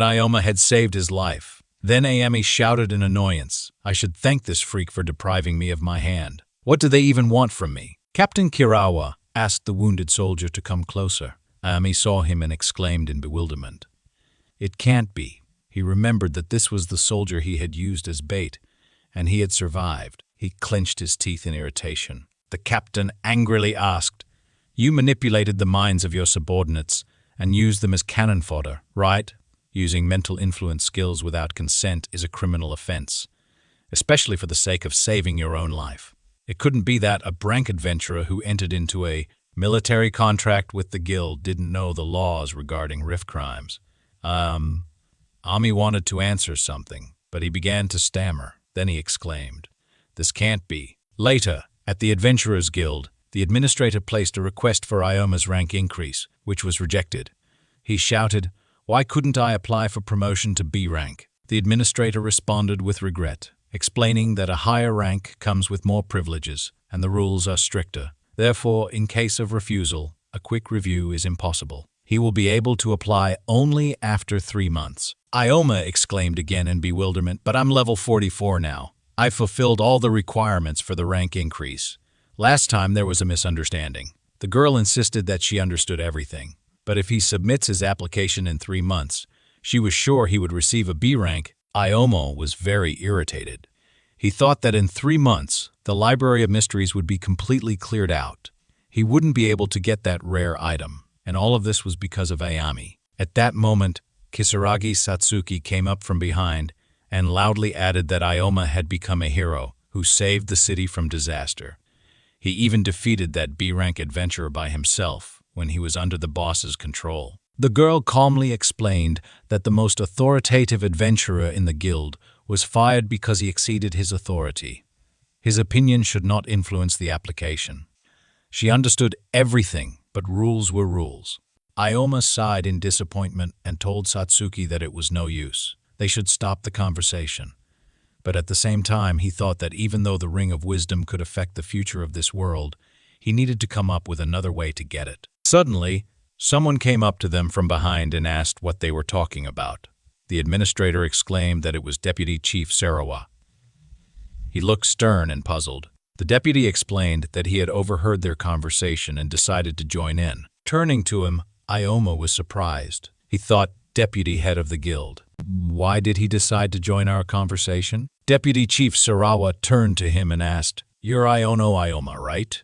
I approve the rank promotion for Adventurer Ioma to rank B." Ioma couldn't believe what he was hearing. He asked, confused, "Is it that simple?"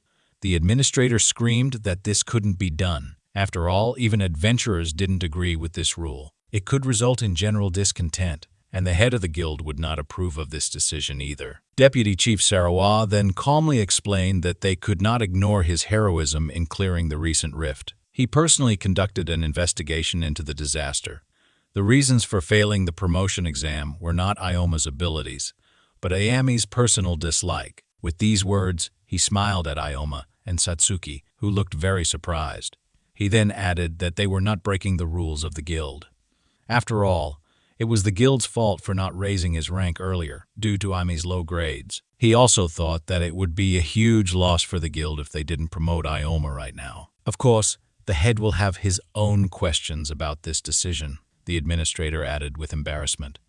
I always adhere to the rules with no exceptions. Sarawa continued, saying that, in any case, his task would be to persuade the head, and how he would cope with this was none of their concern. Ioma still looked at him in bewilderment and asked, "Why did you decide to help me?" The deputy explained that it was his duty to support adventurers like him, defenders of their peaceful existence. The disaster that struck the city so suddenly should have been foreseen and stopped by the guild before it led to such destruction. First of all, he would like to thank Ioma for stopping the disaster. On behalf of the deputy head of the guild, he would like to thank him in this way. With these words, he extended his hand for a handshake. Ioma, in turn, smiled and shook hands in response. Then, the administrator reissued the request for a rank increase and approved it. Kisaragi Satsuki shouted with joy that Ioma had finally achieved B rank. She sincerely congratulated him, saying it was surprising that he reached B rank so soon. There weren't many adventurers in the guild with such a high rank. You could only count them on one hand. At this time, Ioma thought that compared to his previous life, he was achieving new ranks with amazing speed. Although it is possible to level up quickly by hunting higher level enemies, he never would have thought that he would reach level 44 so quickly. Suddenly, he thought about something else, and his face became very thoughtful. Satsuki asked excitedly, "What is it? Are you not happy?" Ikoma explained that this wasn't the case. He was just thinking about the difficulties that lay ahead. He began to think that the events of this timeline were moving incredibly quickly. For example, the appearance of a rank B rift that engulfed the entire city, and they were able to handle it so quickly. But in his past life, this catastrophe never happened. Going back in time, had his actions greatly influenced events in this timeline? It can't be, he thought. A fault is a phenomenon that defies logic. It appears suddenly, so it's possible that the rift appeared in this timeline, even though it didn't happen in the past timeline. Initially, I had no idea as I did in this timeline. It's like a butterfly effect, as if minor changes. In the world, this could lead to devastating consequences. But why was he so worried? Then he added that the habit of always thinking about negative consequences is very bad. Well, be that as it may, they achieved their goal. He got a B rank. Suddenly, there was a notification sound. Ikoma picked up the phone and saw that there was news about the emergence of a new rift.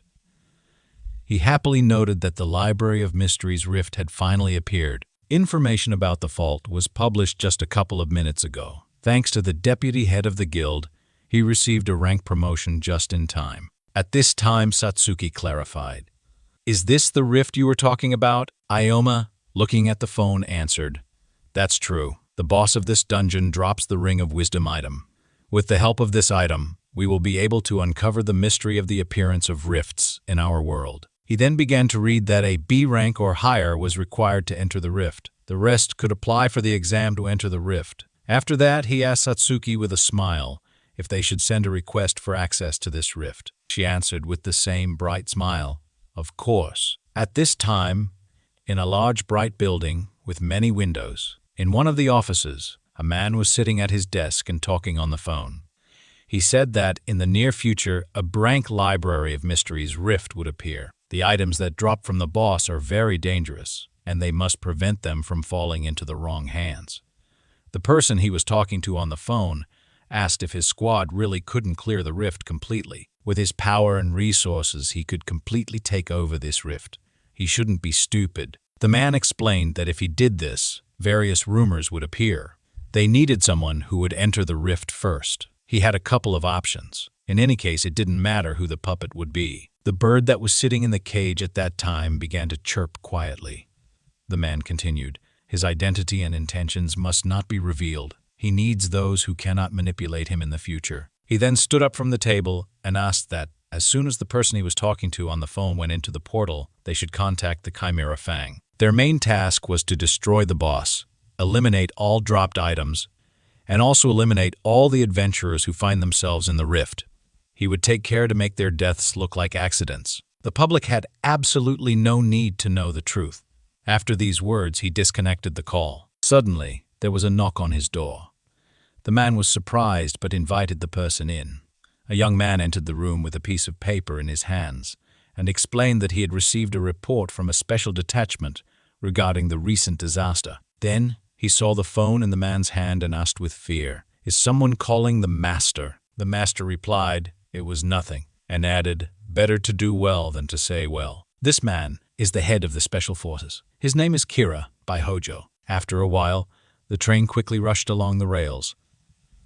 Ikoma and Kaizaragi Satsuki were sitting in one of the cars. She asked, "What kind of rift is the Library of Mysteries?" Ikoma, looking at his phone, explained, as the name suggests, "This rift is a huge library, and all the monsters there use magical attacks. The boss level in this rift is 60. With such an enemy, you need to always be on your guard." Satsuki repeated excitedly, "Level 60. Are you sure we can handle it?" Ikoma folded his hands and calmly replied, "Of course I'm sure." Then he grinned and remembered that he had already prepared a winning strategy. After some time, they arrived at the place. A small brown building towered in front of them.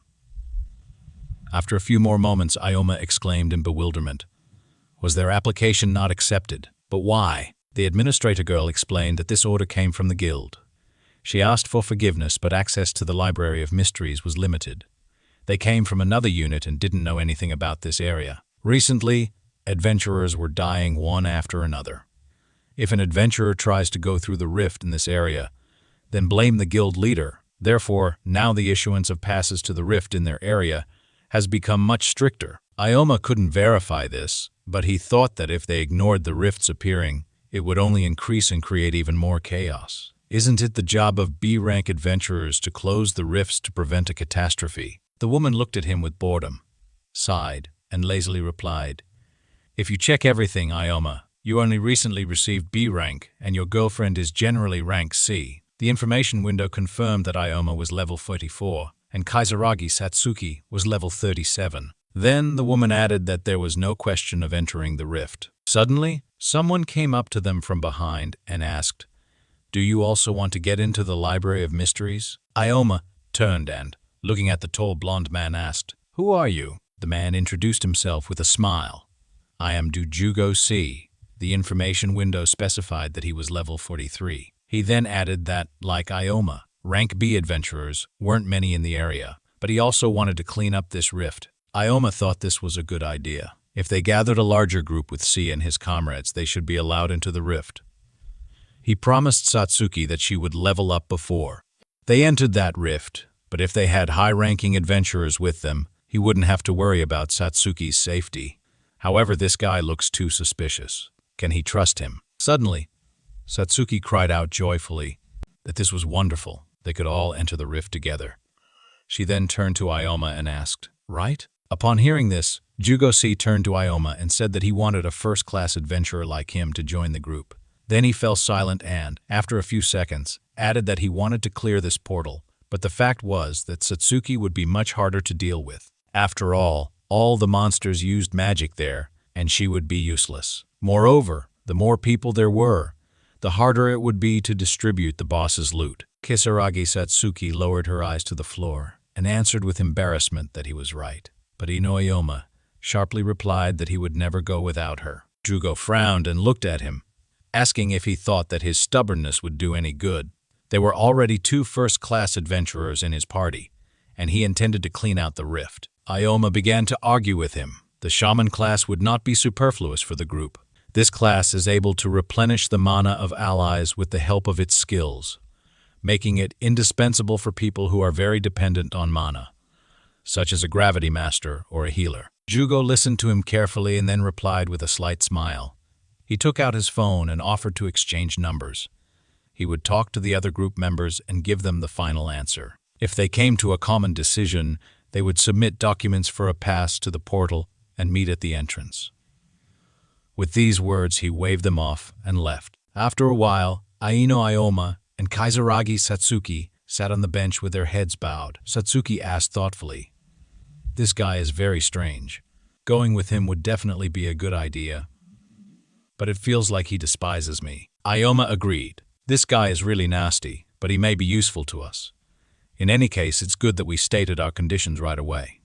He looks like a leader who doesn't like unnecessary conflicts. Either way, I will protect you if Jugo does something like that again." Satsuki sheepishly replied that she would be very grateful. At this moment, Ikoma thought, in any case, they weren't in a position to refuse such an opportunity. If there were more of them, the chance of getting the Ring of Wisdom would decrease. But this all doesn't matter if they cannot enter the rift. However, it will be easier for them to defeat the boss in a large group. Suddenly, he remembered Jugosi and concluded that the winning strategy was becoming even simpler. At this time, it became cloudy and very dark outside. There was an inscription on the high fence that specified that this was a safe zone. Someone hit the scythe hard on the floor and asked, "Plans changed. Is that what CI is going to say? Since he is going to take unnecessary ballast, then he should not at least drag them into this." The information window clarified that this was Shinabuki. "She is level 40, Jugosi asked with a bashful smile. "But they have no other choice, right? It took me a lot of effort to get permission to enter the rift, and our group was short-staffed. Did I do the wrong thing?" Shin asked with displeasure. "Why do we need a support mage and a mage that can only be useful in close combat? They don't call their classes that way either." "How will you explain this?" Jugo laughed and noted that there were reasons for this. "Besides, Ioma's level is quite high, and we need Satsuki for backup. At this time, Ioma and Kisaragi Satsuki stood nearby and listened carefully to their conversation. Satsuki thought she was glad they could still enter the rift, but everyone was so tense. Then she turned and asked Ioma if he was sure. At that moment, Ioma looked closely at Shin and thought that she would be the biggest problem. But no, he was wrong. Shin and Ibuki then turned to them and said that she would be straightforward. If they don't help, hoping that they will end up with at least some loot, she will kill them personally. With these words, she pointed her scythe directly at Ioma and added, "So, you should act without your magic tricks. Do you understand everything?" Ioma asked again. Does she want everything to be fair and everyone to get as much as they worked for? He agrees to this. After that, she turned around and asked the guy who was standing against the wall, "What did Cassie think?" He replied that he didn't care. If they could get through the rift thanks to them, then they could join. The information window clarified that this was her Cassie. He is level 45. Ioma watched all this and thought that he was already tired of standing still. Although everyone here was of a high level, they didn't seem to fit together at all. There are huge privileges in cleaning up the early days of a rift. It would be possible to sell information about the guild's break and the emergence of a new fault. It is always a hot topic for discussion. Plus, the first adventurers who enter the rift are the first to receive rare items. But somehow, I didn't think through who should be better suited for this rift.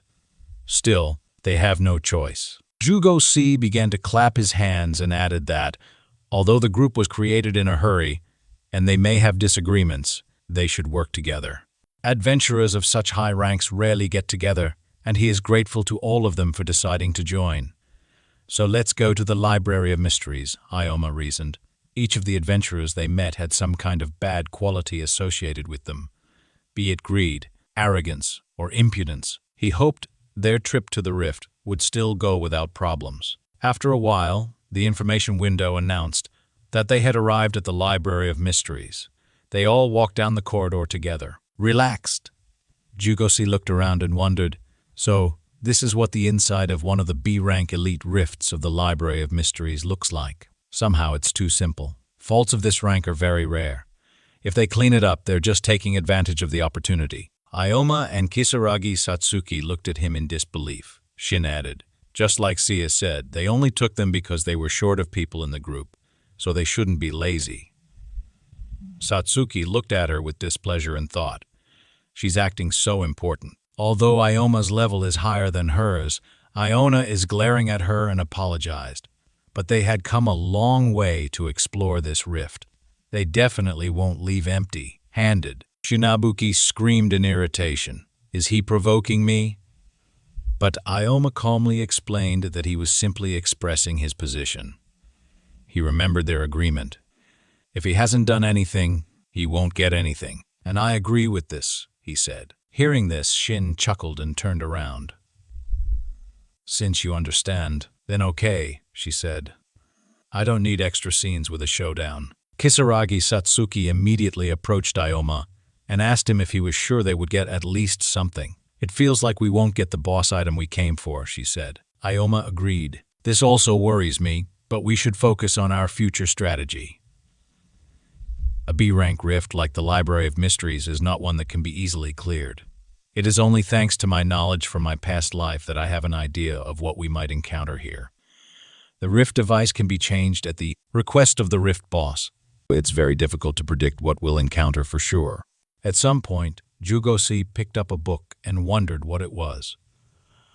I don't even know what language it is.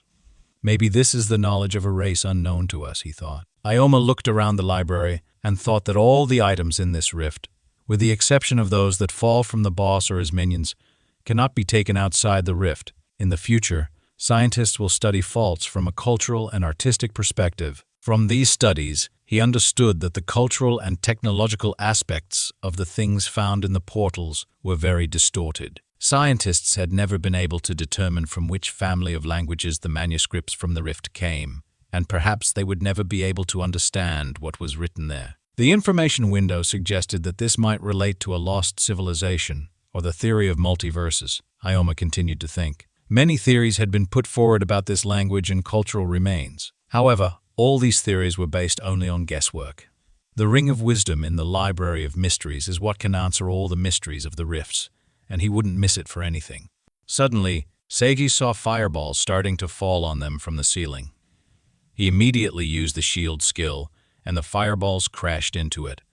At the same moment, a monster appeared in the library, looking at the book and laughing meanly. The information window notified that this was a level 40 librarian. Then, Cassie attacked it from behind and used the deadly grab skill. The monster didn't have time to understand what happened before Cassie used the decapitation skill. The monster's head fell at Ioma's feet. Seiji happily clapped his hands and exclaimed, as expected from Cassie, "He's incredibly agile." But Huasai asked him to stop the ostentatious flattery. Then, he turned to Ioma and Satsuki and ordered them to at least collect items from their opponents, so that they became at least somewhat useful.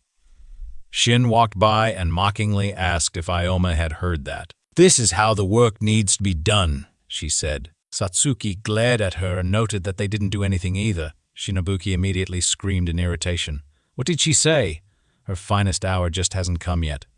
Does she want to test the power of her scythe on herself? But Kizaragi Satsuki immediately sighed and asked for forgiveness.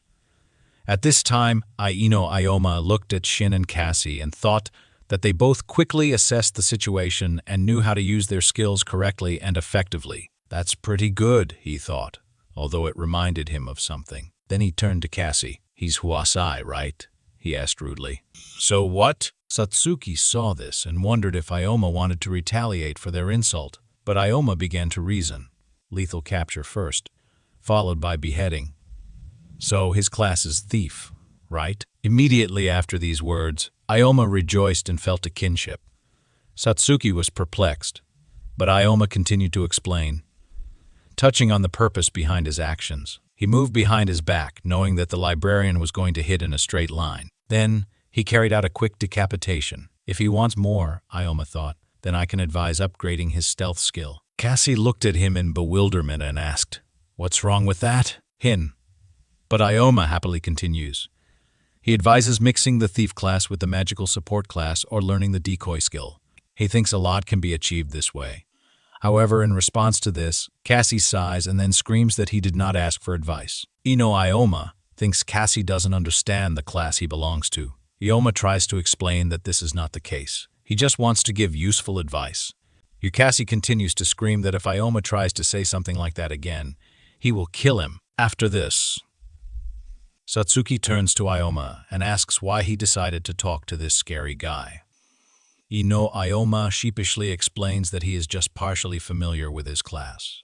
Then he thinks that the thief class will become a useless class in the future. If he does nothing, he will lose everything, and he would not want Cassie to repeat his fate. Suddenly, she turns to Ioma with irritation, asking what a fool like him could even know about the thief class. Cassie is one of the best B-rank adventurers in their country, so what might Ioma know that Haru Cassie doesn't? Listening to her, Ino Ioma remembers that he was also the best adventurer of the thief class. But this no longer matters. After some time, Cassie runs his hand along the bookshelves. Seiji cheerfully announces that he heard this rift is full of all sorts of useful items. But Cassie immediately tells him to shut up. Jugosia joyfully exclaims in response that he is very strong and is so glad he joined them. Suddenly, Cassie hears something and turns to the side. Near one of the bookshelves, he sees the silhouette of a rabbit. The information window explains that this is a level 45 rabbit. Sentry notes that this creature is of a much higher level than the librarians. Ioma also looks and wonders if the rabbit is a sentry. How did this even end up here? This is one of the rare bosses that killed many raids in its time. They won't be able to handle it so easily. Ioma then suggests that everyone look for a workaround. The sentry rabbit will not attack them unless provoked, but Cassie rudely replies that if Ioma is scared, then he can leave, as he can handle it himself. With these words, Cassie begins to walk towards the rabbit. Ioma immediately yells at him to stop. He thinks that if Haru Cassie activates the rabbit sentry skill, it will be very difficult for them to defeat. At this moment, Kasai approaches the rabbit, and it stares back attentively. He then takes out a dagger and begins to run to attack the rabbit sentry. The rabbit starts to run away from him. Ioma shouts that if they run after it, they will walk straight into a trap. Huasai must stop, but he still tries to attack the sentry rabbit. It keeps running right in front of him. He doesn't succeed and exclaims in surprise, "This is fast. What type of monster is this?" Huasai doesn't understand why there is a need for a monster that only dodges and doesn't attack. Then, the rabbit sentry uses the bunny run skill. Touching his chin, he looks after it and wonders, did it decide to escape using a skill? Very strange behavior pattern. Perhaps this is a rare boss, so they can expect anything from it. Watching this, Ikoma thinks that they have already attracted the attention of the sentry rabbit. Pretending to be stupid will not work. They will have to fight. He then shouts that the sentry rabbit's main skill is speed. They must protect each other. If they let their guard down even for a second, they will die. Jugose excitedly asks what Ikoma is talking about. He thinks the rabbit is level 45, but there are 5 of them. They can overcome it all together. Suddenly, he realizes something.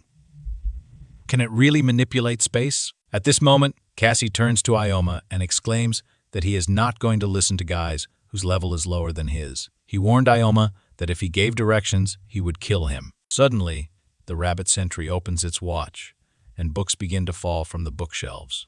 The information window specifies that the looking glass magic skill was used. Harui sees this and wonders what it is. Eyes begin to appear on the books that fell on the floor, and these books turn into monsters. The information window clarifies that this is a grimoire with levels 43 and 42. Sai sees this and screams in horror. 4 opponents above level 40 in one place. The rabbit squeaks happily. Higino Ikoma continues to yell at Cassie to retreat. He can't do anything to stop this monster. However, Huai turns around and continues to shout again that he told Ikoma he was not going to listen to his orders. At this very moment, one of the monsters approaches Huai and shoots a stream of fire. It comes straight towards Cassie's head, but he quickly turns around and attacks it, screaming for the monster to stay away from him. This book is very disgusting. Shine and Ibuki then yells at Cassie to pay attention upwards and be careful. The sentry rabbit comes at him from above and opens its mouth wide, which is filled with many sharp teeth. Harui sees this and is surprised. This rabbit was always running away, wasn't it? Things are bad. He could die. But Ikoma suddenly appears and attacks the rabbit sentry. He thinks it was close. In response, the rabbit smiles sweetly again and squeaks. Ikoma readies the clown blade but abruptly kicks the rabbit. He mentally notes that as long as he can manipulate gravity, he won't lose to anyone in the air. The rabbit begins to look at him resentfully. Ikoma looks back and is indignant. Why is this offended rabbit a fool? Harui lands behind Ikoma and thinks it was dangerous. Just a little more, and he could have died. This guy was able to anticipate the rabbit's sudden attack and saved his life. The rabbit sentry begins to run away again. Ikoma sees this and realizes that the rabbit will never attack directly. The tactics for this are terribly simple. Suddenly attack one target and then release. Then he turns to Jugose and shouts to him that he will stop the 3 grimoires and they must deal with the 4th. Sai responds by shouting, doubting that this is too reckless. He must stop. He understands that they did not show their best sides in the fight, and Cassie was also taken by surprise. But they are also experienced adventurers. Ikoma can trust them. However, Ikoma explains that a mistake could cost everyone their lives, so they must do what they are asked to do. Jugose looks at him in fear, but does not answer. After a few more moments, Ikoma gathers everyone around him and explains that the rabbit sentry is not only fast but also cunning. When faced with such an enemy, it is impossible to remain calm, especially if they do not have enough experience in clearing rifts. Harui lost all confidence in his abilities. Fenson begins to panic. As for the healer and shaman, they will not be able to help them if they do everything on their own. Suddenly, Shine and Ibuki exclaims, "Fight 3 monsters of such a high level at the same time. Has he gone crazy?" Kaizuragi Satsuki hears this and thinks that if Ikoma says so, then she is confident that they will cope. After that, she shouts to everyone that they must gather. They need to protect At this moment, one of the grimoires is heading towards him, but he dodges, and it flies past. Ikoma notes that the monsters move quickly in the air, have a huge attack range, and cause high magical damage. On top of that, they must not let their guard down. Otherwise, the rabbit can easily take them by surprise. His situation is now much more difficult than during the battle with the monsters in the city. He sighs and concludes that this is not a battle where he can make a mistake. He then concentrates and screams at the monsters to attack him. He will kill everyone. The rabbit also starts squeaking happily. Then, 3 monsters attack Ikoma. Jugosei abruptly enters the battle and uses the shield skill. The monsters hit the shield. Shin then shouts that she shouldn't be underestimated either. With these words, she attacks. After the attack, she thinks that high attack power, magical damage, and free movement in the air are very important. She shouldn't forget about the rabbit. Shinanabuki gets up and starts shouting that in such a situation, Ikoma decided to take the blow. He shouldn't be a fool. During this time, Ikoma fights against the grimoires. He attacks fiercely and uses the skill of reducing gravity. Then he begins to move quickly, jumping on the monsters. Thus, he rises up and uses the meteorite fall skill. Ikoma begins to quickly fall down and thrusts his blade into the monsters. The monsters die, and the information window notifies him that 2015 experience points have been received. However, Ikoma is disappointed that he can only handle 1 monster at this time. Shin also fights and uses the path skill. Shin and CI happily exclaim that this is great. They have already defeated 2 monsters. But suddenly, the rabbit takes his watch and uses the Alice magic skill. Ikoma sees this and notes that the rabbit sentry can only manipulate 4 monsters. Did it decide to summon 2 more monsters to replace the one that dropped? Satsuki screams that this will never end. Shin also sees this and wonders if the rabbit summoned 2 more. He shouldn't joke with her, she exclaims. She then turns to the monsters and screams for them to attack her. Ikoma sees this and orders her to work in tandem with Sei and his shield. Shinanabuki starts to get angry and thinks that this fool thinks they are weak. She can handle these books herself. Then, she swings and wants to use the circle turn skill. But suddenly, she hears something. She realizes that this sound is exactly the same as when the rabbit tried to attack Cassie. She turns to the side and sees a rabbit sentry in front of her. It squeaks cheerfully. She looks at this and wonders if this is the sound a monster makes when attacking.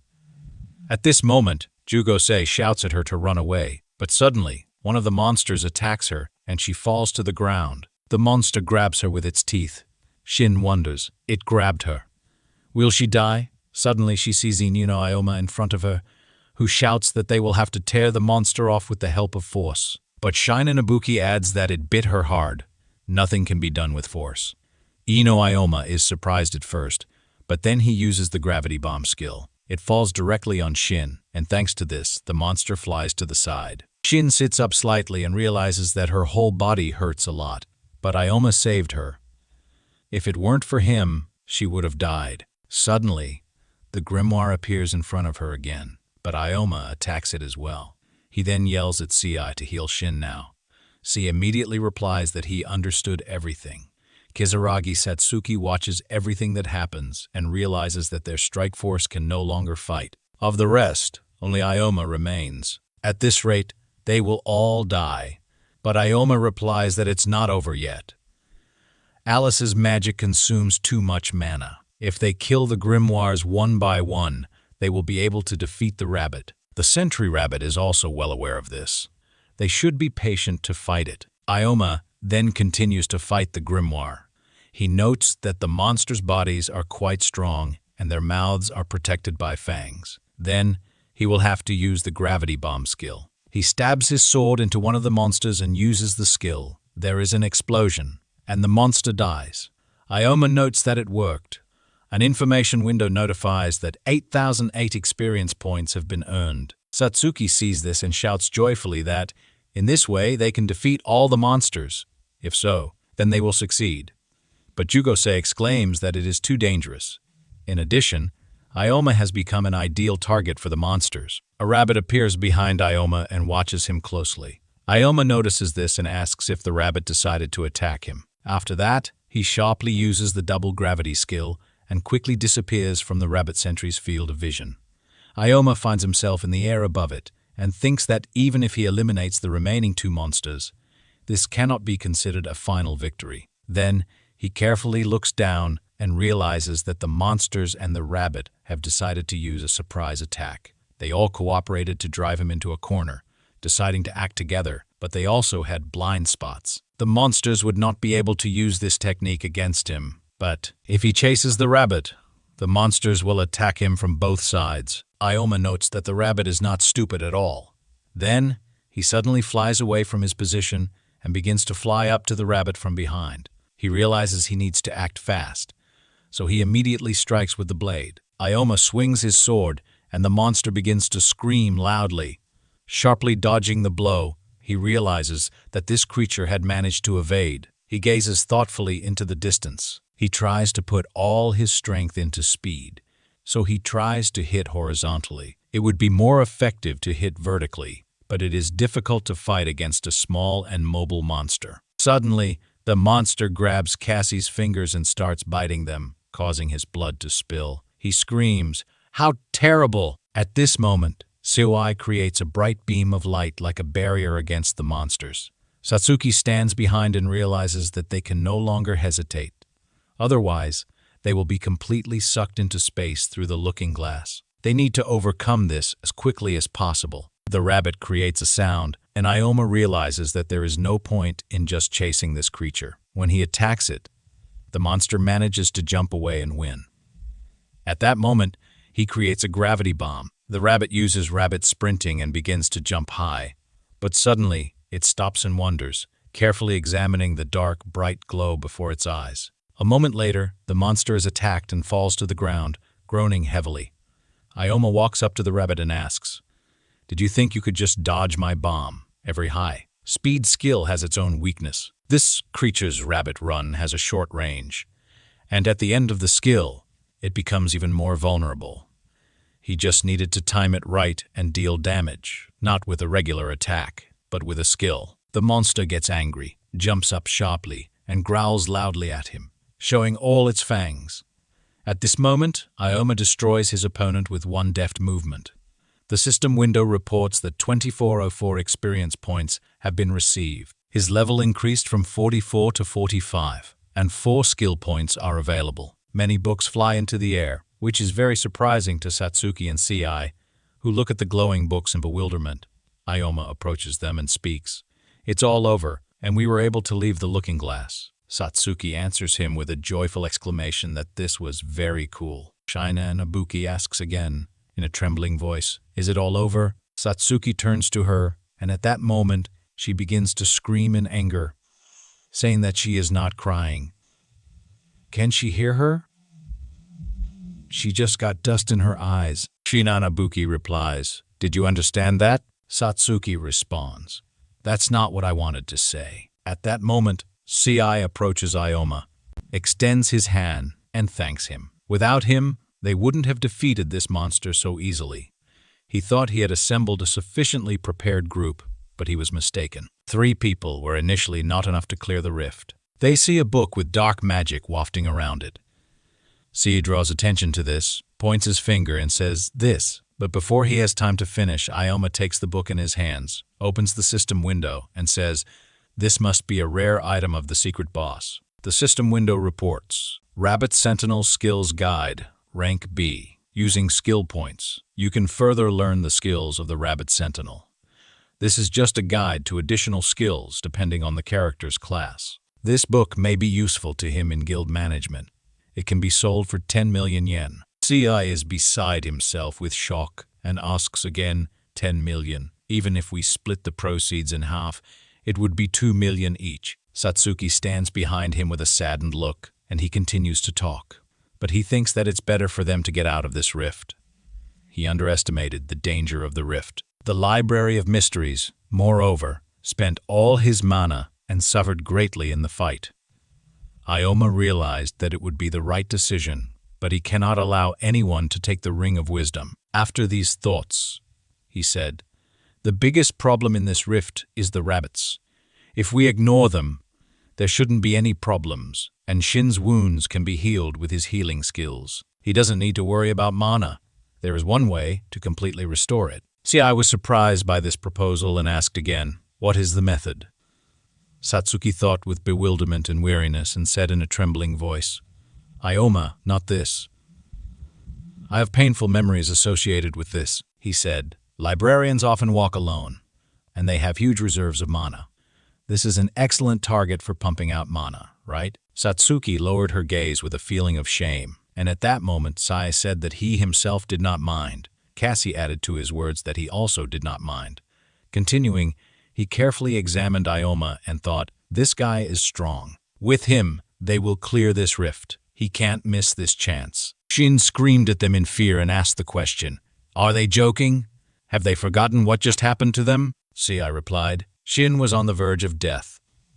He understands her fear.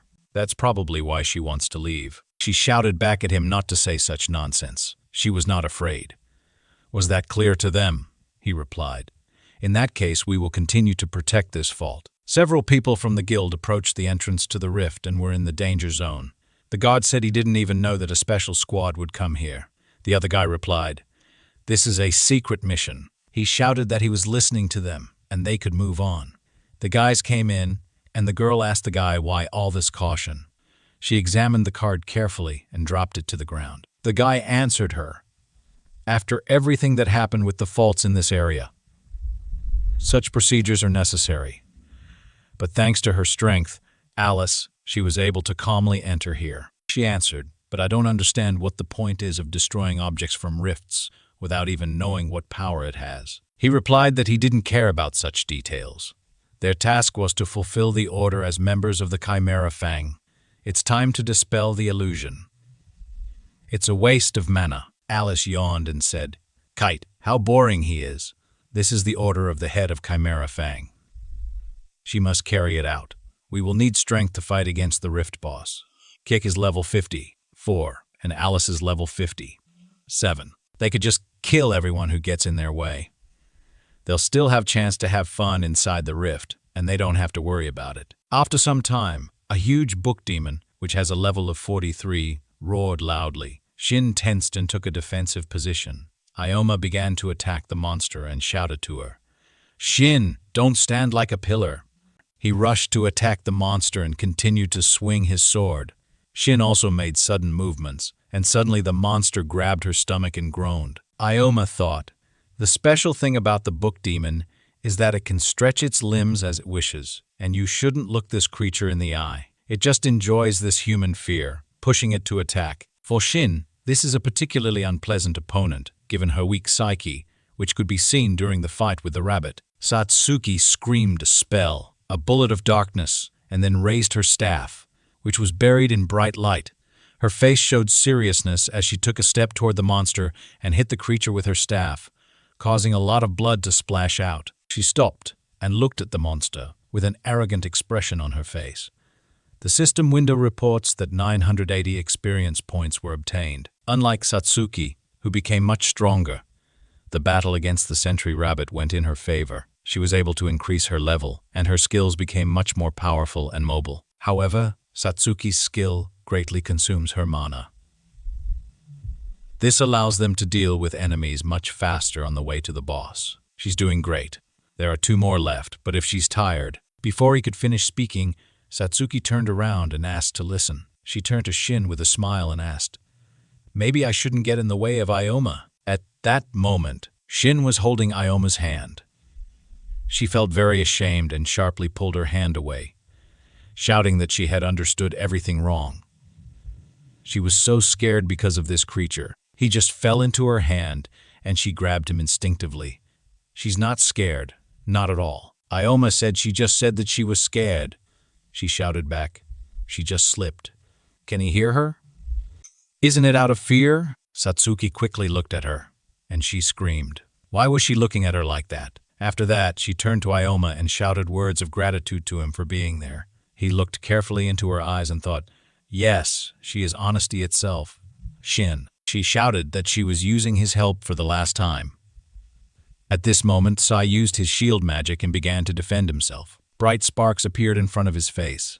Cassie also destroyed one of the monsters by piercing the creature with a dagger. Ioma turned around and said that they managed without their help. Cassie again jumped up and attacked another monster. But suddenly, See, I got scared because of him and shouted at him to stop, because Ioma had asked not to kill the latter. He swung his sharp weapon, then stopped abruptly and said that he remembered. He approached the monster from the back and looked at it carefully.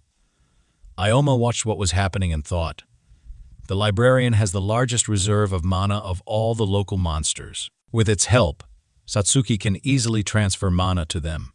But this guy, out of the whole trio, even if he is a rude person, is a good person. He always came to the rescue and watched over everyone in the group from the shadows, covering their backs. After some time, the lone librarian found himself sitting against the wall. Satsuki pointed her hand at Sage and used the mana transfer, causing them to glow a bright blue. He examined his body and spoke in delight. I can now use my full strength again. With such a useful skill, we can explore fault lines without leaving for even a few days. If we catch 2 more librarians, Satsuki and Ioma will also be able to fully recover. Ioma replied, they can easily restore mana, but physical fatigue still accumulates. In addition, psychological exhaustion accumulates. Mana transfer is a useful skill, but it must be used wisely and only when absolutely necessary. He grinned and said, well, since he's talking about it, then anyway, thanks to them. Guys, thanks to them, I'm back in action. He walked up to Ioma and hugged him with a smile on his face. We've almost reached the depth of the rift, so Ioma will ask the others again. Are they really ready to go after the boss of the Library of Mysteries? Cassie asked him again, looking around. Already, Shin asked, shouting loudly. Does he still want to fight the boss? Ioma asked her again, what is it? Are you scared? She screamed the answer. No, I'm fine. Satsuki wondered if Ioma could manipulate her so easily. C.I. lowered his gaze and thought. Initially, he gathered this group to completely clear the rift, but they've extracted so many precious resources, so it was not necessary to go further. Although his own greed is playing in him, is it worth taking such risks and continuing his path to the boss? Ioma answered, to be honest, at the entrance to the rift, with the help of one rare item, I learned everything I needed about the local boss. With this information, we can easily overcome this. Sai asked him again, even so. After that, he thought with a serious face, clearing a rank B rift sounds very attractive. We will immediately become popular among the first adventurers by clearing this rift. Ioma replied, for this information, they would give me all the items that drop from the boss. This is my original purpose, and everything we got from the rift on the way to the boss, we can take for ourselves and divide it among the 3 of us. They shouted back at him, is he kidding? He turned to Satsuki and said that they had already discussed this plan with her, and she was not against this turn of events. If this is not enough, I will be able to pay each of them extra. So I thought about it. He would like to get rare items from the boss, but they will get a book with the skills of the sentry rabbit. They will be able to divide this huge amount of money among the 3. At that moment, Shin began to shout at him angrily. He should come to his senses. Sai imagined huge amounts of money in his mind and was pleased with it. Cassie spoke. Everyone except her had already agreed. So is she with them?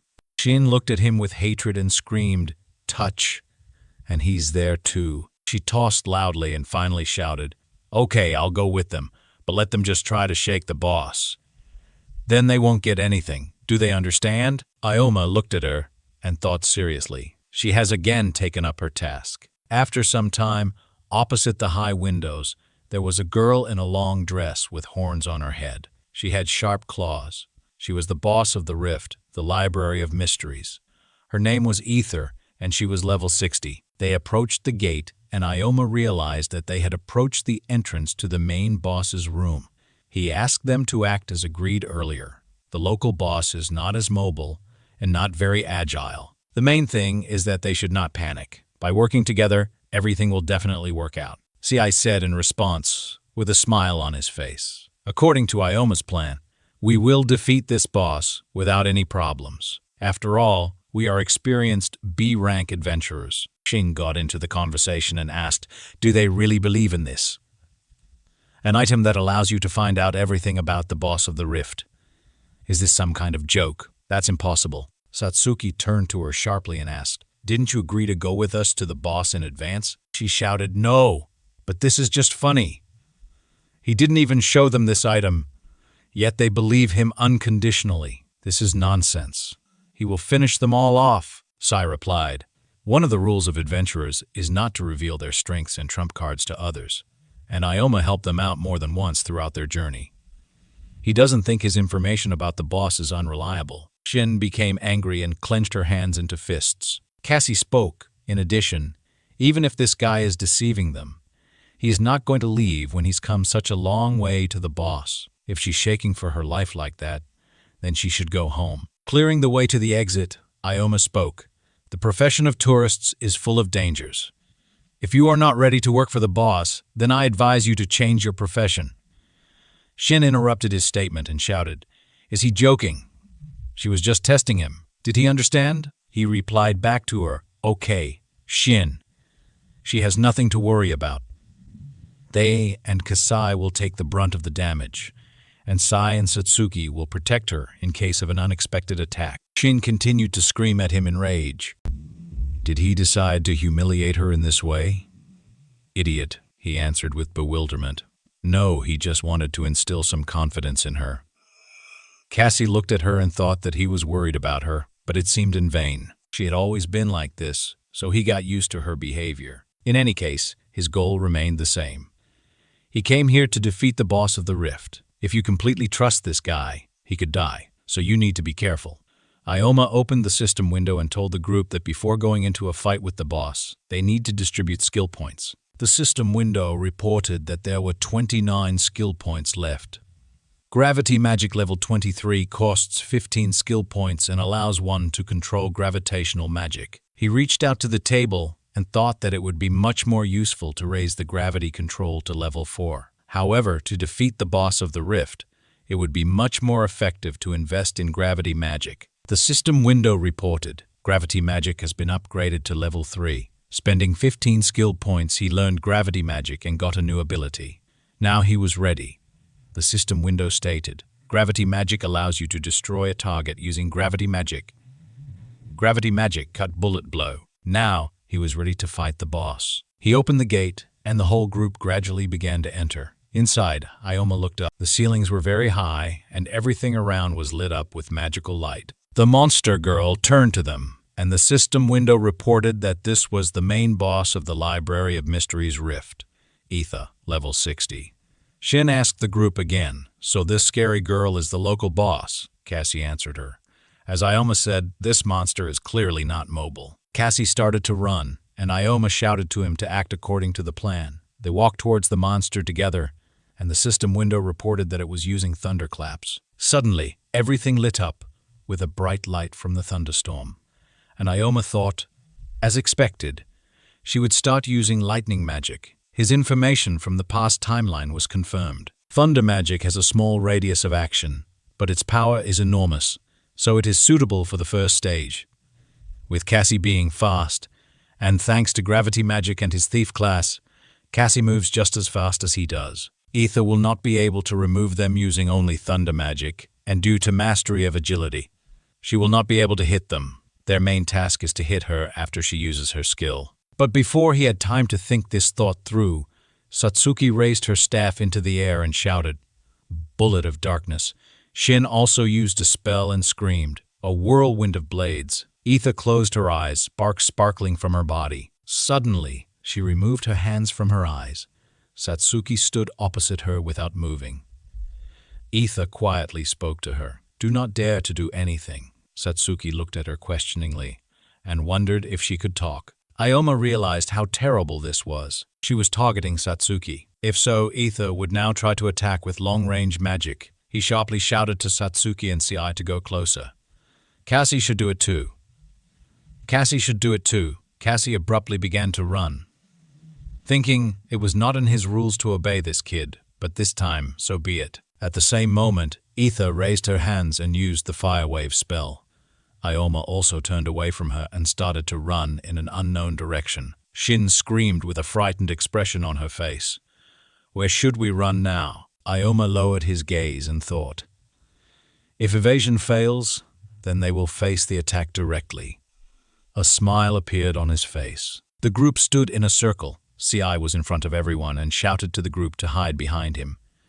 He created a shield and directed his magical powers towards the fiery wave, which was already approaching them closely. CI said, "The boss's mass skills can be easily dispelled by holy magic. Just like Ikoma said, they must rely on him, and he will protect them from Etha's magic. When she finishes her attack, they must be ready to attack. Etha is not able to move quickly, but she has many powerful spells in her arsenal. So, they could come up with strategies against her in which she would not be able to respond." Ikoma shouted, "Guys, I will cover you, so you must attack again." Etha lowered her gaze, standing among the remaining clot of dust. Shin took the weapon in her hands and shouted with a smile on her face, "Go ahead." Cassie looked at her in bewilderment and thought, he must admit that the kid is not bad, but he would prefer to get rid of a couple of people with the help of this boss. He looked at Ikoma and said in his thought, "You know, Ikoma is an incredibly capable guy.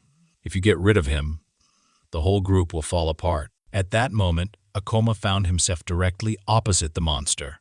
The ether extended her hands towards him and created a bright magical light in those hands, which, in a moment, illuminated the entire area and headed into the sky. It was the sword of Zeus. After that, she lowered her hands towards Ikoma and channeled her magical powers, causing a bright light to penetrate everywhere.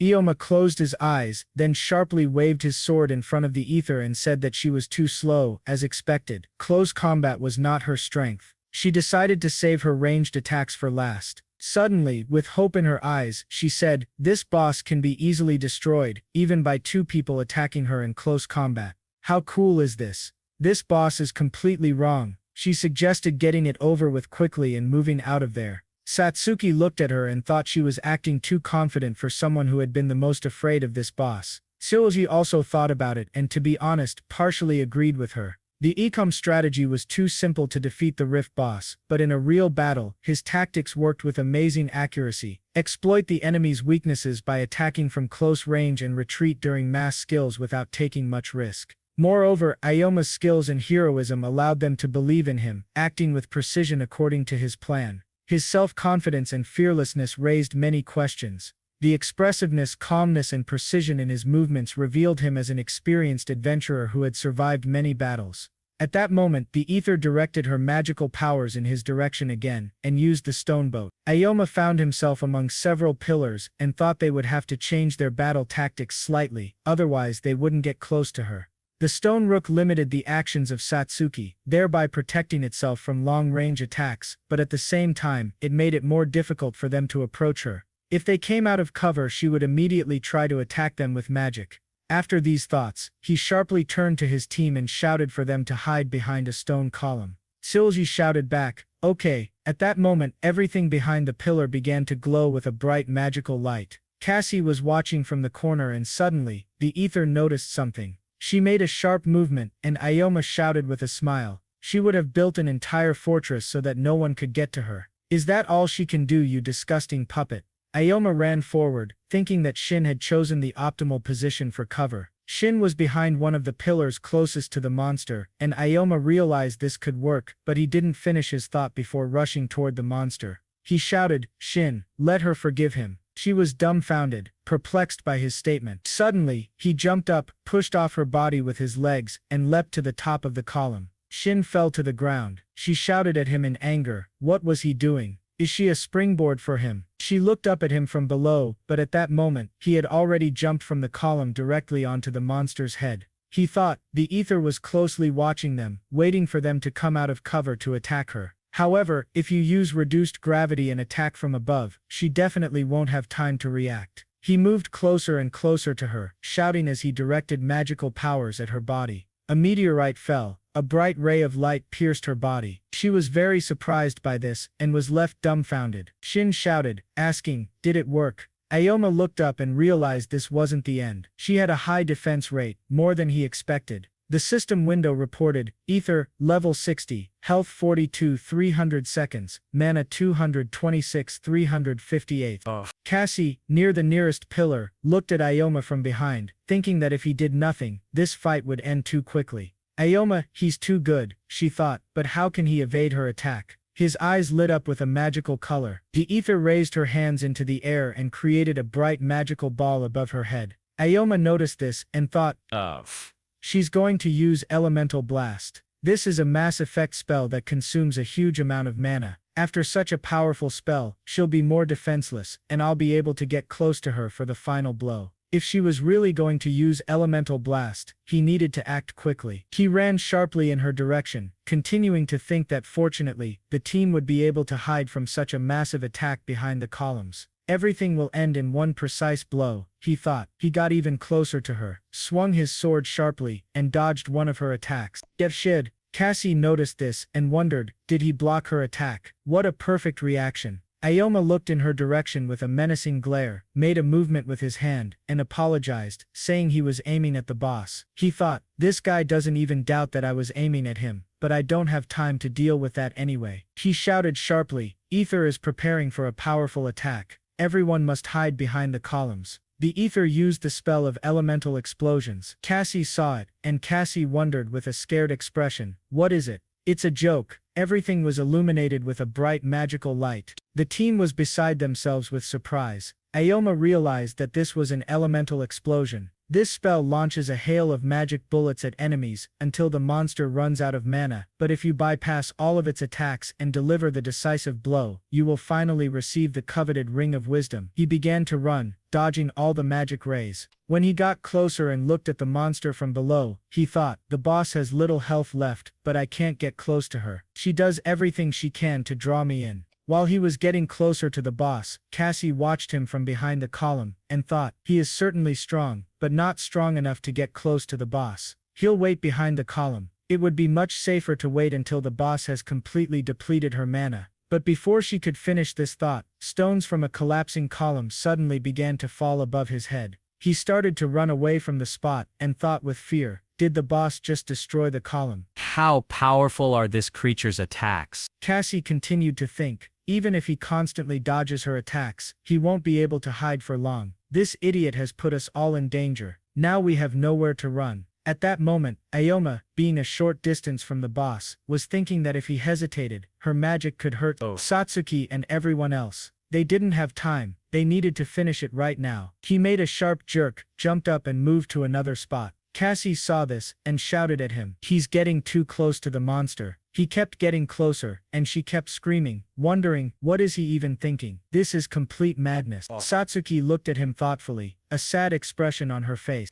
Suddenly, she grabbed the staff in her hands and shouted, guys, we should also get closer to the boss. Shin asked her again in horror, what did she say? The Rift boss wouldn't be able to attack them with physical attacks. It would be much safer to get close to this creature than to stand aside. Ikoma realized this. Shin continued to scream that it was crazy, but Satsuki replied that it wasn't. After all, they were one team, and had to help their comrade. They had relied on him for too long, now they had to help him and do everything possible to cover his back. The whole team rushed to his aid. The Ether continued to use her magical powers, illuminating the entire area. The team stopped abruptly in front of the approaching bright light, and Cell, but with fear. We won't be able to dodge such an attack. He sharply shouted to everyone to go back and used his shield powers, trying to protect the girl. But suddenly, he realized he wouldn't be able to hold back such magic for long. He shouted at them, leave here now. Satsuki thanked him for such a noble action. A moment later, there was a bright explosion. Cell fell to the ground, narrowed his eyes, and then tried to get up, wondering how long it had been since he'd risked his life for others. I'll cover them, he thought, so killing the boss will be on Ikoma. It seemed Ikoma had been able to repel her attack, and he hoped that Satsuki and Shin had managed to escape. Now is the best moment, he thought. Thanks to C, they would be able to repel her attack, and before she found a new target, they needed to act. Ikoma spread his arms and shouted, hypergravity. The system window reported that hypergravity was gravity magic that increased the force of the target's gravitational pressure. Suddenly, the space lit up with a purple light. He continued to think, watching the monster's actions. Elemental burst requires her to hold her hands above her head to aim at her opponent. Under the influence of hypergravity, this will be extremely difficult to do. Now she won't be able to attack us. The Ether silently continued her actions, and Satsuki realized that he had deprived the boss of her ability to cast spells. It's time, she thought. She used the shadow binding spell. Shadow hands rose up not far from the creature, and Ikoma realized that it seemed she wasn't going to give up so easily. but they couldn't allow her to restore her mana, otherwise, they wouldn't be able to defeat her. Suddenly, Shin broke free and began to run sharply, shouting, "How can she do this, puppet?" She made a sharp movement with her hand and shouted, "Moon cut." At that moment, there was a bright flash of light, and the monster's bone broke, causing it to start falling, screaming loudly. Everyone around watched what was happening in bewilderment. Suddenly, one of the ether's hands came off, and many fragments fell from the sky. Ayoma shouted, "Well done, Satsuki." Then a bright purple flash of light appeared above the body of the ether. This was created thanks to the magical powers of Ayoma, who used his sword to achieve this result. The ether smiled as many fragments continued to fall from the sky. Ayoma straightened his back and looked at the monster with a proud expression on his face. Suddenly, the system window informed him, 11,160 experience points received. Level increased from 45 to 49, gained 16 skill points. Satsuki was delighted and said in an enthusiastic voice, "We managed to do it." Cell, placing his hand on his chest, said, "That's a great job. Ayoma, this is how they defeated the next boss of the rift." Now he would finally be able to uncover all the secrets of the appearance of rifts because he had obtained an item lost in the first timeline, the Ring of Wisdom. Cassie looked at him enviously. Ayoma continued to rejoice, sitting near the shattered earth. They had finally defeated the boss of the Library of Mysteries rift. He took the ring in his hands and said, "We got what we came for." The system window reported, "Ring of Wisdom, Rank B, summoning the Great Witch from the Library of Mysteries." Satsuki approached him and asked, "Can this ring give an answer about the origin of the rifts in our world?" He replied, "I think so." She continued, "If that's the case, then I think we should take this ring to the special forces." Ayoma replied that he didn't think this was a good idea, and there were 3 good reasons for that. The first reason was that, in the past timeline, this ring went to the head of the special forces, but for unknown reasons, it was lost. After what happened in that timeline, he couldn't trust them with the Ring of Wisdom. The second reason was that only a high-ranking adventurer could unlock the true power of the ring. As a former S-rank adventurer, he would be able to unleash its full potential. The third reason was that no adventurer in their right mind would refuse a rare item obtained with blood and sweat. He clutched the ring in his hand in a state of delight. Satsuki looked at him and thought that she hadn't seen him so happy in a long time. Then she decided to ask, "What exactly does this ring do?" But before she could finish speaking, someone called out. It was C, who came closer to him and said loudly, "Thanks to you we defeated the ether. I'm immensely grateful for your heroism, but it seems the ether still hurt you a little. Let me treat your wounds as gratitude. I'm a doctor after all." Ayoma responded, "I tried not to fall under her direct attacks, and yet she didn't cause me much damage, but I'd be grateful for the help." Selly stood up behind Ayoma and directed his magical powers at him. Ayoma sat on the ground and waited for recovery. Selly leaned his staff against him and thought, "This is the first time I've been so lucky. I met an adventurer with such outstanding abilities." He recalled how he had shouted, "The 2 of you should run away. I'll cover you." After these memories, he smiled and realized that he had always only cared about exploring the portals, not his allies. But in this campaign, he was inspired by Ayoma's heroism, and he was grateful to fate for meeting such a good guy like him. Shin sat down on the ground and said in a trembling voice, "At some point, I thought it would all be the end for us. Going through portals is still exhausting." Cassie looked into the distance and thought that Ayoma had come here for rare items from the boss of the portal and didn't intend to give them to such a simple guy. He grabbed the dagger in his hands and decided he wasn't going to beat around the bush anymore.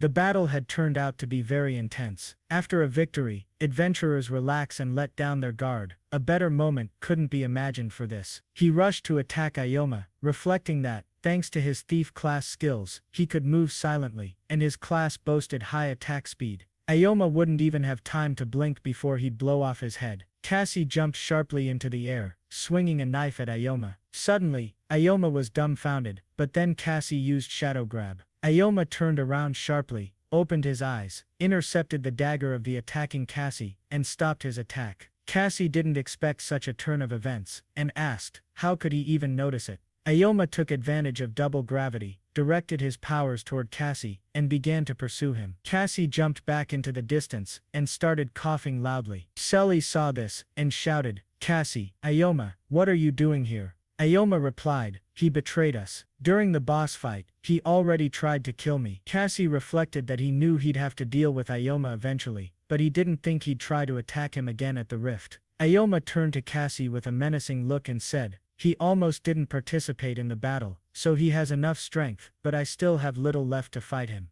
Moreover, it's 4 against 1. Cassie got scared and thought, "Stop." He showed Ikoma his hand, on which were the Ring of Wisdom and the Guardian Bracelet, and said, "Don't worry about me like that. I've already obtained what belongs to me by right, this Ring of Wisdom and the Guardian Bracelet." Ikoma suddenly realized that Cassie didn't want to kill him. His goal had always been only the rare items. C wondered in bewilderment. Did Cassie steal a rare item from Ikoma? A Guardian Bracelet. This bracelet itself is valuable, but inside this item, they stored all the loot they collected along the way in the rift. The girls began to grow indignant and shout at him. "What is he doing? He should come here." Shin screamed, "I'll take revenge on him for this. The freak. Why are we all standing here? We need to catch up with him now." Cassie shouted back, "Except for Ikoma, all these guys are just nobodies. He knows that his class also relies on speed, but can he overcome me? I'm a high-ranking." Ikoma and Satsuki looked at him with sad expressions. Ikoma realized that it was hard for him to admit it, but the speed in this timeline was no match for him. He couldn't even imagine that a B-rank adventurer would engage in banal theft from his comrades, but he was wrong. Cassie's whole life was built on blackmail and intrigue. From the very beginning of his career, he had a bad reputation. Nobody wanted to deal with him.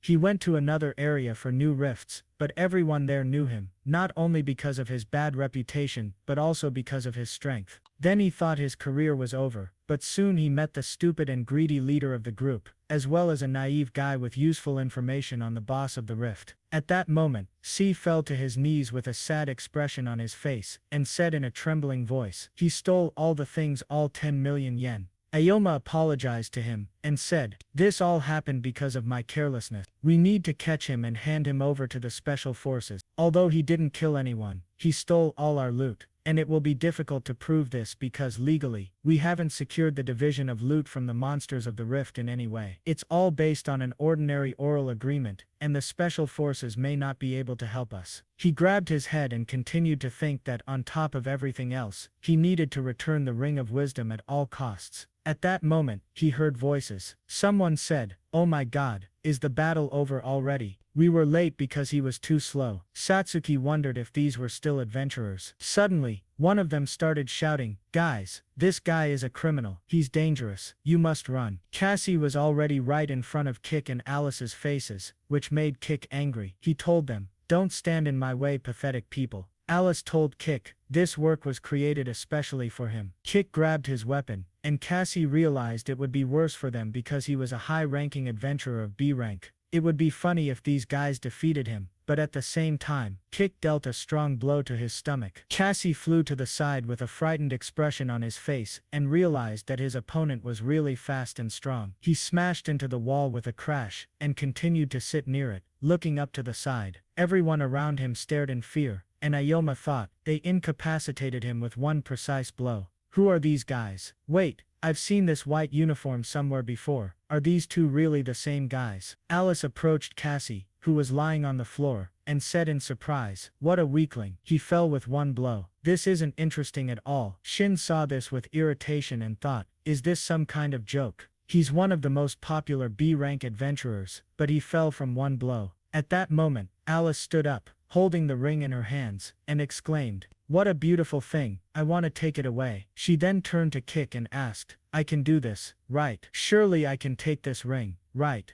At that moment, Kaio, also called Goku or Kaio, looked at the information window and explained, "This is what we came here for. This is the Ring of Wisdom." Alice exclaimed in disbelief, "And we have to destroy it. But maybe I'll still take it, nobody will know about this." But Kik sternly replied, "You're on duty right now. If you don't follow the leadership's orders, I'll kill you here and now." C then approached them and explained, "Cassie is a criminal, and we're very grateful that you saved us, but isn't it too cruel to do this to him?" Alice thought for a moment, and then grinned. "You got it all wrong," she said. "We came here to kill every single one of you. We were ordered to destroy every adventurer who entered this rift, with no exceptions." Hearing this, Shin and Satsuki exclaimed in horror, "What?" At that moment, Ikoma carefully watched what was happening and thought, I have no doubts about the uniforms and skills of these guys. Then he asked them, "You're from the Chimera Fang, right?" Alice turned with a sly smile and asked, Amazingly, does anyone know about us? This is the first time I've met an adventurer who's heard of us. Satsuki plaintively asked him, do you know who these people are? Shin immediately exclaimed,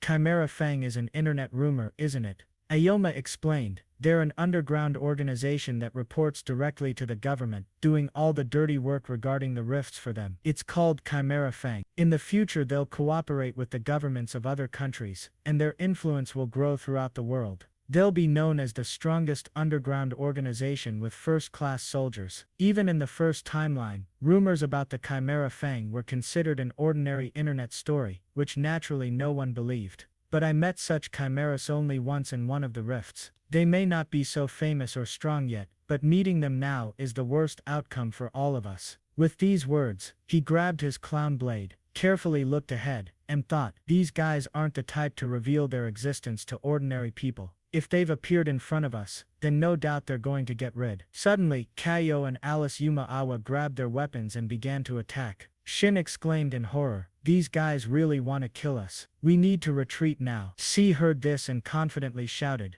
there are 4 of us. We can defeat them with numbers. We need to cover each other and attack their blind spots, using the strategies we developed in the battle against the ether. At that moment, Ikoma watched them and thought, looking at them from the outside, it's obvious they're no match for us. We need to retreat, or we'll all die. Just then, while Kaio Goku Kick was focused on the attack, Alice happily asked, who should I kill first? Can I play with that swordsman? I'd love to do this, but Kick replied, we didn't come here to have fun. Alice Yumaawa thought, I came all this way to learn all the secrets of the rifts that the Ring of Wisdom can answer. I can't let them take it away. Satsuki then watched as Ikoma ran to attack. She exclaimed in horror, Ikoma! He began to attack Alice and shouted, I can handle her alone. You have to deal with the other guy. Satsuki, Shin, and C grouped together. C thought, even though this is crazy, we won't be able to get the ring back any other way. He then asked, should the 3 of us fight while Ikoma fights alone? This is the best decision in this situation. He turned to Satsuki and said, don't forget that we're just a support class. We can't be the main attacking force against melee opponents. We can't cope alone, unlike Ikoma, who fights one-on-one with opponents, who have greater power and combat experience. We must rely on Shin. Ikoma had decided to fight alone, but the 3 of them had to make every effort to defeat their enemy. Satsuki mustn't forget that their opponent had knocked out Cassie with 1 blow. Considering Ioma's level and skill, they should focus all their efforts on this guy. But suddenly, Kaio said, I've realized they're underestimating Alice. She's actually stronger than me. C asked in bewilderment, what? At that moment, Ikoma fiercely fought with Alice. She exclaimed sarcastically, I haven't had so much fun in a long time. I'm very grateful to you. Ikoma gritted his teeth and thought, even though I'm good at dodging her thanks to magic and gravity, I'm almost at my limit, and she doesn't even look tired. This only proved the gigantic gap in their levels. Alice continued happily, I'll tell you a secret, Kaio Goku Kick is level 54, and my level is 57. The information window also notified, Alice Yumaawa, level 57. She went on asking with an embittered tone, his level doesn't even reach 50. How is he going to defeat me with such a difference in level? Yeah. With these words, she furiously swung her sword, but Ikoma managed to dodge. He replied seriously, I thought your level was much higher. She stood opposite him, put her hands behind her back, and answered with a smile, you're getting impudent. She continued, since my birth, I was forced to earn levels as if I were insane. This is the life of the Fang of Amura soldiers. They're obliged to raise levels every day without rest. Many can't withstand such pressure, and are quickly disposed of. And after everything I've been through, some boy thinks he can show off his level by standing behind his comrades and poking opponents with his pathetic knife. Ikoma immediately replied, I didn't quite understand your outrage. Judging by your fighting style and weapons, you also belong to a class that operates from the shadows, relying on speed. While we may not take all the damage like adventurers with higher defenses and powerful weapons, we're much more mobile than most, and are rightfully responsible for dealing more damage. Then he added with a smile, we're the same as you, or did you decide to rely on your impression, asserting that you're not so strong? Alice looked at him in bewilderment. Ikoma narrowed his eyes and thought, without finding out what she's really capable of, I can't defeat her, so I'll have to provoke her. Suddenly C heard this, turned to him, and asked, "What are you doing?" But Alice laughed eerily and exclaimed, "Ikoma, you're very interesting, but we need to get down to business. You'll get what you deserve." Using the Phantom Blade Whirlwind skill, Alice said with a smile, "I'll make you bite your nasty tongue." After these words, she attacked Ikoma. He understood this to be an attack aimed at causing multiple instances of magical damage to a single target. Simply put, her class was one of the rare and problematic ones. Alice concentrated her strength with her hand, and then, with a bloodthirsty smile, screamed, "Dance with me." But Ikoma managed to dodge the attack by jumping up. Alice watched him and thought, he moves easily and quickly. His skills allow him to be quite agile and strong at the right time. Besides, this guy dodges my knives so easily, it's very interesting. She then told him, "Ikoma, you're stronger than I expected. I can't wait to see your look full of despair and horror." At that very moment, Ikoma stabbed her with his blade, but she blocked it with her knife. He thought with horror, "The gap in our levels is too great. I'm still holding up thanks to gravitational magic, but it won't always be like that. If I doubled my gravity, he would only waste mana. They weren't equal, not even in the amount of it. He wouldn't be able to attack her directly at this rate, and right now, he couldn't rely on the support of Satsuki and the others." At that moment, Satsuki and Shin attacked Kaya. Ikoma looked closely at Alice and said, "This isn't all she's capable of. She needs to stop playing with me, and show what she's really worth."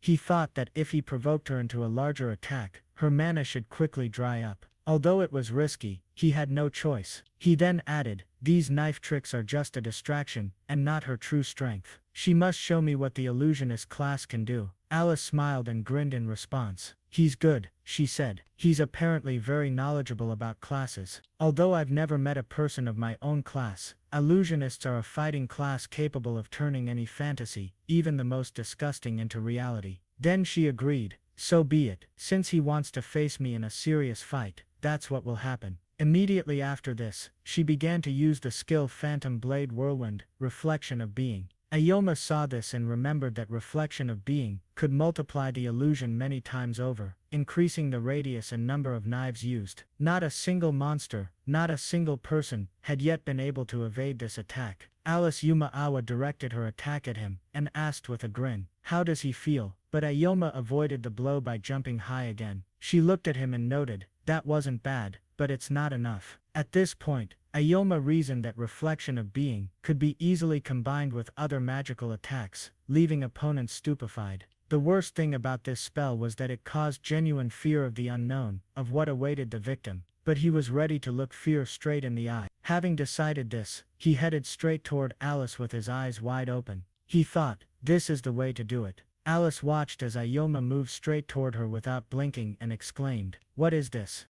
At that moment he thought, "Illusions aren't so terrible if I can find the gap between light and shadow." Alice stood in a stupor, perplexed. "This is impossible," she thought. "It can't be that he isn't afraid of the possibility of losing his head. But then, how did he get out of this illusion? Was he just lucky?" Ikoma approached and kicked away the stone bullets flying at him. The bullet began to move toward Alice, and she tried to shield herself with her hands. Suddenly, she looked in front of her and didn't understand where Ikoma had gone. At that moment he was behind her. Alice turned around and realized, this kid isn't just lucky, this kid has both knowledge and experience, and I've never fought such a dangerous adventurer. I've fought high-level criminals and scary monsters, but this guy is on a completely different level. Who is he anyway? Suddenly Ikoma swung his blade and hit Alice's ear. She just grinned and said, "I think I underestimated him. For the first time I'm meeting a person who's broken free from illusions and hasn't succumbed to fear. Is he even human?"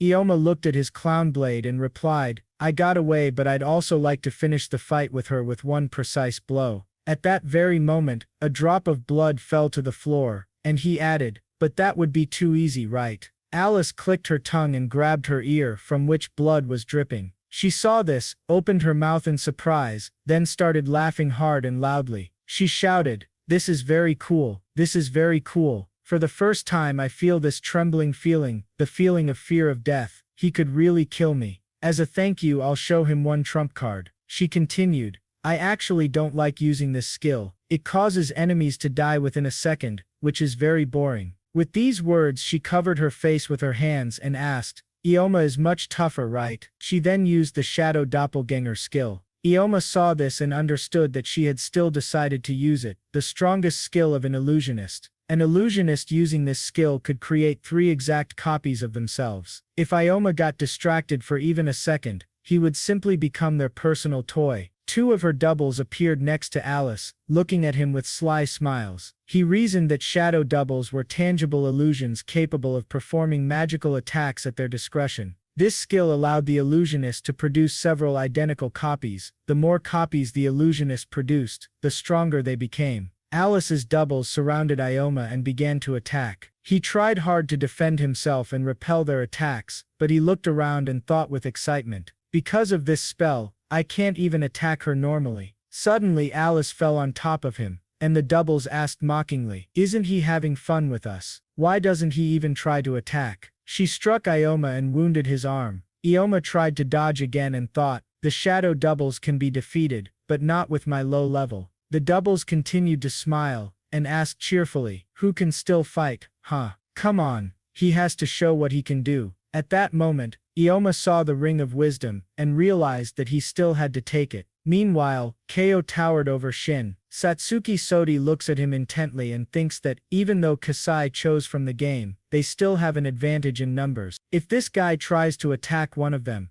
the other 2 will attack him. He is aware of this, so he moves more carefully. By taking advantage of them, they will be able to defeat him. He then yells at the girls to start now. Shin swings her side and uses the Circle SL skill. Satsuki also uses the Dark Bullet skill. Keo responds to this with the Fire Dragon Fang skill. C sees this and wonders what it is. Keo points his spear at them, from which a fiery dragon bursts out. Shin tries to cover himself from Satsuki with his hand, and Jugo-sai dodges the attack. Then Kiki Saragi Satsuki sits down on the ground with Shin and Ibuki, and they hug, trying to hide from the attack. She thanks Shin when the attack dissipates. Then he gets up on the beach and irritably asks what this freak just did. CC also wonders what kind of power this is. If they had not dodged, there would have been no trace of their bodies left. Kikyo is reasoning at this time. He had hoped that he could gain time and Alice would come to deal with these 3, but she still acts like a child and again drags out a meaningless fight. Then he stands in front of them, strikes with his spear, and menacingly says, "Enough." He was tired of babysitting them. He uses the Path of the Blood Guard skill, and his eyes glow red. He orders them to surrender. Shin looks back and doesn't understand what's wrong with him. He became like a monster. Path of the Blood Guard is a skill available to all melee classes. The essence of the skill is that all the mana goes into strengthening the muscles of the body, making it stronger and far more powerful than that of an ordinary person. Against such a skill, no matter how many people stand in the way of the carrier, no one can stop such a person. Kikyo begins to attack Satsuki, Shin and Ibuki. He thinks that this skill consumes a lot of mana, but he also believes he can deal with them before the mana runs out. At that very moment, another C runs up to them. When Keo brings his spear closer to them, C covers them with his hand, and shouts that Keo Goku is moving much faster. He then begins to use his shield skill, but Keo suddenly grabs him and throws him aside. Shin attacks him and shouts that she will make him regret this now. But Keo blocks her blow with his hand. She wonders how this happened. She hit him right in the hand, but it felt like she hit a pile of metal. Then he throws her back. She screams in horror. CG wonders what kind of power he has that cannot be overcome by either magic or the spy side. Is he really human? Ioma is fighting that girl one-on-one right now, but this guy said he was much weaker, which means things are bad. At this moment, Alice laughs loudly and screams at Ioma to finally hit her. He must show her now. He must show her the real fear of death. C hears this and wonders if Alice decided to use Shadow Double. Does this mean the guy will get very tired very soon? Or does he still have a trump card? At this time, Satsuki helps Shin and Ibuki up. She looks menacingly at Keo and exclaims that things are very bad. Satsuki also looks angrily and thinks that he is too strong, but they should distract him. Otherwise, these 2 will definitely be defeated by Ioma. But it's not right. AI was always using her as bait to distract the enemy. But Ioma also proved to her that she could stand on the same level as him, that she was capable of more. After all she's been through, she needs to play bait for the enemy again. Well, if she does this, she won't be able to look Ioma in the eyes. She then decisively turns to Shin and C and asks them to listen. They haven't lost yet. 3 against 1, they will definitely be able to defeat him. After that, they stand together, decisively ready to attack. Kikyo looks at them and wonders, do they still want to fight? What stupidity. And yet knowing their colossal difference in strength, they still want to go to their death. But see, Satsuki and Shin do not answer anything, they just stare at him. Jugo Sai is amused. Even though his technique increases the wearer's physical capabilities, they have no choice but to fight. Well, how can they approach him? He literally throws them around like soft toys. All of them don't have much mana left after the boss fight, so there's no way to drag out this fight. At this moment, Satsuki closes her eyes and thinks. At such moments, she thinks about what Ioma would do in her place. It is absolutely impossible to prolong the battle, but due to their difference in level and low amount of mana, they can easily lose. If you engage in battle, you need to neutralize the enemy with one precise blow. But how can they neutralize such a strong enemy? Then she opens her eyes and suddenly thinks, they can't defeat him, but what if they can weaken him? At this time, Keo runs toward them with all his might. C yells that he's running straight at them again. Even in his normal state, he was a monster, but with this skill, he is a real titan. What should they do? Satsuki shouts that they can rely on her. With her skills, they can stop him. She then asks Shin to hit him on the right side. Shin replies that last time her punches didn't work, and besides, why on the right side? Kisaragi Satsuki doesn't answer but turns to C and asks him if he can cast magic similar to C on Shin, and Ibuki seriously replies that he can do it. He is willing to take risks, but Shin immediately approaches him and asks with irritation what he's even thinking about. UOC sternly replies that she must at least once believe in her comrades, otherwise, they will not be able to defeat them. He entrusts his life to Satsuki. Shin cannot believe this and says in bewilderment that they are mocking her. At this time, Kisaragi Satsuki raises her staff up, then points it at Keo, and uses the Shadow Fetter's skill. Keo notices that long black threads begin to surround him. He seems to be stuck in a viscous swamp. He also tries to cope with it and thinks that it is very good for weaklings. At that moment, he attacks him, and thinks that it is impossible to stop this monster with their powers, but they have no choice. She then uses the Moon Slash skill, but Keo breaks free of her bonds and knocks the side out of Shin's hands. She immediately screams in horror that she thought so. Because of these fools, she lost her weapon. C at this time uses the shield skill, and thinks that in this way he will be able to attack Keo, running ahead. He then immediately starts running at him, screaming loudly, but Kikyo notices this and wonders if they could really hope this childish trick would work on him. Suddenly, the Shadow Bonds pick up Ioma's weapon and throw it straight at him. He sees it and doesn't understand what it is. Then he raises his hand up to shield himself from the side flying at him, but this hurts his fingers. He is about to use the shield strike skill, but suddenly C attacks him from behind, and Keo drops his weapon on the floor. With one hand, he tries to destroy the shield of Jugo Sai, but suddenly he sees Satsuki in front of him,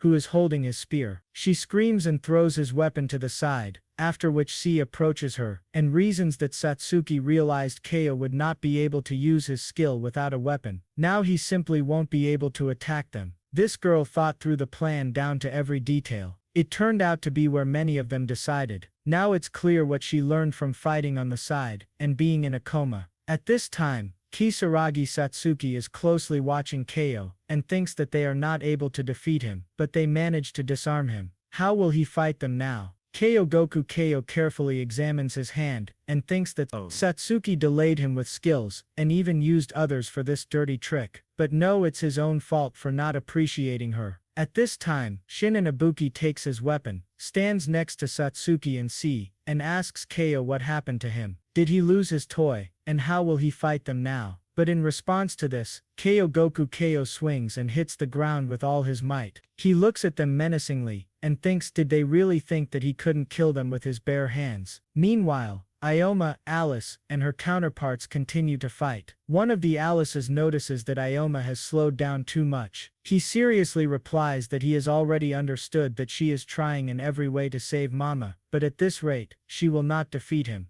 When Alice hesitates to speak, she says that in this case, if he is not going to amuse her, she will simply kill him. Another Alice asks joyfully, but what will he do? It must be resolved soon. Is he already tired? Ioma looks at them and reasons that the weak point of an illusionist is merciless costs. It would not be in her interests to prolong the battle. However, he must find the bearer among the copies, and then they will disappear. But if he hits each one by one, his strength will quickly dry up. On the other hand, he will not be able to find the main body so easily, because the clones will interfere with him. Such options inevitably lead him to death. After a few moments, he smiles slightly. At this time, Satsuki points her staff forward and uses the dark bullet skill. She looks at Keo and thinks that this man, even after losing his weapon, does not think of retreating. He manages to attack C. Shin tries to damage him, but all this does not work.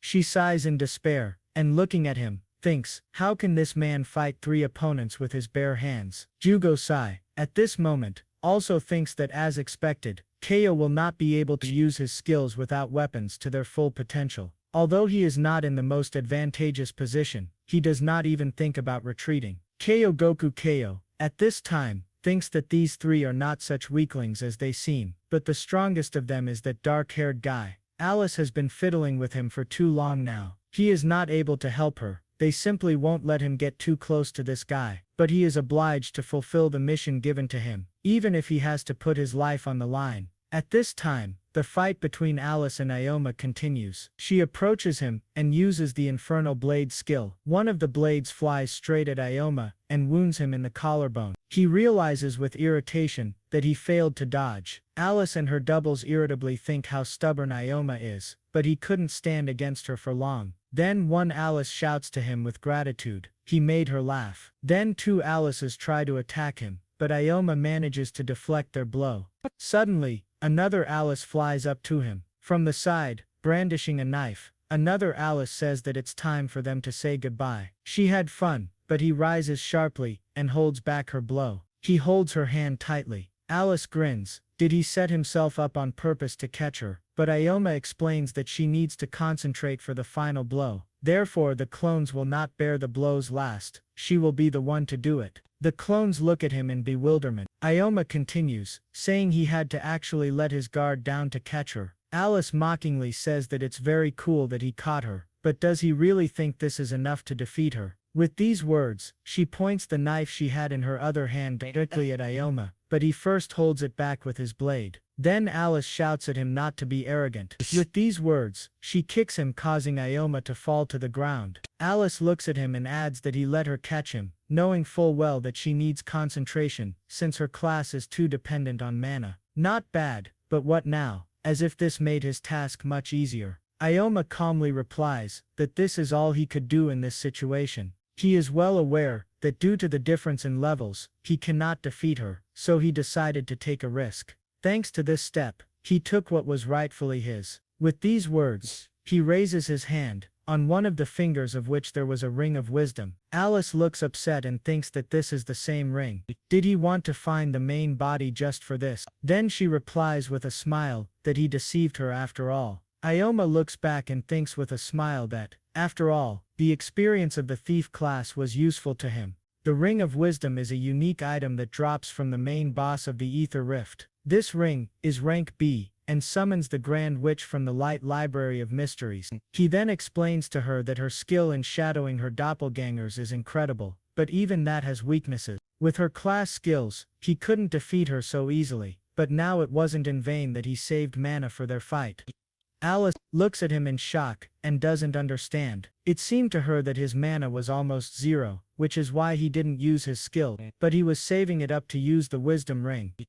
If he planned from the very beginning to take the ring from her, then when did he understand how her shadow double skill works? She remembers how he shouted that she should stop playing with him and show what she was really worth. Alice continues to reason, but this is complete nonsense. He deliberately forced her to use a dangerous move from the very beginning, in order to catch her. Suddenly, she asks with a smile, what is so special that this ring can do against her? Ioma recalls that he spent many hours researching the phenomenon of the ring back in his previous life. If everything is as reported, then no problems should arise. He then raises his palm up and shouts for the Grand Witch of the Library of Mysteries to finally appear.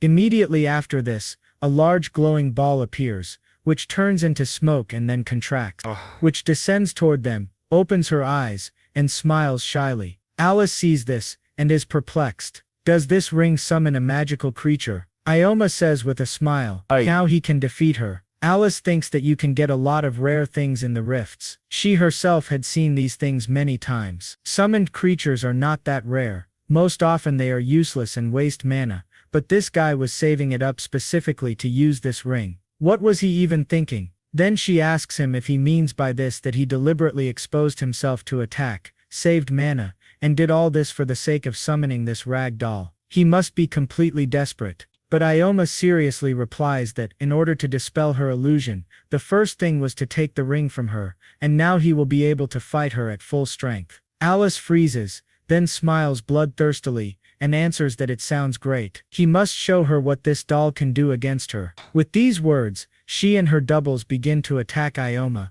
but he knows that this doll is a mini version of the real Ether, and therefore, she is able to use all the spells that the original Ether knew. In exchange for his mana, he will be able to use all of her skills as he wishes. Then he points his hand at the doll and shouts for Ether to start. She starts using the Firewave skill. Alice sees this, and exclaims in horror, a mass spell, but she has nowhere to run. At that moment, a stream of fire falls on her, but she covers herself with her hands, and thinks that this magic did not cause too much damage. However, her doubles cannot withstand this attack and begin to disappear. Alice sees this, and realizes that this skill was enough to dispel her illusions. At this time, Ikoma looks at the Ether and argues that Firewave is not the most powerful spell, but it uses too much mana. Using the magic of summoned creatures can result in fatal exhaustion of mana. There are many aspects to using summons that must be observed in order to conserve mana. You won't be able to use the power of Ether thoughtlessly, but the doubles are weak against massive attack. To save yourself from a fiery wave, you need magical protective spells, which an illusionist usually does not possess. Realizing this, Ikoma smiles slightly. Ether also smiles shyly, closing his eyes. He then turns to Alice and says that she must have also spent a lot of mana summoning the shadow doppelgangers, but now they will fight one-on-one. Alice looks at him and wonders with irritation, did he summon this doll just to destroy her clones? From the very beginning, his move seemed absurd to her, but now will she really have to lose to a boy whose level is much lower than her? Ikoma prepares for battle with a serious look, but Alice starts laughing again and exclaims, this is amazing, he's just something. No one has ever gone so far with her in battle. Her heart is trying to jump out of her chest. After all, no one else has been able to drive her into a corner like he did. However, she still has something to surprise him with. With these words, she begins to use the looser kaleidoscope skill. Then she smiles bloodthirstily, and invites Ikoma to have some fun one last time. Ikoma knows he is surrounded by red daggers. Alice reasons that looser kaleidoscope is a magical skill that uses both magical and physical attacks. But this skill again, consumes too much mana. Ikoma has already shown that illusions are not particularly scary to him, but dodging such a spell requires enormous concentration. Especially this time, she won't take her eyes off him. This time, he will not leave her alive. At this moment, he looks around and realizes that it will not be possible to completely avoid the attack, but there is still one way. Suddenly, Alice approaches him, and shouts that he's caught, but when she reaches the place, she is surprised that there is no one. Where did he disappear to? At this time, Ikoma is on the ceiling, and uses the gravity reduction skill. Alice notices this, and looks up. Ikoma approaches her, and uses the meteorite fall. He tries to attack her with his blade, but she blocks the attack with her knife, and thinks that a guy like him just can't defeat her. But at that very moment, Ikoma manages to break her knife in half, and throw her against the wall. He then announces that their fight is over. She has to ask him, but she's not the only one who didn't show her trump cards until the very end. At this time, Shin strikes KO, but understands that no matter how much she strikes him, he absolutely doesn't care. C also watches this and wonders, are they not doing any damage to him at all? No, it's not that simple. The path of the Blood Guard skill makes the wearer more resistant to enemy attacks, also increasing his physical power. It seems that he is already in great pain, and is at his limit, but until he stops using his skill, they will not be able to defeat him. He then approaches Shin, and tells her not to panic. They will continue to stick to their plans until he is completely exhausted. At this time, Kyogoku Kyo also thinks that everything is going exactly according to plan. He needs to hold out a little longer, and when Alice deals with that kid, she will kill these three in an instant. Then their mission will be completed. Kisaragi Satsuki also sadly notes that, at this rate, Ioma will not be able to help them. At that very moment, an explosion is heard behind them. They turn around and see that Ioma has appeared in front of them. Satsuki exclaims joyfully that he won. Kyo wonders how this is even possible. How could Alice lose to him? He remembers that 4 years ago, the Chimera Fang were a group of social outcasts, who were incapable of anything other than fighting to the death. Kiko and the man walk into the room. Here he met her, a warrior who does not lose to anyone. And now, can it be said that she lost to an adventurer, who is lower than her in level? Who is he anyway? Ioma towers over Alice, and says that she is too dangerous. He doesn't want to face her in the future. She should forgive him. Kyo watches this, and thinks that if he cannot defeat them, then he must at least do what he is still capable of. Sia notices this, and shouts that he is going to attack. Everyone should step back. He will protect them. But Kyogoku Kyo runs sharply past him, straight at Ioma, who at that moment swings his blade over Alice. He then attacks, but suddenly Kyo appears in front of him, protecting Alice. C sees this, and wonders if this guy was running toward them, not Ioma. At this moment, Ioma turns sharply, swings at Kiko, but is immediately picked up by Alice. Ioma asks in bewilderment, is he going to retreat? Kyogoku Kyo replies that it's only this time, but he remembered them all, and the next time they meet again, it will be the last day of their lives. Ioma doesn't react to this, and immediately asks, someone hired them to kill them, right? Who is this? But Kiko does not answer. Instead he turns to Alice, and says that they are leaving. Alice uses Mirage Illusionist magic, and says goodbye to Ioma with a smile. She also adds that she had fun, and is very grateful to him. With these words, they disappear. Ioma stares after them, and then falls to his knees. He wonders that she used magic to retreat. To be honest, he himself was at his limit. If they had attacked him, he definitely wouldn't have been able to hold out for long. He was lucky that they decided to retreat. Otherwise, at this moment, Kisaragi Satsuki approaches him, and asks for his forgiveness. He adds that Kyo ran toward him so suddenly, that he didn't even have time to cast the shield. Ioma calmly replies, that everything is fine, they all fought well. Then he reasons that the guys thought he was fighting the toughest opponent.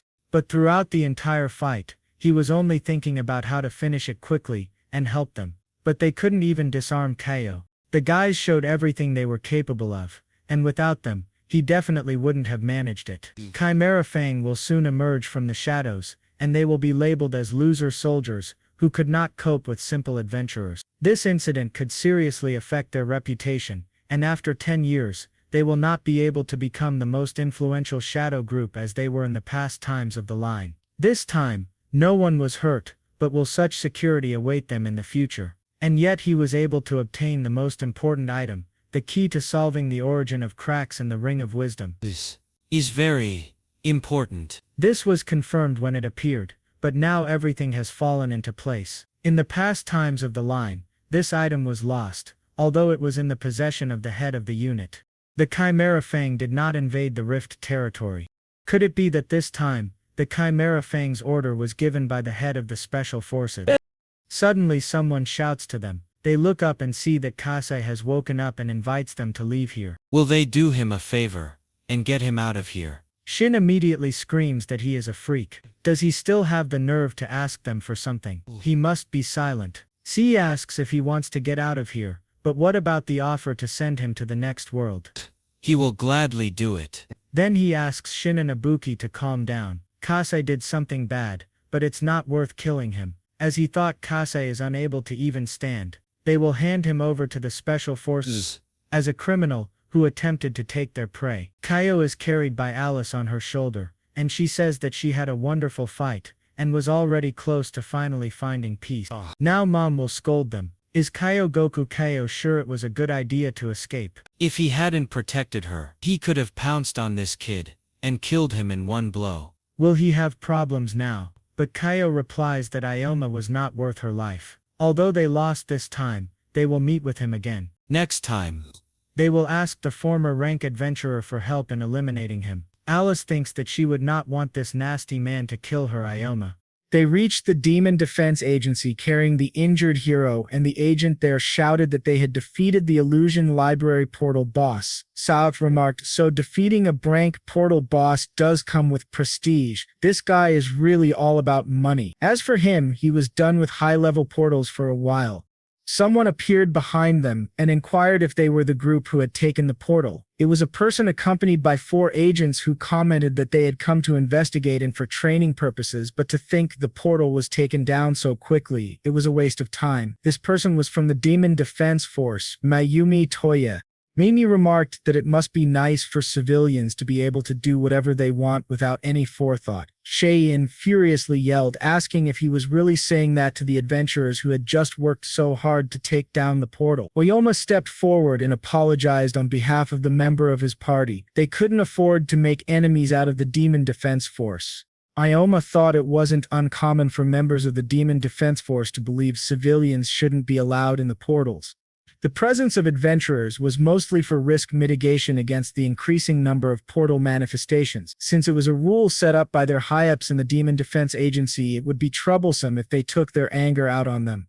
Mumi remarked that the effectiveness of the Demon Defense Agency's policies would be proven in 10 years, but right now, this man had no way of knowing that. The agent beside him said, Private Second Class Mechong Mumi. Let's not do this. Isn't the early conquest of a high-level portal something that should be celebrated? She introduced herself as Ura's Suji. Ioma asked them to take care of the guy over there. He had attempted to steal an item from them in the portal. Mayumi demanded to know what he meant. Hiro claimed it was a misunderstanding, just an internal feud, something they often have. Shin shouted that he wasn't getting out of this one. He was thieving.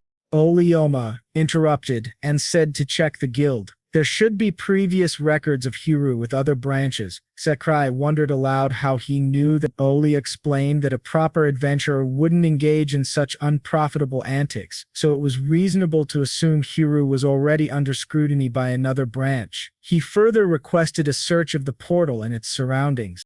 Mayumi questioned why. Ioma explained they were attacked by Chimera fangs inside the portal. It was a team of blonde girls and a bald guy. Mayumi asked if he was sure he was talking about the right people. That wasn't a name he could joke about. Ioma suggested sending a squad to the Urama branch guild later. He would explain the situation in detail there. Mayumi thought to himself, this guy, he seems unusually accustomed to the situation. He's a creepy one. For sure, he told Yuri they couldn't ignore it now that it had been reported. She responded with a yes, and they reported the incident and situation. Cheyenne asked, we're finally free, right? Come to think of it, it would have been more enjoyable if that sneaky thief hadn't caused any trouble. Ioma felt some responsibility. As a former thief, Cheyenne joked that she couldn't believe he was playing his class so faithfully. She could no longer trust the thief class. Ioma retorted abruptly that he personally didn't believe the Class 1 had defined their character. Cheyenne inquired why he was being so fussy. Saib remarked, well, it's all over already, and after all that's happened, they all came out of it in one piece. Moreover, his share of the reward had also become theirs. Chan commented that he was also quite the difficult bastard, wasn't he? She turned to Ioma and Satsuki, asking if they were really fine with just that share. Ioma responded yes, that was their arrangement, and thought that in fact, in terms of potential value, he had gotten way too much, so much that he felt a little sorry. He told Sai and Chayan, you came from a different ward, right? The station is over there. Saye expressed he was really glad he got to meet them. At first, he had been thinking of using the achievement for capturing the Illusion Library to make money without hard work, but then the whole situation became so ridiculous that it also made him want to try more challenges. Next time, he wanted to try capturing a B-rank portal in a way where he could proudly say he captured it with his own powers. Chien apologized for underestimating Ioma at first. She said, if they ever needed help, they should just call her. If she had nothing to do, she would go give them a hand. As Ioma and Satsuki walked away, she asked, Ioma-san, what kind of item is that Ring of Wisdom? Ioma explained it was a summoning item. It would be faster to show her. He said, Emerge, Great Witch of the Illusion Library, and Akasha appeared. Satsuki was stunned on seeing it. She remarked that compared to her, Akasha was smaller and cuter. No, Ioma explained, she's more like a weakened version of herself. The wearer of the ring can exchange their MP to use Akasha's skills. It also consumes a lot of mana, making it inefficient, but gaining extra cards is still powerful. It makes it easier to exploit weaknesses and broadens their fighting style. Satsuki admitted she could understand that it was a useful item, but wondered if it was really the key to unraveling the mystery of portal manifestations. Ioma replied, Well, Akasha possesses the most unique attribute among all monsters. She asked about the most unique attribute. He said, she can understand the language of this world. Satsuki recalls the fight when Akasha said she wouldn't forgive her. Ioma also tells her that a summoned monster's level will become equal to that of its summoner, and some monsters have unique parameters that increase with their level. He thinks, in his previous life it was said that Akasha's unique parameter was wisdom. Ioma comments, there is definitely a possibility that she will gain the ability to talk as her level increases. If that happens, they will be holding the key to investigating portal manifestations and the secret of monsters. Akasha makes noises. Satsuki exclaims, Ioma-san, it seems like she's trying to say something. Ioma insists, no, that isn't possible with her current level. Then Akasha speaks, and soon the world ends. It's settled. They are both astonished. Elsewhere, someone throws a mobile angrily, muttering, Those stupid Chimera fangs, how could they have failed? He looks at the screen of his laptop and sees all the information about Ioma, multiple boss kill achievements, setting a new record for the fastest promotion to B-rank adventurer, contributing to the resolution of a portal break, managing to fend off the Chimera fangs, and obtaining the Ring of Wisdom. It seems almost too good to be true. He remarks, he is an anomaly adventurer. This is his second run, isn't it? He growls, Don't ever think you can escape from my hands. They enter the portal. Rugged grave. Loma binds a monster with a gravity field and attacks it with his sword. The system notifies him he has earned XP. Satsuki remarks they were surrounded, but they managed somehow. Hashan comments, Well, that's Iyun for her. If her manager were here, she would have had him take pictures of her. Ioma mentions she knows he wouldn't have let her use this for her videos, right? They came here to enter a convenient maintenance portal, but once they get past level 40, the number of cunning and dangerous monsters suddenly increases, so he felt a bit uneasy with just the two of them. That's why they decided to invite Hashin, who was available due to her manager being on vacation. They are in the guild now, sitting in the cafeteria. Ioma tells Hashin she was a lifesaver today. She responds, Don't mention it, I earned some easy experience points anyway. But if he's feeling indebted to her, then she wants to take a short video of the little girl and points at Akasha. She adds, A summoned monster? She's one of those things called familiars, right? She's cute too. She'll definitely go viral.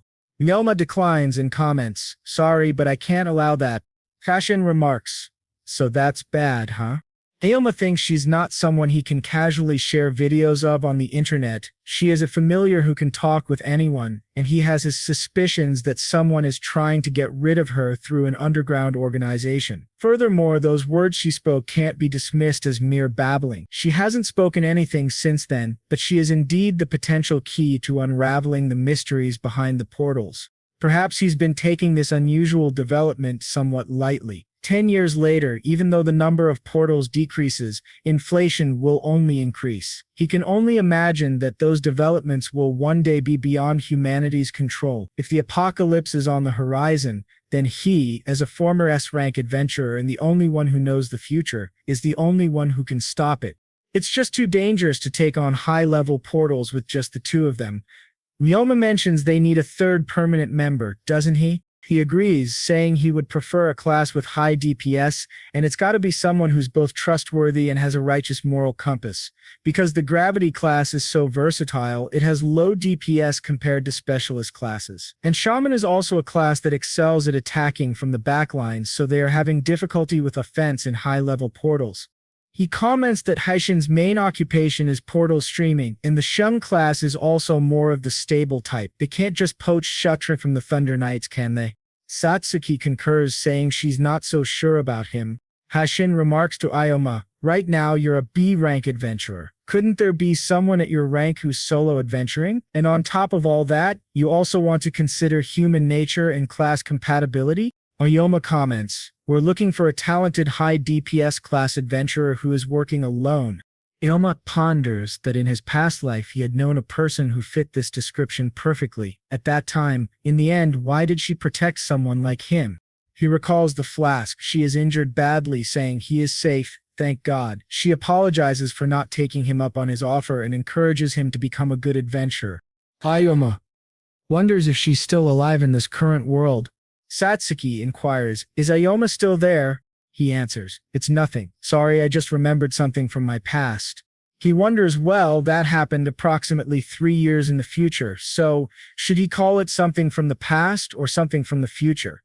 At reception, a girl asks, are the portals already captured? What a waste of time. She gets Satsuki's attention, and Satsuki mentions, that person's never been seen around here before, right?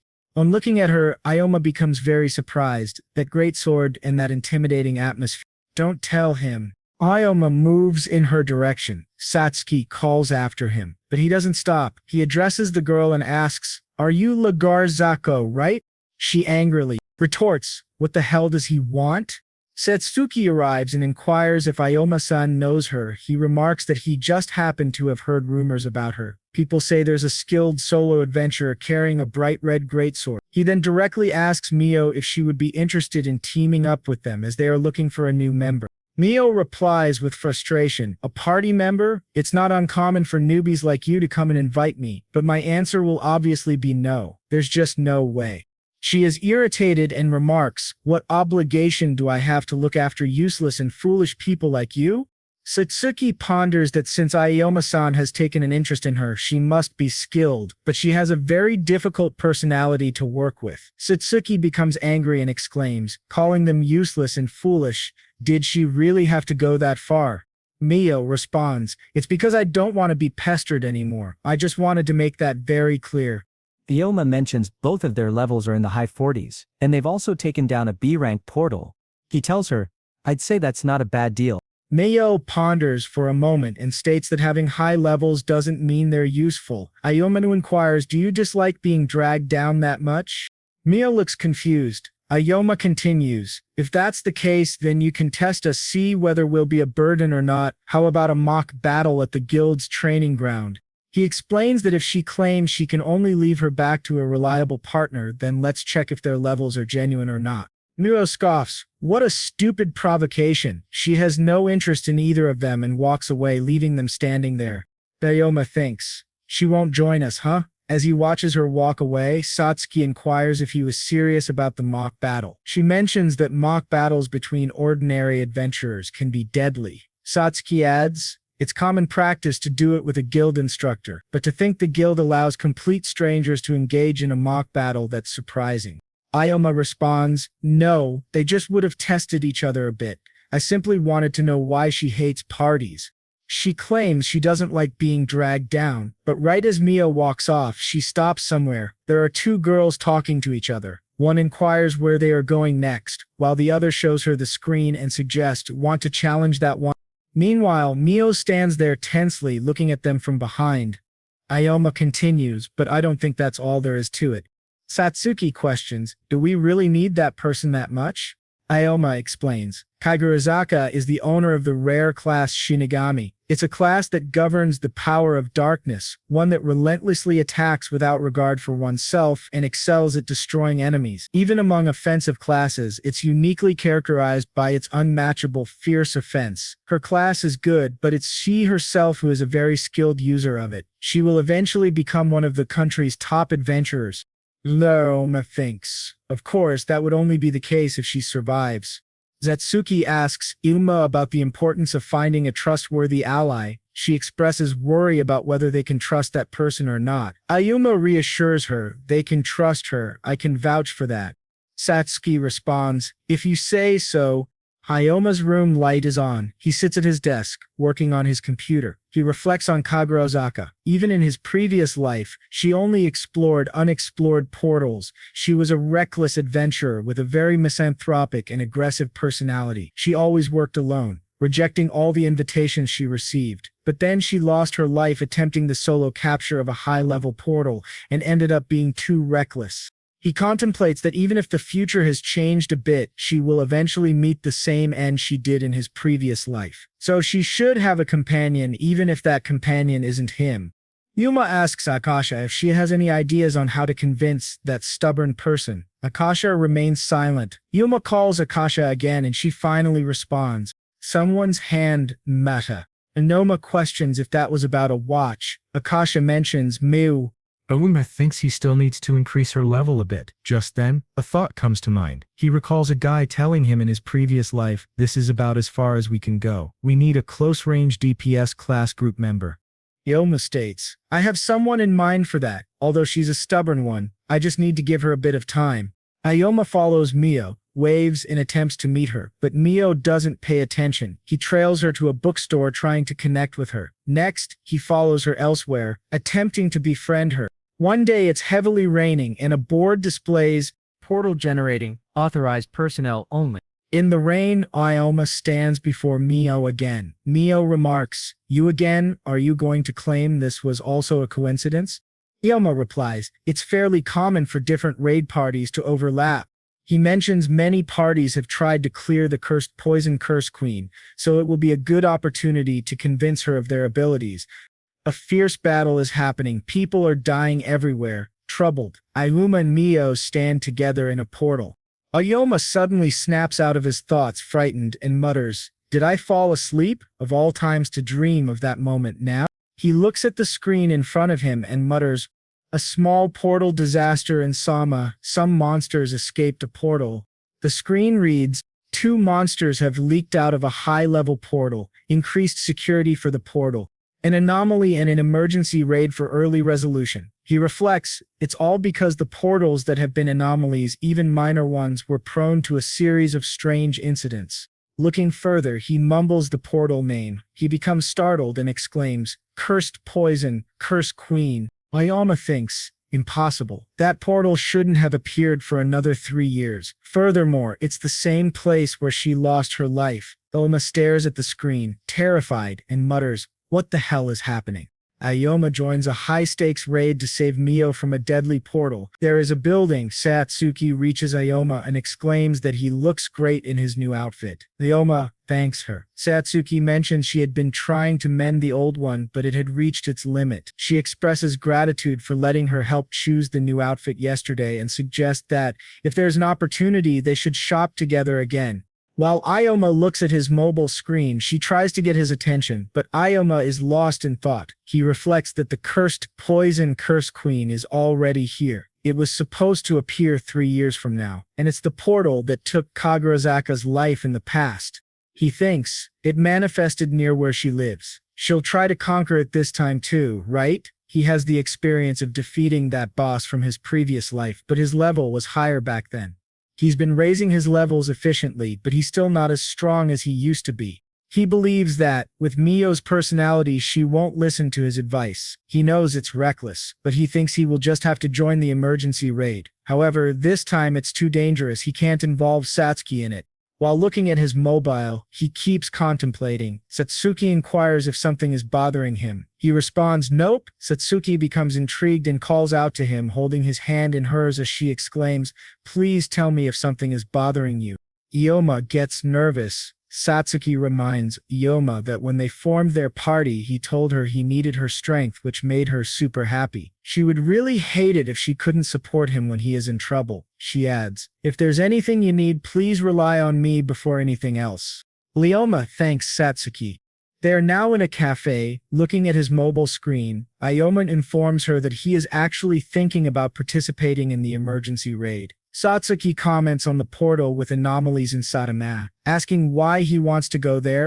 Ioma inquires if she remembers the female adventurer they met yesterday. Kagurazaka will participate in that raid and she will lose her life in the portal. Satsuki exclaims, Lose her life?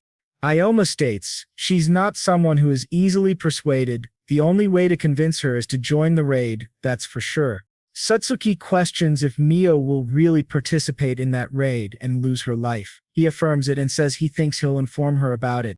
Satsuki appears confused. Ioma clarifies, I told her I've been using the item's power to know about the portals, but that's not accurate. It's more precise to say I roughly know what the future holds.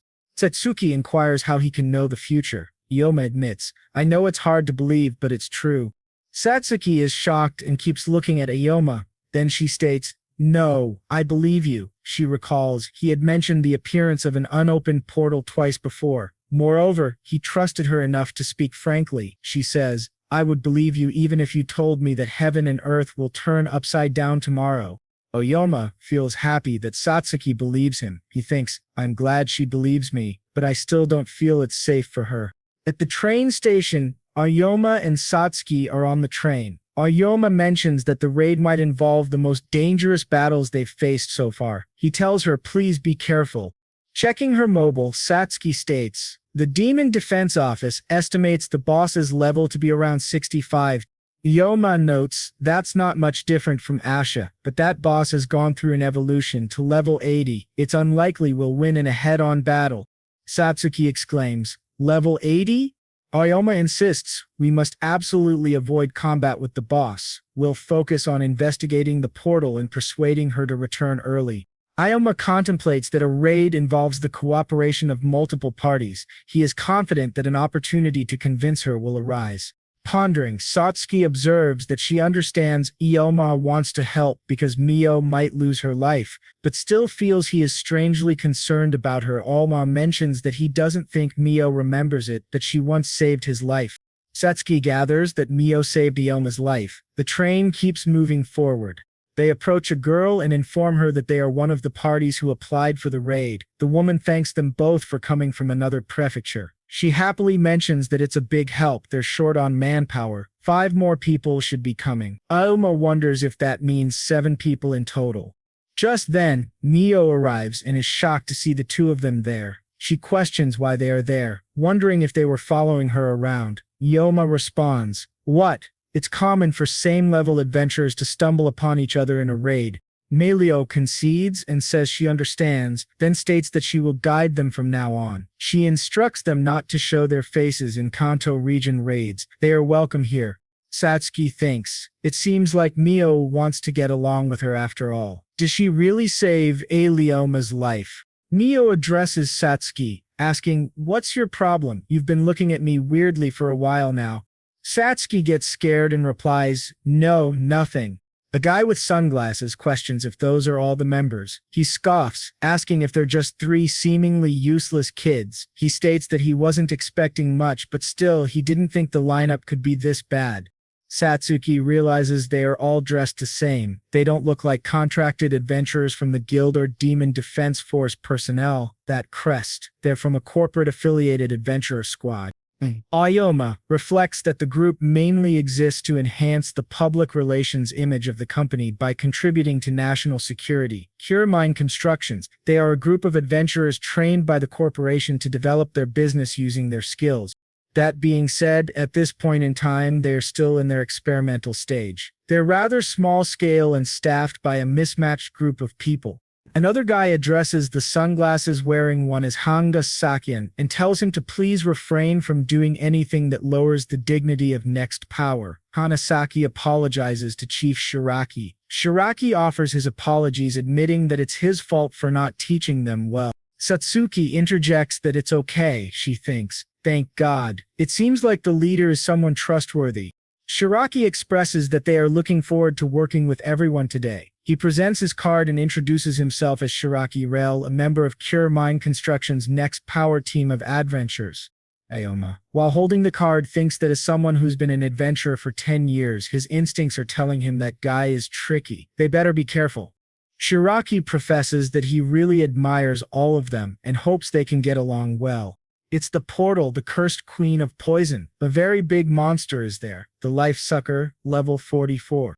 As soon as the monster attacks them, Hanasaki resists the monster with his weapon and exclaims that a big horde is coming out of nowhere. What a welcome!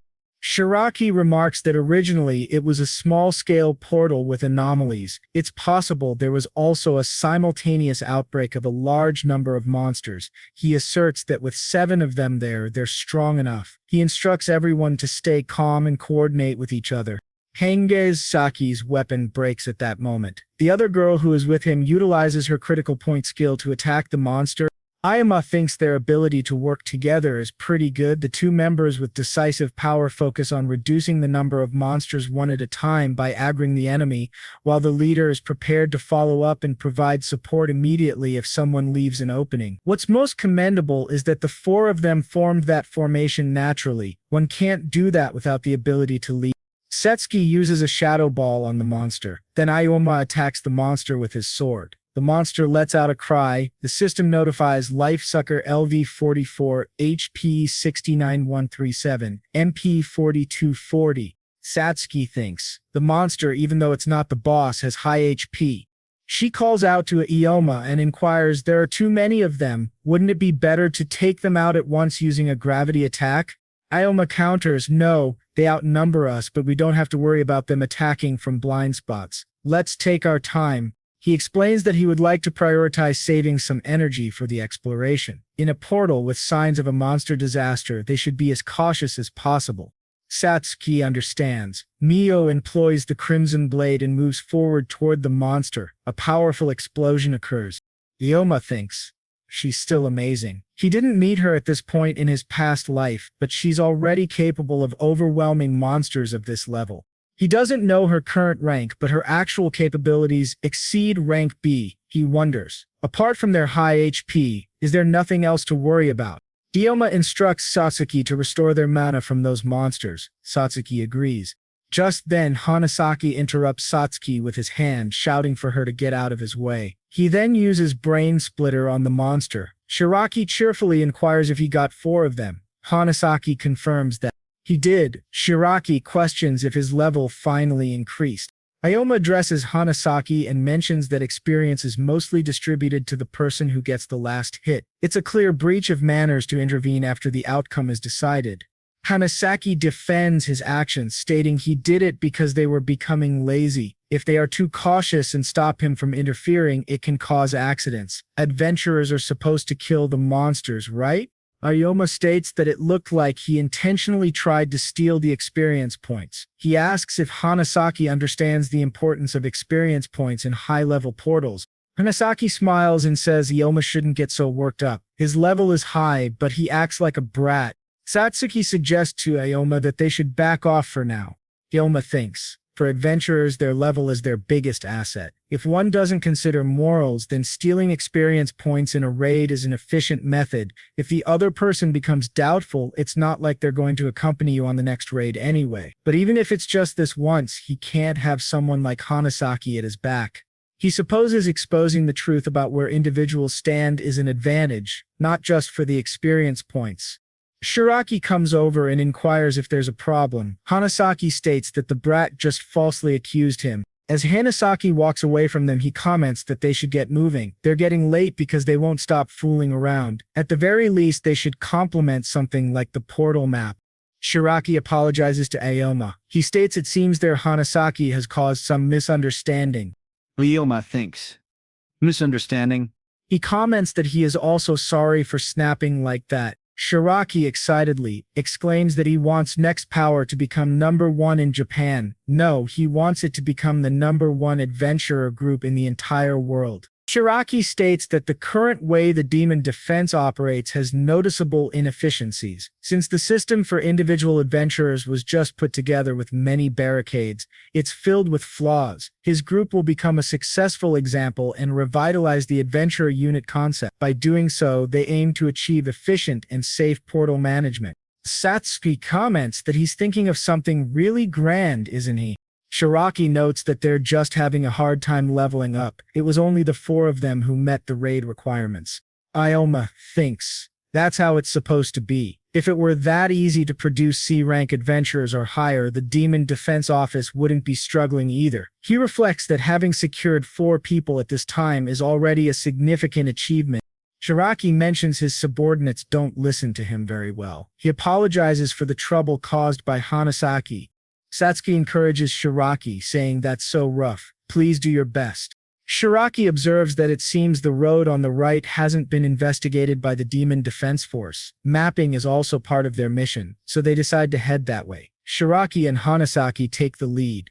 Ikoma thinks he's indeed fishy. In the battle earlier, he clearly had a high level of leadership. You can't do that without understanding the hearts of your subordinates. And if that's the case, there's no way he can't control the arrogance of his team. Toyoma walks behind him, holding his sword. Shiraki mentions they were warned about the portal since an anomaly occurred in it, but it's not a big deal. They are all standing near a dead end. One of them remarks to Hanasaki that now they can even consider subjugating the boss. If they manage to do that, the higher-ups who've been underestimating them will change their tune. Shiraki becomes nervous and tells Hanasaki, that's reassuring, but let's prioritize safety. He notes that since they're doing a raid, they also need to take the opinions of the other members into consideration. Satsuki, confused, states, the sunglasses guy seems to be the actual leader. Ayuma thinks, a raid is not something to proceed with such optimism. Portal anomalies have been occurring repeatedly. Even small anomalies in high-level portals are troublesome. The boss went through an evolution in the previous world. There's a high chance that the same will happen here.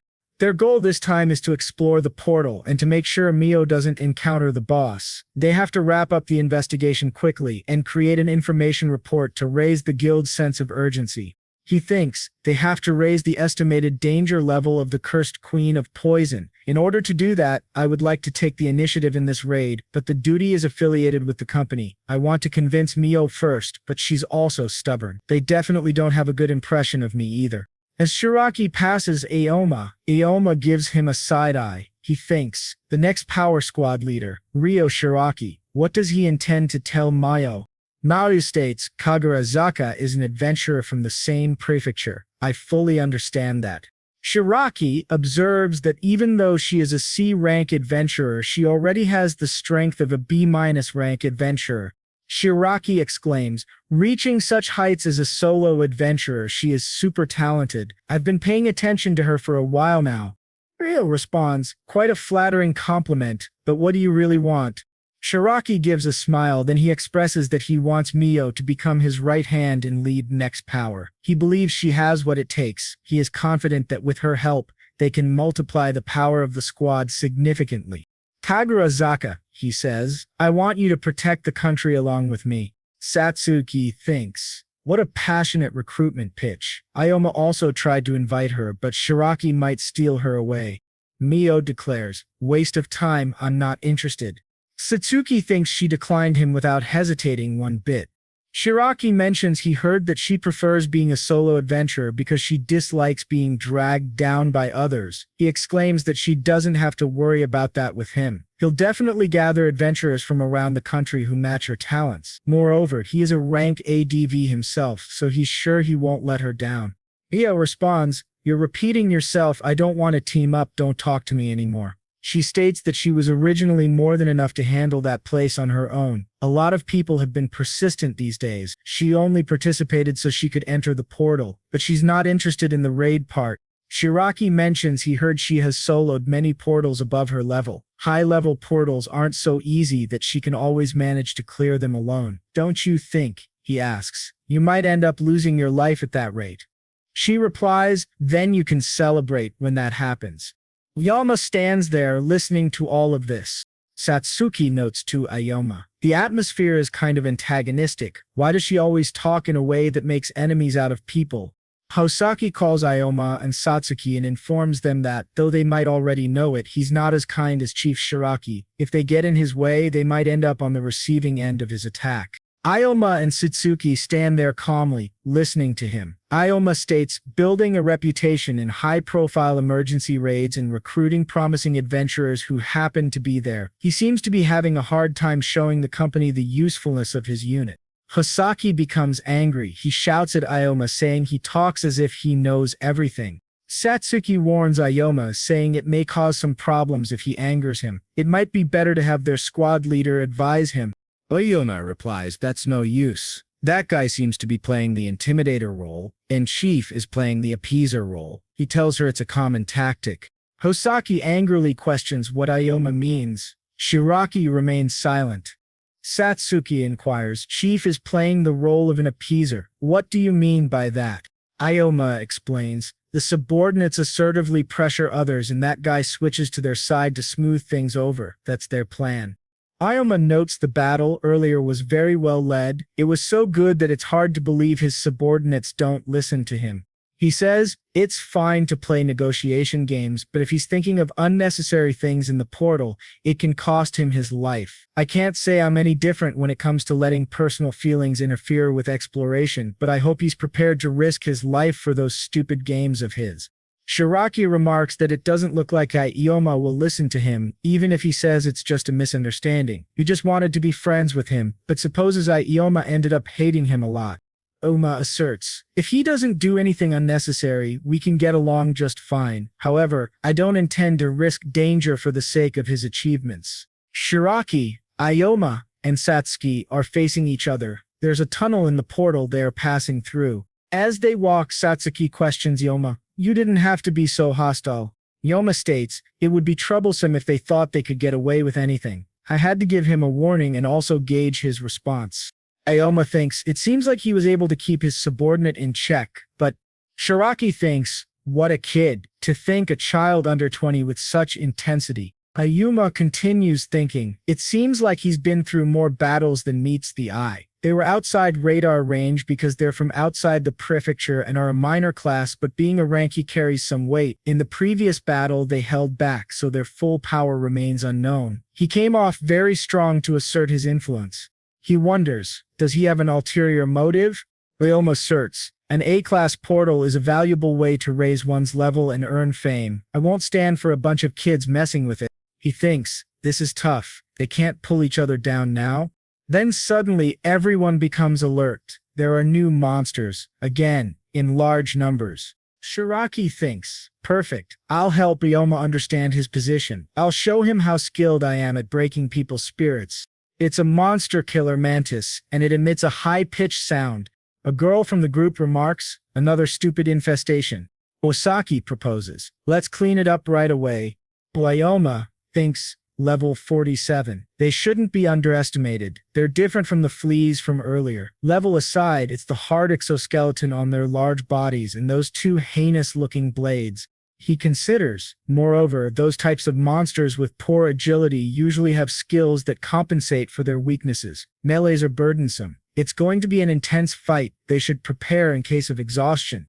Ioma calls out to Mio. He warns her, it's dangerous to fight alone. We should form a strategy. Mio replies, don't make me keep repeating myself. I don't plan on getting used to being dragged down.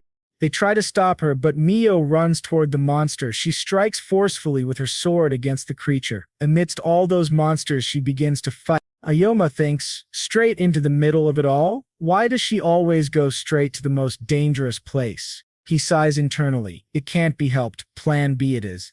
Ioma shouts that they have to work together to prevent Mio from getting trapped. Satsuki agrees. Shiraki thinks, this isn't going to be as easy as the last fight. Is this a good opportunity to intimidate the kid and take control? He recalls what Ioma mentioned to him back then. Shiraki smiles. A new scene begins in a training area. Someone's foot is pressed against Hanasaki's face, pinning him to the ground. People standing around are watching. I didn't think he would go that far, someone comments. Another guy notes, he's a scary individual. Shiraki thinks, a new business relying on physical strength will naturally attract a lot of rough characters.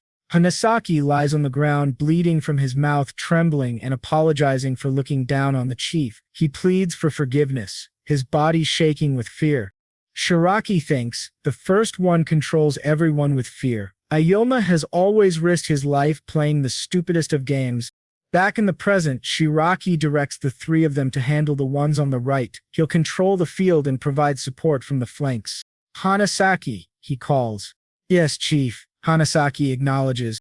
Shiraki gives a side glance at Mio. He considers, they're strong, tough, and quite troublesome even at the same level. Should I look for an opening in their attack and then dive in?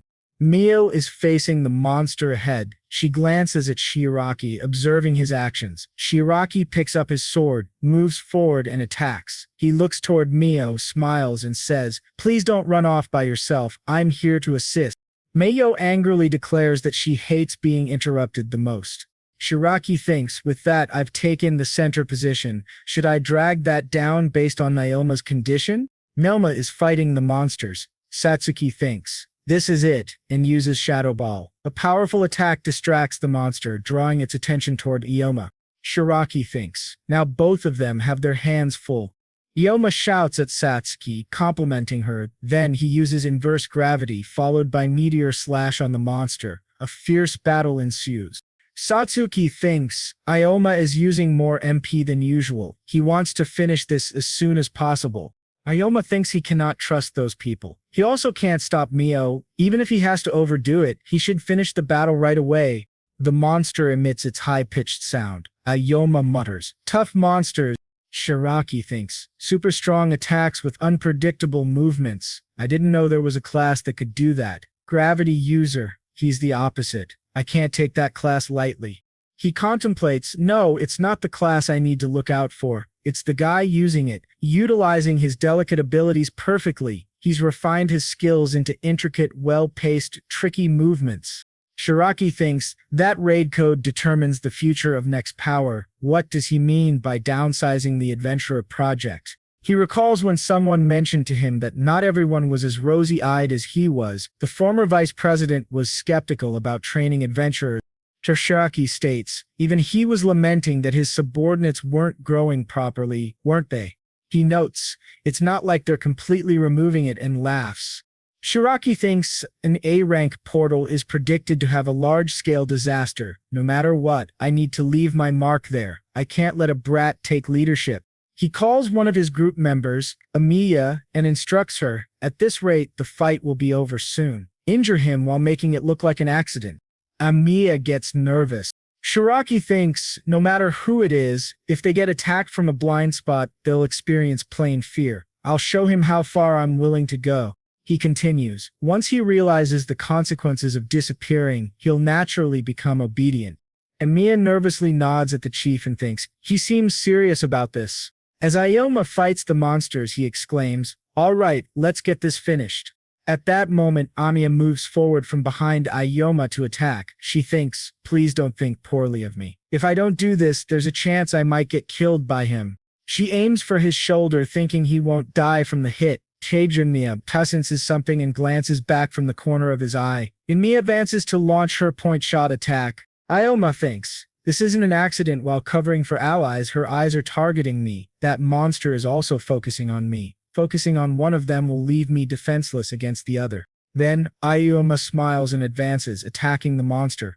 Meanwhile, a shadowy hand appears and captures Umiya. Amiya thinks, he blocked it. As she tries to free herself, Ioma thanks Satsuki.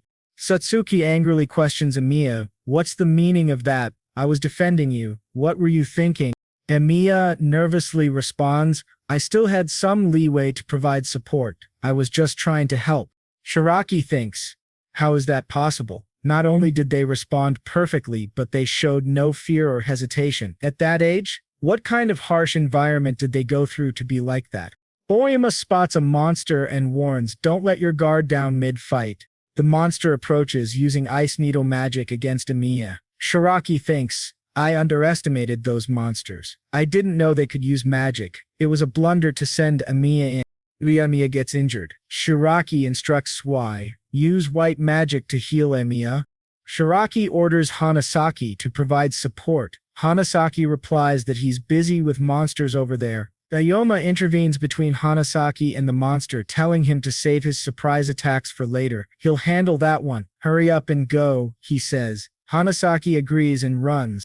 Shiraki briefly reflects, feeling annoyed. Zui heals Amiya with magic. Ioma gains 2,959 EXP. He reports all CLE over there. Mio attacks monsters with her weapon. Ioma thinks, it's over there too. Satsuki angrily states that he didn't have to save people like them. How could they do that during a battle, she thinks. One wrong move and Ioma could have gotten seriously injured. No, he could have even lost his life. So Amiya, Ian, and Hinasaki stand by wondering what's happening. Shiraki smiles and informs Tsukimo that it looks like there's a bit of a misunderstanding. Amiya committed a breach of etiquette. Ayoma tells him he can stop with the bad acting now. Does he seriously think he's fooling anyone? Ayoma notes that it seems Shiraki's 3 subordinates aren't as thick-skinned as he is. Satsuki thinks they caused quite a mess with their rash actions, but fortunately they can't assert themselves anymore. At this rate, we can guide the flow of things and return home. She knows how the guild reports may lead to a reassessment of the portal's difficulty. Once they return, Mio will no longer be allowed to enter the portal. Ayoma remarks that her injuries are beyond the scope of what can be treated with white magic. He also can't trust them. In the battle just now, he had to waste a lot of MP because of someone's instructions. He suggests that it seems Shiraki is desperate to build a track record, but that has nothing to do with him. This is as far as they go for the portal investigation. Mio expresses, "What a waste." She doesn't care for his infighting and says he can go back if he wants, but she will continue on even if she has to go alone. Ayoma angrily thinks, "I came here to stop her." He knows she has a personality that doesn't shy away from danger, but if he doesn't convince her here, she really will go alone. Mio asserts that she neither needs anyone getting in her way, nor does she need spineless people with her. She originally planned to go alone if there were no restrictions. Ayoma states, "The reason you don't like working in groups is because you lost your friends." Mio becomes startled at Aoma's words. Satsuki is also taken aback. Mio suddenly draws her sword and points it at Aoma, angrily demanding, "Where did you hear that?" Ayoma remains silent. Mio steps back, saying if he wants to go back, he can. She'll do as she pleases. That play about being allies ends here. Ayoma tries to stop her. Shiraki grows annoyed and thinks she's going solo even though we're already down on forces. Ayoma recalls that in the previous world, after Male lost her life, he heard a rumor from the guild she used to work for. While it was counterproductive to try and convince her, he's got to look out for her. Ayoma shouts to Satsuki, "We're following her now." He thinks, at this rate, the past is going to repeat itself. Shiraki asks them both to wait. Ayoma questions, "What is this?" Shiraki explains that soon, Amiya won't be able to move anymore. They should avoid being divided. Shiraki thinks, with casualties and lowered morale, if we split into 2 groups now, the investigative raid will collapse. However, as long as I can keep a hold on Ayoma, we still have a chance. He thinks that Suicidal Girl can go die if she wants. This is problematic. There's a complete conflict of interests. Shiraki stands in front of Ayoma and Satsuki, blocking their path forward. He thinks, if I abandon Amiya, the other 2 will also stop following me. We need to wait until she can move again. If we go chasing after Mio now, our raid will be divided. He considers to persuade the higher-ups we have to get an achievement from this raid, but with how exhausted we are right now, we can't achieve notable results on our own. Shiraki states he cannot allow them to chase after Mio. He says he's worried about her being isolated inside the portal, but it's her fault for choosing to live on her own. He notes that they shouldn't expose other members to danger because of her. Ayoma tells him, those are not the words of someone who set up an ambush during combat. He instructs Shiraki to move aside. Shiraki claims there's no point in telling him that it was a misunderstanding. He says it's understandable if Ayoma doesn't want to cooperate with them. Then Shiraki informs Ayoma, I'll give you 2 million, let's forget what happened earlier and work together. Ayoma remains silent. Shiraki apologizes for his foolish antics. However, he insists that they absolutely need to achieve something exceptional in that raid, something even a monkey would acknowledge. Shiraki mentions to Ayoma, we don't even know each other, do we? Even I don't have any reason to back such an arrogant individual. Hinasaki tells Shiraki, 2 million, chief. No matter how much we need this. Shiraki asserts that's the value of this raid and of Ayoma. He thinks an adventurer unit is a military strength a corporation can own. It will eventually lead to immense power. Kamine is a source of funds and a badge that guarantees my trustworthiness. I can't afford to lose them here. Even if I have to spend some of my money, it's a small price to pay. Shiraki expresses to Ayoma that he's intrigued by his battle skills and wants to borrow his power even after this raid. Even a genius, he says, knows their limits when it comes to what they can do alone. Shiraki inquires if Ioma would like to join him in building a national organization. He tells him to be prepared to receive double his current compensation. However, as soon as Shiraki continues, Ioma immediately states that he refuses. Ioma mentions he has no interest in a corporate squad or in Shiraki himself. Shiraki, surprised, questions him. Ioma pushes Shiraki aside, telling him to step aside. He's going after Mayo. He instructs them to retreat after Anya recovers. Shiraki grabs Ioma's shoulder, telling him he'll give him 2 million just to obey him for that raid. Shiraki calls Ioma greedy, asking if he's saying he's not happy with the amount. He says he can even give him 5 million or 6 million. Ioma responds without hesitation, saying he just wants to test how far he can go on his own. He has no interest in money or corporations. Ioma removes Shiraki's hand from his shoulder, stating he doesn't want to waste any more time. If Shiraki continues, he'll have to resort to using force. Shiraki remarks, leaving him aside, can that rear guard girl shake him off? He questions if Ioma really wants to go alone. If he's not worried about leaving her alone with Shiraki, then go ahead. Shiraki looks at Ioma and suggests, let's stop this useless strife. Ioma gets angry. Shiraki laughs and mentions that he doesn't want to threaten or force anyone against their will. Of course, the next power is important, but what he's thinking about right now is ensuring the raid is successful and the city is protected. Satsuki thinks angrily that Shiraki only lies and fakes everything.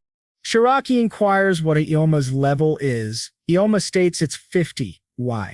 Shiraki responds, what a coincidence, it's the same as mine. He wonders what to do and thinks that deciding the position of raid leader by a duel is a bit much. Hosaki immediately tells the chief that he doesn't think having a duel in the middle of a portal exploration is a good idea. They should avoid exhausting themselves, but the lack of unity is the most dangerous. Shiraki asks Ioma if he doesn't think so. Satsuki interrupts, pleading for them to stop messing around. What will you do if you get seriously injured over something like this? Ioma calmly replies, it's fine. Satsuki is shocked. Ioma states it's quick and easy, he'll do it his way. Hanasaki thinks he can't imagine the chief losing, but that Ioma guy is unusually strong. If Shiraki goes at it carelessly, even if he wins, he could get seriously injured. Shiraki calls Hanasaki and Sai, saying he needs support magic from both of them. They are shocked. Shiraki instructs them to hurry up. They respond with understood. Hanasaki uses his power magic. Sai uses his quick magic. They activate armor and magic buffs behind Shiraki. Shiraki feels the magic in his hands and remarks, that feels really good. Shiraki states, now then, let's get started. It's a fair duel, okay? Satsuki protests, asking if he's kidding. There's no way we can accept that. Shiraki asserts they've already agreed to the duel. Did he ever mention that using magic support was forbidden? He only used both of their MPs to persuade Aduema. They can't say no now. He adds that the head count was originally 4-2. Interference is only in support magic. Isn't that showing mercy? Shiraki mentions there's also a time limit on the magic. There's no backing out now. At most, if Ioma surrenders now, he's willing to accept that. Shiraki thinks no one is stupid enough to deal with an opponent who has received support magic at the same level. It's a little hard on them, but he can make Ioma surrender without injuries. With time limits and fear, Ioma will surrender unconditionally soon. Ultimately, it's just a verbal promise, but humans are bound by their words. Ioma clutches his head, stating, what the hell? Shiraki happily asks if that's enough for his handicap. He is shocked when Ioma responds, I'm in a hurry, let's get this stupid dueling game over with. Shiraki gets angry. Hanasaki thinks, what the hell is that guy thinking? Does he think the chief will back off if he acts so confident? If one looks down on Shiraki, he will stop at nothing. Ioma thinks he understands Shiraki's class from the skills he uses. It's the Paladin class, suitable for a commander, adept at fighting while defending. Its strengths include stable base stats and a wide range of offensive and defensive magic. However, the class characteristics don't really apply to him right now.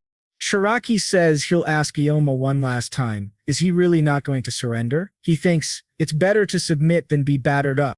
Ioma says, come on, just bring it already. He adds that Shiraki doesn't want his support magic to run out, does he? He doesn't want to hear excuses after the duel is over. Shiraki calls Ioma an idiot and quickly charges toward him to attack. Satsuki thinks Shiraki is faster than she imagined he would be. Shiraki raises his sword to strike Ikoma. Just then, a powerful explosion occurs. Ikoma dodges and resists Shiraki's attack, remaining unscathed. Hosaki says he directly blocked the enhanced strength of the chief. That must have had an impact on his body. He thinks simply being able to keep up with those movements is already commendable. The chief is strong, even when fighting without enhancements. Right now, he has 4 supporting enhancements active on him. If anyone can compete with the captain today, that guy would be a real monster. Satsuki thinks he changed the gravity direction to deflect the impact. He went flying very far, but he shouldn't have taken any damage. Shiraki thinks he didn't feel much connection, but Ikoma dispersed the power pretty effectively. Shiraki says to Ikoma, "You're really trying your best to parry my attacks, huh? Are you trying to buy time until the magic effects wear off?" As he thought, Ikoma doesn't have enough speed or strength. This can't be a fair fight, Shiraki says. Now he is receiving support magic from 2 people. There is no way a single individual can surpass the power of a collective force. Shiraki thinks power in numbers is absolute. Ever since his school days, he has been good at knowing how to swim with the tides. He would excel in studies and physical activities without much effort. He recalls his school days, but that earned him jealousy from dropouts at his prestigious school. He remembers kneeling on the ground while one of the boys said he looked down on them just because he was somewhat good at studying. Those boys laughed and said, "Answer him, Mr. Student Council President." Shiraki thinks he was humiliated by someone he would never lose to in a one-on-one fight, but that was a good learning experience. He came to know that even if one is a genius in front of sheer numbers, they are nothing. That's why he honed his skills at understanding people's minds and anticipating prospects. He gained experience as an adventurer and pitched the concept of a corporate unit to cure mind construction. Shiraki thinks he'll control and conquer that chaotic era, all to acquire absolute power. Shiraki says they'll end it with that one strike. He raises his sword to attack Ikoma. Ikoma says he's too careless. Ikoma counterattacks, sending Shiraki flying. Shiraki falls to the ground on his knees, still kneeling. Shiraki thinks, "What just happened? Did he get slashed?" Taki says, "Don't worry, it was the blunt side of the blade."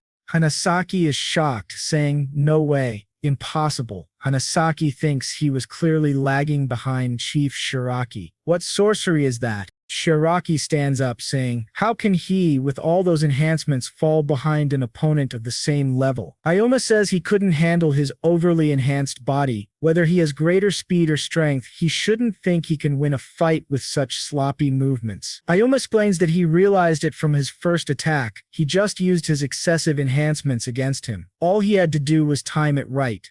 Hanasaki thinks he analyzed his movements from his previous attacks. He's saying that so lightly, but it can't be that simple. Hanasaki worries that if the chief has lost control over his body's movements, there's no way such a fast-moving person isn't a threat to him.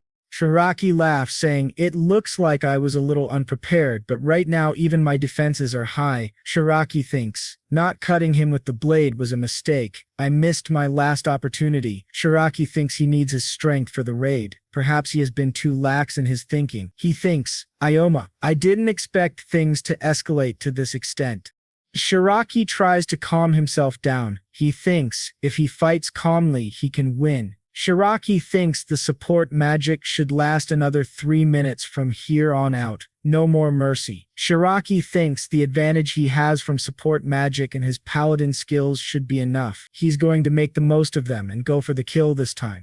Ikoma says he's sorry, but their battle experience is way different. Shiraki asks what Ikoma means. Let him tell him that he's fine with continuing the fight, but from here on out, his attacks won't even graze him.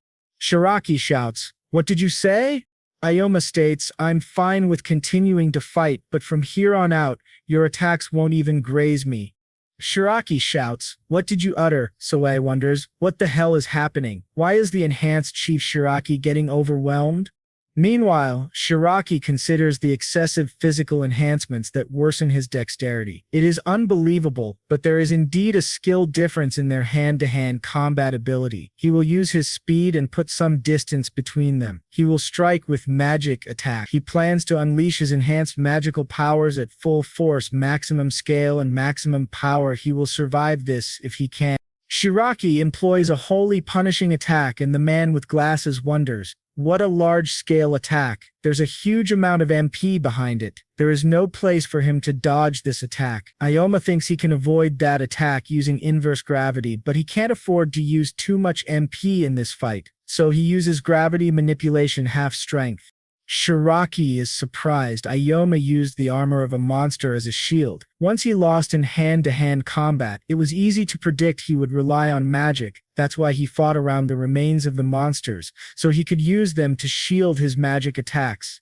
Ioma warns him not to come near. Ioma uses gravity manipulation to speed towards Shiraki, touches his forehead, and moves with speed.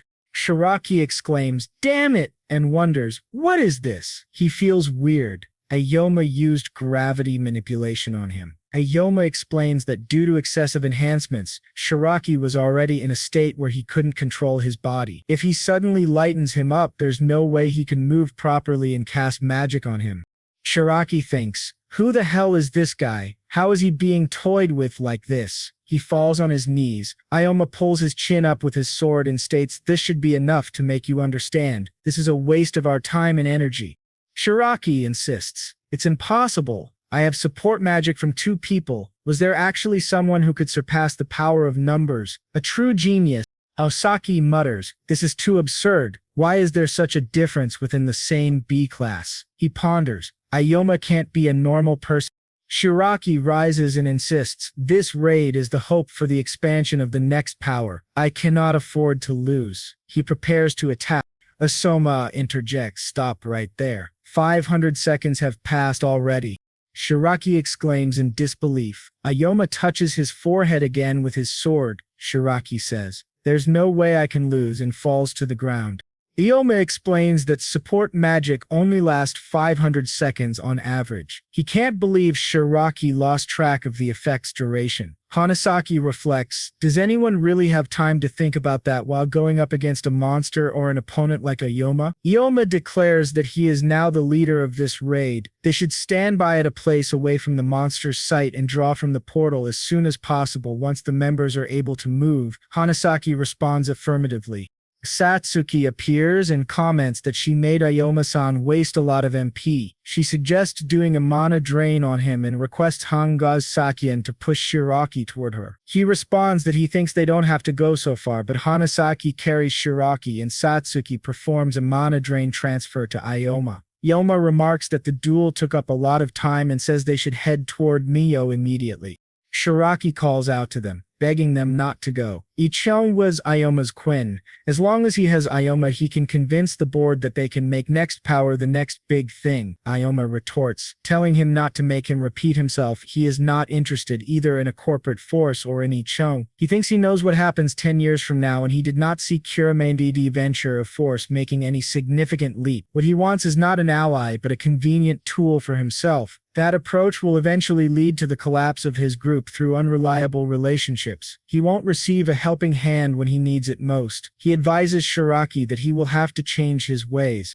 They leave Shiraki behind. Satsuki remarks that he even gave an order for a surprise attack. She doesn't think it was necessary to be so considerate while fighting him. Ioma responds that there's still scope for him and there's no reason to earn unnecessary resentment. Moreover, he recalls a memory from his previous life, one of his team members saying anything further than this and we don't know if we'll have enough MP to go back. Ioma encourages them, saying he still has a lot left in him. If he covers for them, they can definitely go. He wonders if he is the only one not gaining experience. He's not even contributing, and if this continues, there's no point in him being on the team. Returning to the present, he acknowledges that he has also rushed ahead without considering those around him and felt abandoned. Maybe he couldn't see that as a problem for someone else.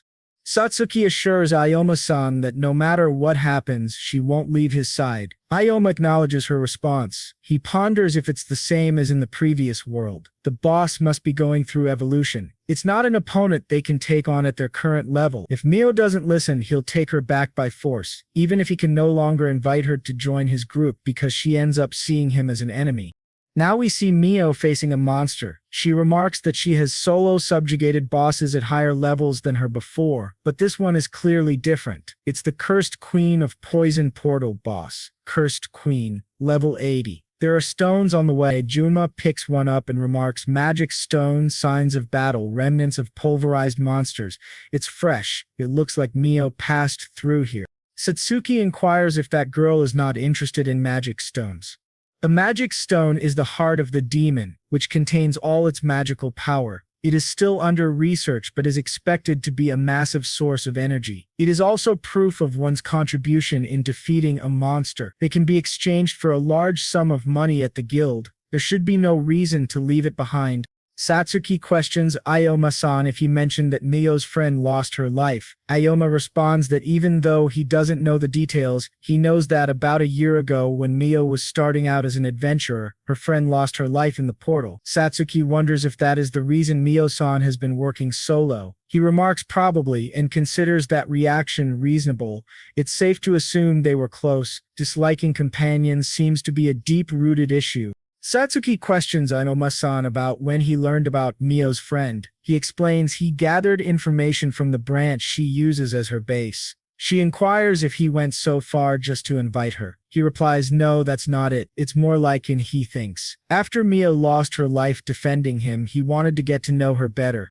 Satsuki interjects in surprise. Does he have feelings for Mio-san? Ioma reflects that he doesn't think this misunderstanding will be easy to clear up. He notes that it's hard to catch up with her. At this rate, Mio might really reach the portal boss. Let's hurry up. Now we see Kagura's Maya, level 46, facing the monster, Cursed Queen, level 80. She reflects that she didn't expect it to be at this level. The Cursed Queen attacks, but she dodges. She observes that it is stupidly fast and powerful, so this is a level 80 PTO boss. The level difference between this one and other monsters is too high. It must have gone through evolution. This is important information to take back.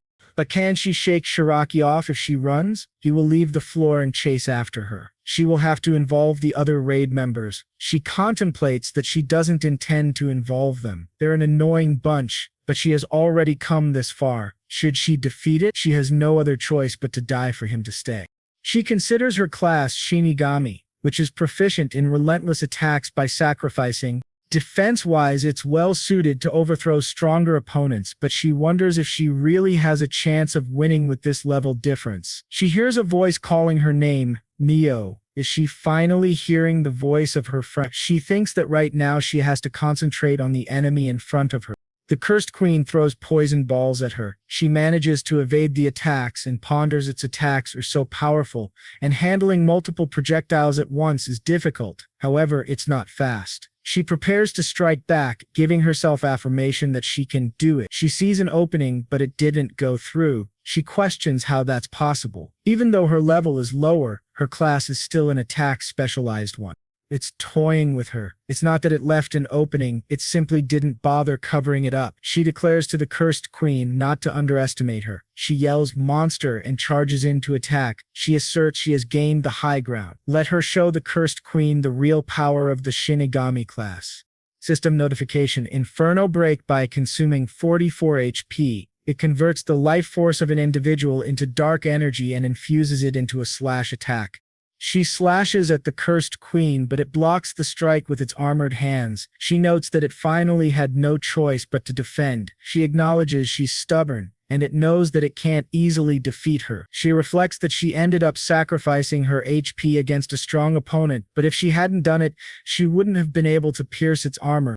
System notification: Kagurazaka Mio, level 46.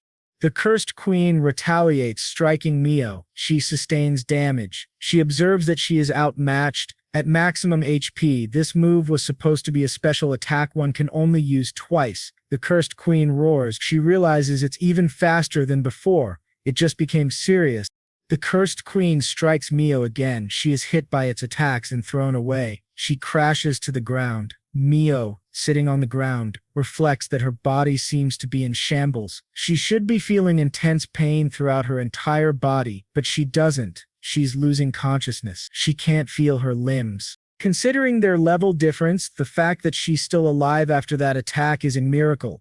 System notification: She mutters that her vision is getting blurry. Does this monster still intend to torment and toy with her? While sitting there, she recalls a memory. It's raining and she's running hurriedly in her uniform. She reaches her home and sees the Demon Defense Force outside. An officer questions why she's here, saying there are probably still monsters left from the flood inside. She pleads, stating it's her home. The officer tries to stop her, but she goes in. He calls her back, warning that she shouldn't see what's inside, but she does. Her mom and dad are dead. In the present, she furiously declares that monsters are always taking away what's precious to her. She activates her magic skills and attacks the Cursed Queen again, asserting it let its guard down because she wasn't moving. System notification. Shinigami Aura. Activatable when HP is below 10%, increases attack power and allows HP to be substituted with MP. During activation, one can move without any limiters. Mio states, Shinigami skill, Shinigami Aura. One can fight regardless of their HP as long as they have MP. She remarks that she told it she's stubborn. All of the monsters, she hates them. She contemplates that sooner or later it will recover its HP, but it can't restore missing flesh without a skill. Even if this is the end for her, she will rip off one of its limbs. She attacks again. It strikes back, but Mio dodges. She acknowledges that just maintaining Shinigami Aura consumes MP. She tells herself not to stop and to keep attacking. The Cursed Queen retaliates with poison balls, twice as many as before. She realizes it was holding back. She can't avoid it, but she resolves not to stop until her MP runs out. She keeps attacking, noting that although it has hard claws, its limbs can break. She strikes its limbs with all her strength. She thinks she's run out of MP. System notification. Kagurazaka Mio, level 46. She reflects on this, seeing that she's going to die now. This is the end. She hears a voice from her friend saying, "Wait, Mio?" Mio retorts, "Don't drag me down too much." Her friend remarks, "Mio-chan, let's take a break. My legs hurt." Mio tells her friend she hates monsters. She will kill them all. She will go alone from now on if her friend is going to be a hindrance like this. Her friend calls her name again, Mio-chan. She snaps, "What?" Her friend says that even though she died because of her, why is she still alive? Mio-chan, are you finally coming to this side? Mio replies, "Yes, I'm coming." The Cursed Queen tries to strike Mio, but magic restrains its limbs. It's the Shadow Hand cast by Satsuki. She informs Ikoma that she can't hold it for much longer. Raises her, saying, "Good job, Satsuki." He casts Garan. Ikoma carries Mio and hides behind a rock, remarking it's a good thing there were a lot of blind spots. Satsuki comments that Mio's rescue went well, but her injuries are awful. She's so battered up. They need to hurry and get her to a healer or else. The Cursed Queen grows furious. It looks like they can hide for now, but they need to figure out a way to escape. It's difficult since it's a very agile monster. However, as soon as it lost sight of them, it immediately blocked the entrance. It's a smart one. Mio wonders why they came here, saying that boss isn't an opponent they can handle.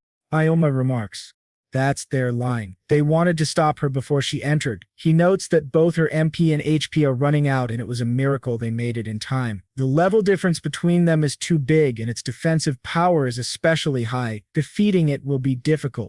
Ikoma declares he's got it distracted and tells Satsuki to take Mio and go ahead. Satsuki objects, unwilling to use him as bait, pleading with him not to do it. Mio says she doesn't have any relatives, so no one will be sad if she dies. She stands, adding that while she may not know if she's prepared for this, she doesn't want anyone dying because of her. Just let her prevent that from happening. Ikoma considers her willpower impressive. Despite her serious injuries, her extreme resolve is also a part of her distortion. He's sorry, but he's going to have to take advantage of that heartbreak for now. He acknowledges her decision, saying he won't stop her. Mio acknowledges this, suggesting they take it on together. Ikoma notes that it looks like that's their only option. Satsuki questions him, protesting that Mio is seriously injured and shouldn't participate. Ikoma tells Satsuki to use Mana Drain to fully restore Mio's MP. Satsuki hesitates, pointing out that she can't restore her physical body and that it will take time to fully recover. Ikoma responds that he'll buy time. Mio argues that he doesn't understand how terrifying that thing is, and that's why he's saying this. As Ikoma thinks he does understand the Cursed Queen, he knows it too well. With that, their strategy meeting concludes. The Cursed Queen casts a poison ball, and Satsuki wonders at the power of transferring Mana Drain. Ioma addresses the Curse Queen, stating he's not running away, that he'll be its opponent. Satsuki performs Mana Drain Reverse. Milia mutters that Ioma is underestimating the Curse Queen. It's not something one person can take on. He's going to die. The Curse Queen attacks Ioma, who notes it was driving him against the wall, but he counters with inverse gravity and stands on its back. Mimyo observes that the Curse Queen, so many levels above him, is lagging. Satsuki is amazed. She knew Ioma-san was strong, but even compared to before, his movements are different now. Meanwhile, Mio wonders if it's possible under any circumstances. His movements are as if he can see the future. The Curse Queen tries to fight him, but Anna stops it with ease. Anna thinks about how he's dreamed of that day over and over. The battle with it is etched into his mind, and he perfectly knows its next move. He attacks the Curse Queen from above, dragging his sword down into it. He taunts, "What happened, Mr. Level 80? Is that it?" Satsuki notes that, at this rate, Ioma-san may actually defeat it. Mio argues it's impossible. She knows he's strong, but with this level difference, he can't deal any substantial damage. The more MP he uses to strengthen himself, the faster he'll run out. Satsuki can't believe it, but she's sure he's also aware of this. Mio wonders if he's waiting for her MP to be fully restored. Could it be he intends for her to use that skill? Just how far ahead has he planned? But it's not an easy skill to hit. Does he know that? Ioma addresses the Curse Queen, stating that he didn't want his revenge to come this early, but he's still happy about it. This is also the end of his nightmares. This time, he'll kill it without letting it kill anyone. The Curse Queen retaliates with a barrage of poison balls. Mio observes that there are too many. It seems as if it wasn't serious with her at all. That creature recognizes a guy 30 levels below it as a threat. Ioma remarks that it's unlikely the Curse Queen can just throw those around recklessly and expect to hit him. Minyo exclaims, "Why isn't he retreating? Is he insane?" Ioma maneuvers through the poison ball attacks, reminiscing about his fight with the Curse Queen over the last 10 years. The Curse Queen casts another magic attack trying to bind him, but Ioma dodges and disrupts the magic spell around him. Miriam marvels, what kind of guy is he really? Is he truly just a B-rank adventurer? She reflects that despite Ioma's efforts, the enemy still has a considerable amount of HP left. Its defenses are too formidable. Even if they manage to inflict some damage, its automatic recovery practically cancels it out. Instead of many smaller attacks, they need a single decimating blow, and that skill is the only option. She asserts that she'll help him now since he'll soon reach his limit. Satsuki warns her that her MP hasn't fully recovered yet. Moreover, she questions whether Mayo, given her condition, can assist. Mayo insists she knows what she needs to do. Her MP is sufficient now, and she tells Satsuki not to worry about her physical state. She releases Shinigami Aura. Satsuki notes that this skill is a unique one for the Shinigami class. As long as she has MP, she can fight beyond her limits. Mio realizes Ioma had Satsuki restore her MP in preparation for the skill. She needs MP to maintain the aura, but the skill itself will also require MP. A single second will determine the outcome of the battle. She hears her friend's voice calling her name, Mio-chan, saying she hasn't relied on her friends to fight since her friend died. Has she? Will she be all right? Monio exhales and murmurs her apology to Mama. Realizing there are people who believe in her and are risking their lives, she cannot afford to lose. The Curse Queen roars and charges at them. Satsuki casts Shadow Ball, and Mio counters with Crimson Blade, standing beside Ioma. She notes that he seems to know a lot about the Shinigami class, to think he knows that as long as she has MP restored, she can move. Ioma agrees, mentioning he's also familiar with the Shinigami trump card. Mio states that the skill is too slow. She doubts she can hit the Curse Queen with it. Ioma assures her he'll buy her 5 seconds and urges her to trust him. Mio protests that it's impossible against such a monster. She dodges more poison ball attacks, wondering where to move next. Ioma then touches her and lifts them both into the air using inverse gravity. From above, they witness the destruction caused by the poison balls below. Mo marvels, what is this skill? Ioma informs her he'll leave the finishing blow to her, then launches an attack on the Curse Queen. Satsuki casts Shadow Hand to bind the Curse Queen's arms while Ioma unleashes Meteor Slash. Mio observes that the Curse Queen is immobilized, giving her the chance to strike. She readies the Shinigami's trump card. a deadly sword skill that grows more powerful as her HP decreases. Hers is currently down to 3 out of 20. It's a skill that immobilizes her when used, but in this moment, as she falls toward the Curse Queen, she knows she can execute it. Ioma calls out, "Do it, Mio!" and she unleashes Bloody Revenger. Mio defeats the Curse Queen. Mio collapses, unable to move. She has used up everything. The Curse Queen is down. Did they win? Her eyes shine. The Curse Queen also has a trump card skill. When it is struck down, it retaliates the moment the opponent lowers their guard. In complete silence, it fires a top-speed sure-kill attack. It shoots a dead shot toward Mio. She wonders, is it coming her way? She is as good as dead. But Ioma comes between her and the dead shot. He aims at its tip, diverts the trajectory, adjusts the weight of the blade, and stops its sharp tail with his weapon. The Curse Queen grows frustrated. Ioma remarks that the stupid skill is seared into his memory and strikes at her tail. He climbs on the Curse Queen and declares this is the end. Using Garanon on it, the system notifies him that he has gained 3,137 EXP and leveled up from 50 to 58, acquiring 28 SP. Satsuki exclaims, "They did it, they really defeated it. They took down such a high-level monster." Ayama expresses relief, admitting he genuinely thought their level wasn't enough. He reflects that this time he didn't let Mio die. Her death was one of his regrets in the past, and it was also why he seriously started aiming for the top as an adventurer. Mio wonders if she is alive. Was she protected? Did she manage to survive again? Then she sees Maman beside Ioma. Her head aches, and she collapses to her knees. Satsuki inquires if she is okay, noting that her body is indeed broken. Mio urges Ioma not to just stand there. She remembers that girl, feeling as though the girl resents her. She still watches her, even now. Maman approaches and tells Mio that even today she didn't come to her place. Haizuma thinks he suspected why Mio takes risks and dislikes parties. Even in the past, there was discomfort in her behavior, but now everything connects. He questions whether that girl resents Mio. Why does she recall her when she's been protected like this? Mio responds that it wasn't because the girl got mixed up in something by accident. Yoma inquires if she died protecting Mio. He remarks that he is well aware of Mio's self-punishing nature. It was easier for her to feel resentful, wasn't it? Satsuki warns Ioma that it's a sensitive topic and suggests perhaps they shouldn't discuss it. Meili states that the girl... Flashback. We see Maman asking Mio if she's quitting school. Mio explains that her mother is aware of the monster disaster, isn't she? She has no relatives to rely on. She hears that the budget for disaster relief is increasing every year, but the reality is that the damage is so great that not enough money reaches the people. She declares she will become an adventurer soon, as she can't afford high school and adventurers don't need education. Maman insists that she will also become an adventurer and won't let go of Mio. Mio questions what she just said.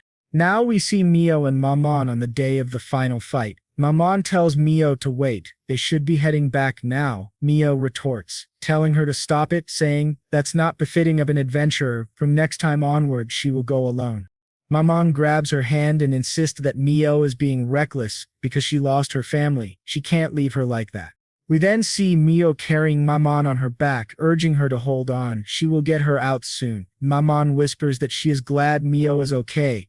Back in the present, Mio says she can't be a mom to that girl. She resents her. Ioma argues that Mio, you shouldn't distort the sentiments of the dead, even if it makes you feel better. Maman gave her life to save you, and now you're using her as an excuse to throw your own life away. Don't you think Maman would be sad to see this? Ioma said. He recalls Mio once saying that no one would grieve for her if she died. Even if he says he would, it won't resonate with her yet. Still, he's certain Mam would be very sad. Don't you think so? He asked. Mio remembers Maman's last words. She was glad that Mio was okay, but then she hears Maman's voice again in her head. Maman says she is worried about Mio. She seems very capable, but Maman knows Mio isn't well without her. She consoles Mio, urging her not to die and to live well and be happy for the both of them. Mio breaks down crying while remembering Maman. Now all three of them are watching the dead Curse Queen. Yelma inquires if Mio felt guilty for Maman and if that's why she was repeatedly engaging in such reckless battles. He wonders aloud if continuing to explore high-level portals alone will ever serve as atonement. Eventually, she will die if she keeps going like this. Taimo tells Mio he'd like to ask her again and requests that she join their party. Mio responds by asking for some time. She wants to think about it properly. Taimo agrees, saying, "That's fine." He carries Mio on his back and starts moving. He remarks that until now they've been adrift at sea, but finally they're seeing land. Mio apologizes to Ayoma, explaining she can't move when her HP gets this low.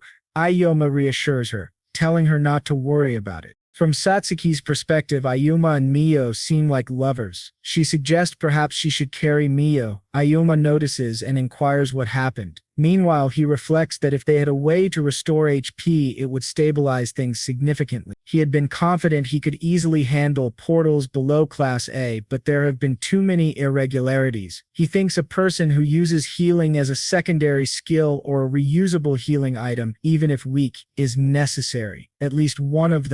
Mio reflects that she has always acted solo. It has been a long time since she relied on someone, but it felt really nice. She expresses her gratitude to Usama, acknowledging that she appreciates it. Usama feels like he was finally able to repay the favor from before. He looks at Mio, thinking of their previous lives. The next day, they're at the guild, sitting at a table with Akasha. Satsuki wonders if Mio has contacted Ejama. Since then, Ejama confirms, showing her the texts. One message says, "It was a rough day. Let me know once you've decided." The other asks if she can at least reply. Today's chat shows a missed call to her. Satsuki thinks Mio is completely leaving Ayoma on red. She comments that honestly, she doesn't think Mio will join. Ayoma admits he knew Mio was tough and stubborn, but he never thought he'd fail to recruit her after all that. Satsuki observes that Mio looked really tired. Akasha speculates that maybe Mio didn't have the energy to respond yet. Sipping iced coffee, Ayoma hopes that's the case. He reflects that with Mio's courage, physical capabilities, and competitiveness, she is one of the adventurers with the highest potential. She held her own against the Cursed Queen, even at that level. If it were him in the previous world, he would have died instantly. At least he was able to save her this time. He thinks that Mal will likely refrain from reckless exploration from now on. It's a bit unfortunate, but he's content with just that. Mio suddenly appears, remarking, "So this is where you were?" Satsuki immediately asks if her injuries are all right. Mio responds that she's used to such injuries, but it seems Satsuki was worried. Ayoma interrupts, asking what brought her to this branch. Mio explains she is bad at using the app and felt bad about leaving his messages unread. She felt it would be best to speak with him directly. From her end, she has a question for him. "Can I join your party?" Satsuki cheerfully exclaims, "Mio." Ayoma responds, "Of course. Welcome to the team. Looking forward to working with you." Arisa and Kiki are seen standing behind him. A man with a mask comments that he should take advantage of the expected flood and assassinate an adventurer. He asks if they're asking him to clean up after these kids, remarking that he can accept that, can't he? The man with an eye patch says they've been hiding from the Demon Defense Squad. They should also do something for them once in a while. The first man remarks that this client is a dangerous one. They don't know what will happen if they mess it up again. A masked man seated in a chair muses aloud, wondering if a flood will even occur. If predicting it were that easy, the Demon Defense Squad wouldn't be struggling so much. And on top of that, the opponent is a banker. He expresses his disinterest in weak people, questioning why he has to clean up after someone like Kiki. He asserts that he's not like them. He's a former top-of-the-line adventurer. If he hadn't messed up a bit during training, he would have been called a hero by now. He comments that what's needed in this chaotic era isn't 100 fools but a single overwhelming individual who can pave the way by stepping over others. If only they had overlooked my mistakes, he thinks. I would have risked my life to protect the country. He criticizes the system as ineffective and foolish. Arisa thinks to herself that she actually hates him. The masked man on the chair declares that he has his own aesthetics. He's not like the others. If they're going to leave it to him, he doesn't want any interference. Pointing his knife at Ayoma, he says he will confirm if Ayoma is really someone he can handle alone. The killing comes after that. At the Kurinami district branch, the receptionist congratulates Kusaragi, Satsuki. The result of her evaluation is in her promotion to B class has been approved. Satsuki asks in disbelief, was I really promoted? She reflects that, although there's variation depending on the region, B-class adventurers account for only 1% of all adventurers. She can't believe she is now one of them. Ikoma congratulates Satsuki and tells her she did well. Satsuki thinks, even though Ikoma and Mio are way ahead of her, this makes her feel like she's caught up with them a little bit. She needs to work harder. She won't lose to Mio. Mio responds that, obviously, Satsuki was promoted. There's no need to make a fuss over it. Her level exceeded her class's standard range a long time ago. She's already level 48, while B-class adventurers are typically around level 40. Mio comments that she was made to hunt down weaklings around the Kuronami area. Failing the exam would have been harder. Promotion exams are basically limited to the resident district. Satsuki says, yes, sorry, I got carried away, and thinks to herself, Mio's so strict. Ikoma tells Mio she doesn't have to go out of her way to put Satsuki down. Mio replies that she's just stating facts. It would be terrible if Satsuki became complacent over something like that. But yes, it's clearly a well-defined milestone, and she asked Satsuki to come with her. They are now in the locker room. Ikoma says Mio mentioned she prepared a commemorative gift for Satsuki, yet she told her not to get carried away and still went to the trouble of hiding it in the locker so it wouldn't be found. Mio adds that celebrating a friend's milestone is also important. Ikoma ponders. She's surprisingly thorough. He didn't prepare anything. Mio remarks that there's no need to get worked up. It's like a thank you for saving her life before. Despite how she looks, she did want to show gratitude.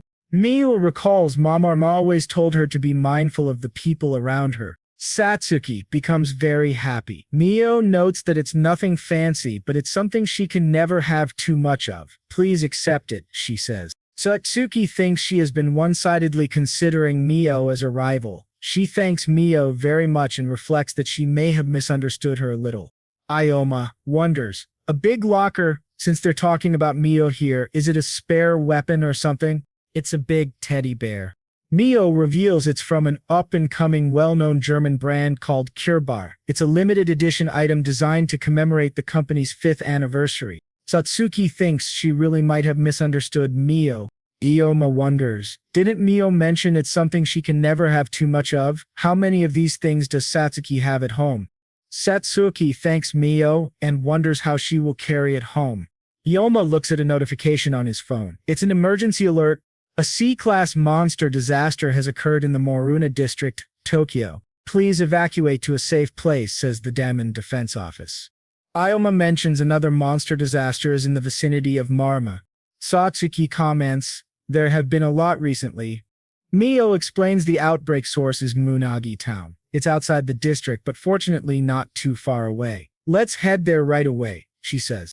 Ikoma notes that if it's a C-class monster disaster, then it's a portal suitable for adventurers around level 40. They shouldn't have a problem taking it down.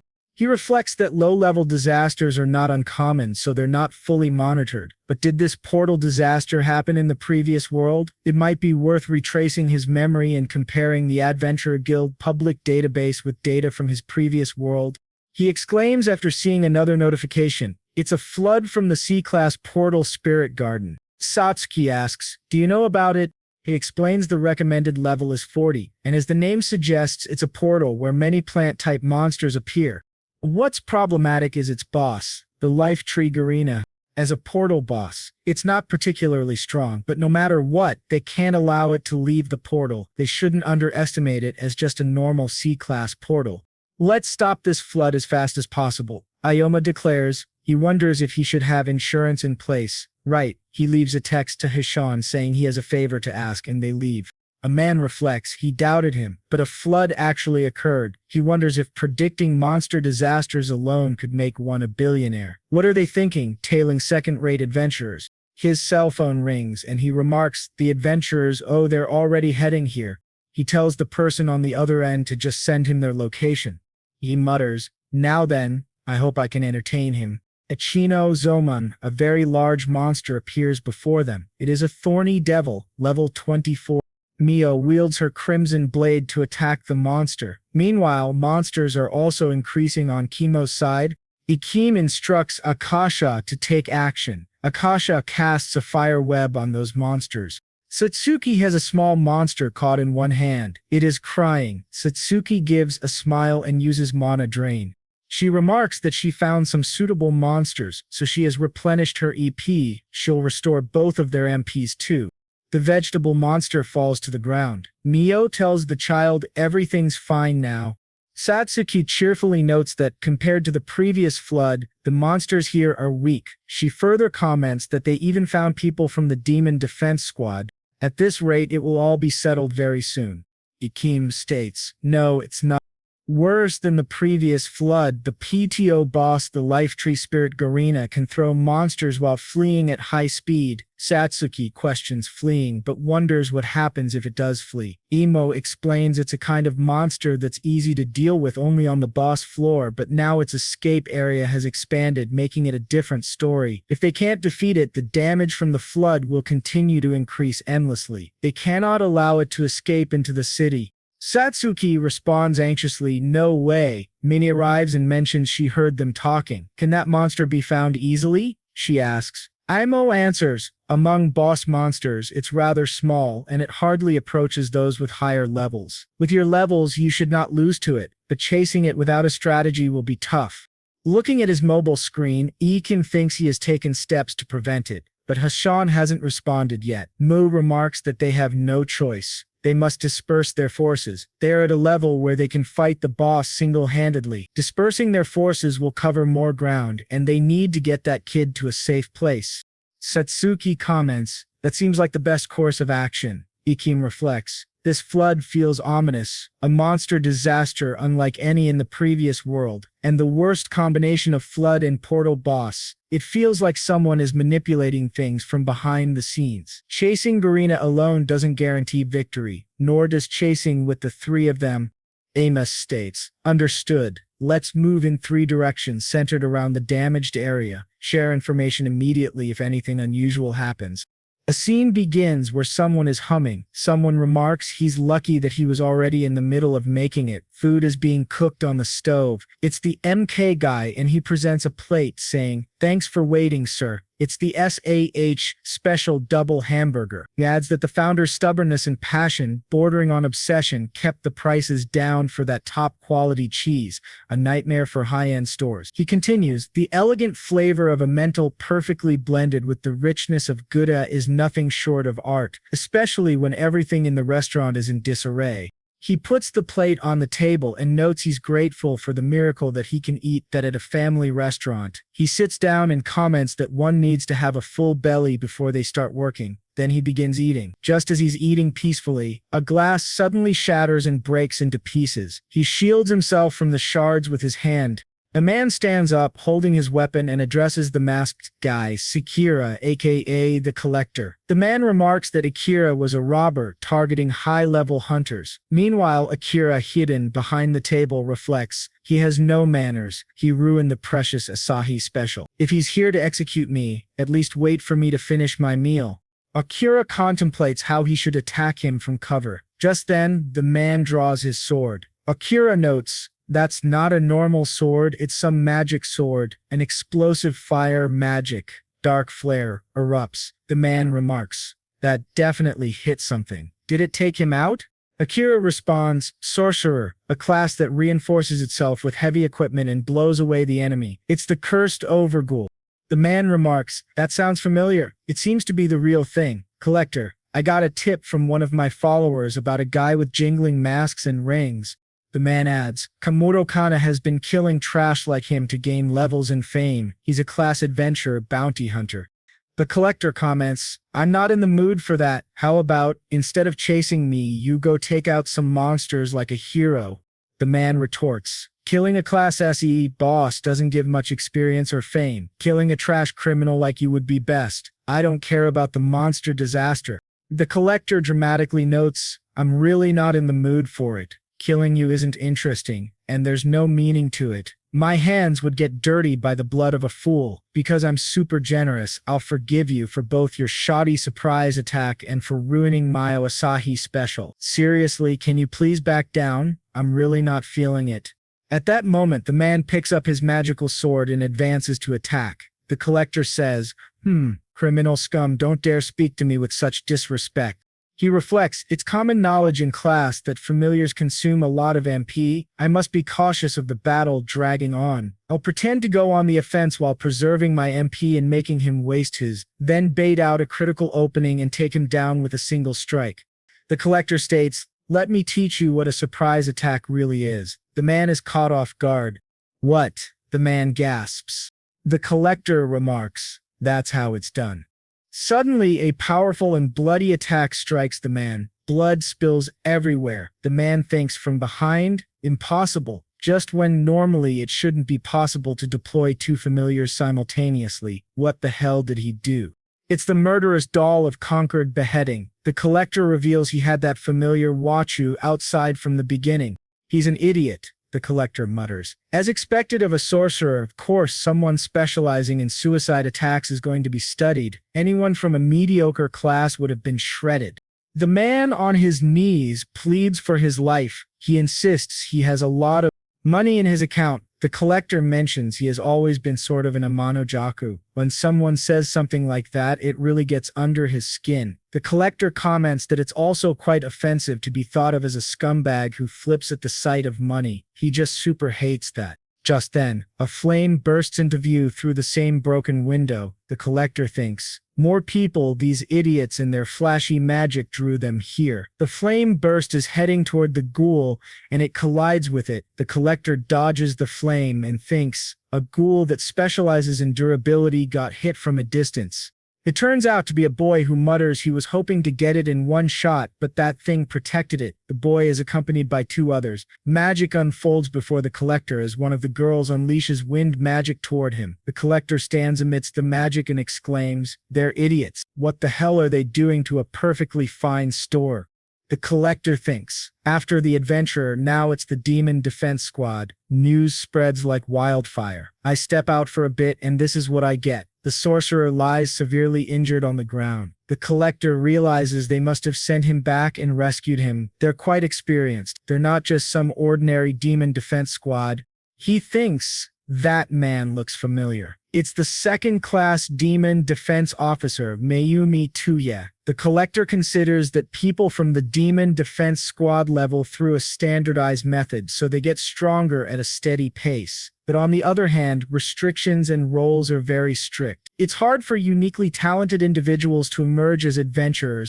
However, that man is one of the few exceptions. He is one of the best from the Demon Defense Squad. The collector figures he doesn't need to guard his abilities. He passes. He can help himself. He always just wants to kill miserable, righteous big shots like him. However, if he fights head-on, his chances of winning are 50% at best, and there are 3 extras too.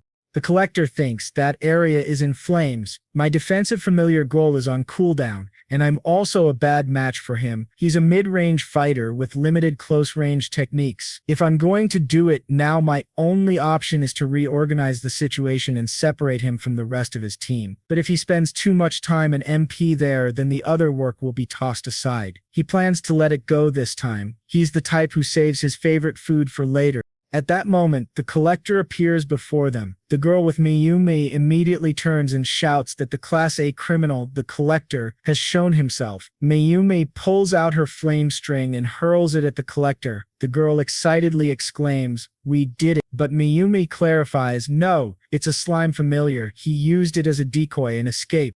Mayumi points out that he's on top of the roof. Should they chase after him? Mayumi explains that right now, suppressing the monster disaster is their utmost priority. He's a dangerous man, but it's not a situation where they should be chasing just one person. He commands his team to use their magic to extinguish the fire for now. They respond, yes.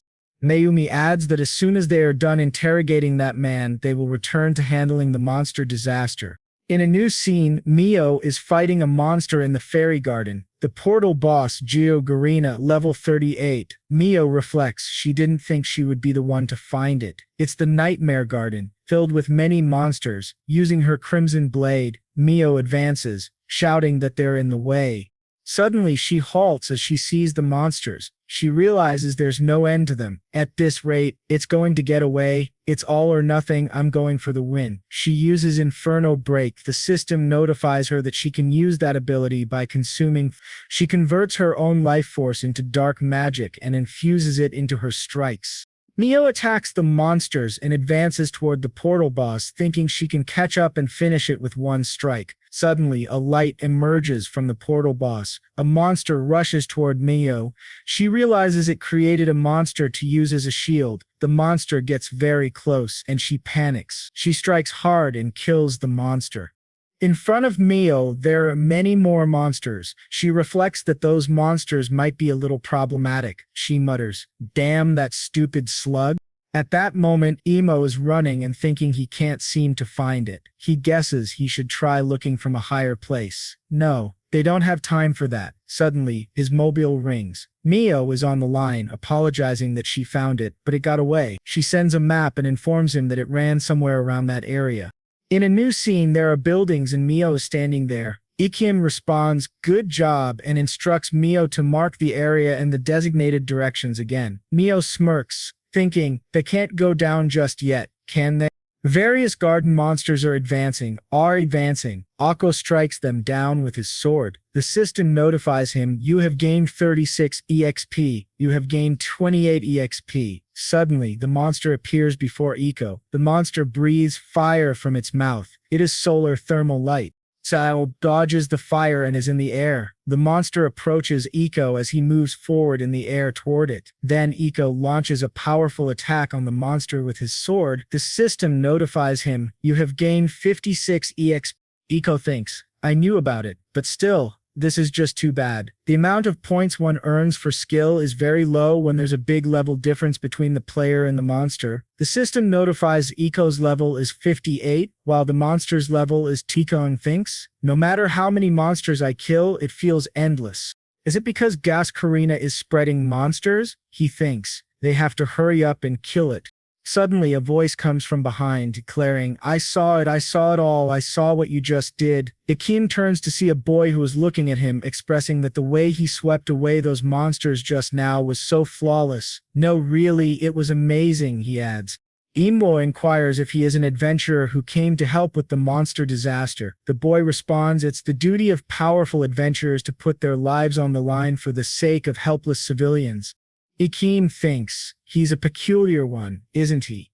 The boy mentions that being said, he is an E-class hunter and his class is villager, so he's hesitant to claim he's a powerful adventurer. Emo states, "Villager class? That's rare."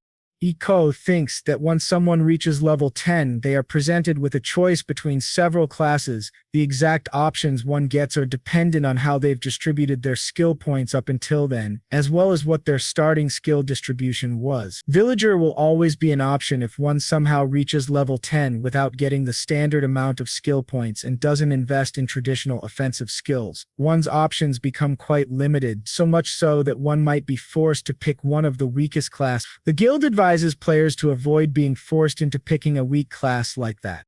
The boy conveys that he wanted to choose a cooler class, but villager was the only option available. Ikim thinks it's rare but not impossible. His initial parameter values, which are random, must have been low.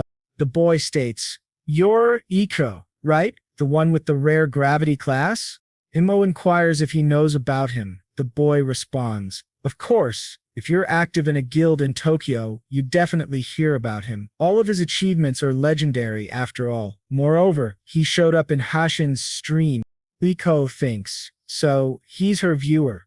The boy mentions that his female friends love her so much. He knew that Icho would be crazy good, but the real thing is even more incredible. He wishes he was also a cool gravity user like him. Imo expresses regret, saying he doesn't have time for small talk. He needs to get going now. The boy urges him to wait and exclaims that he would really feel disrespected if he didn't let him help. "If you don't mind, can we do this together?" Imo explains, "You're E-class, which means you're around level 20. That means it will be tough for you even against those monsters. I'm chasing after the portal boss. It would be better if you focused on rescuing the evacuees." The boy smiles and shows him an item. It's an enhancement item, a shiny crystal. He shows Imo a heal crystal. The boy explains that villager is the only class with the skill to enhance items. "If you let me assist you, I won't drag you down," he says. Ikko thinks, he seems to have no intention of backing down.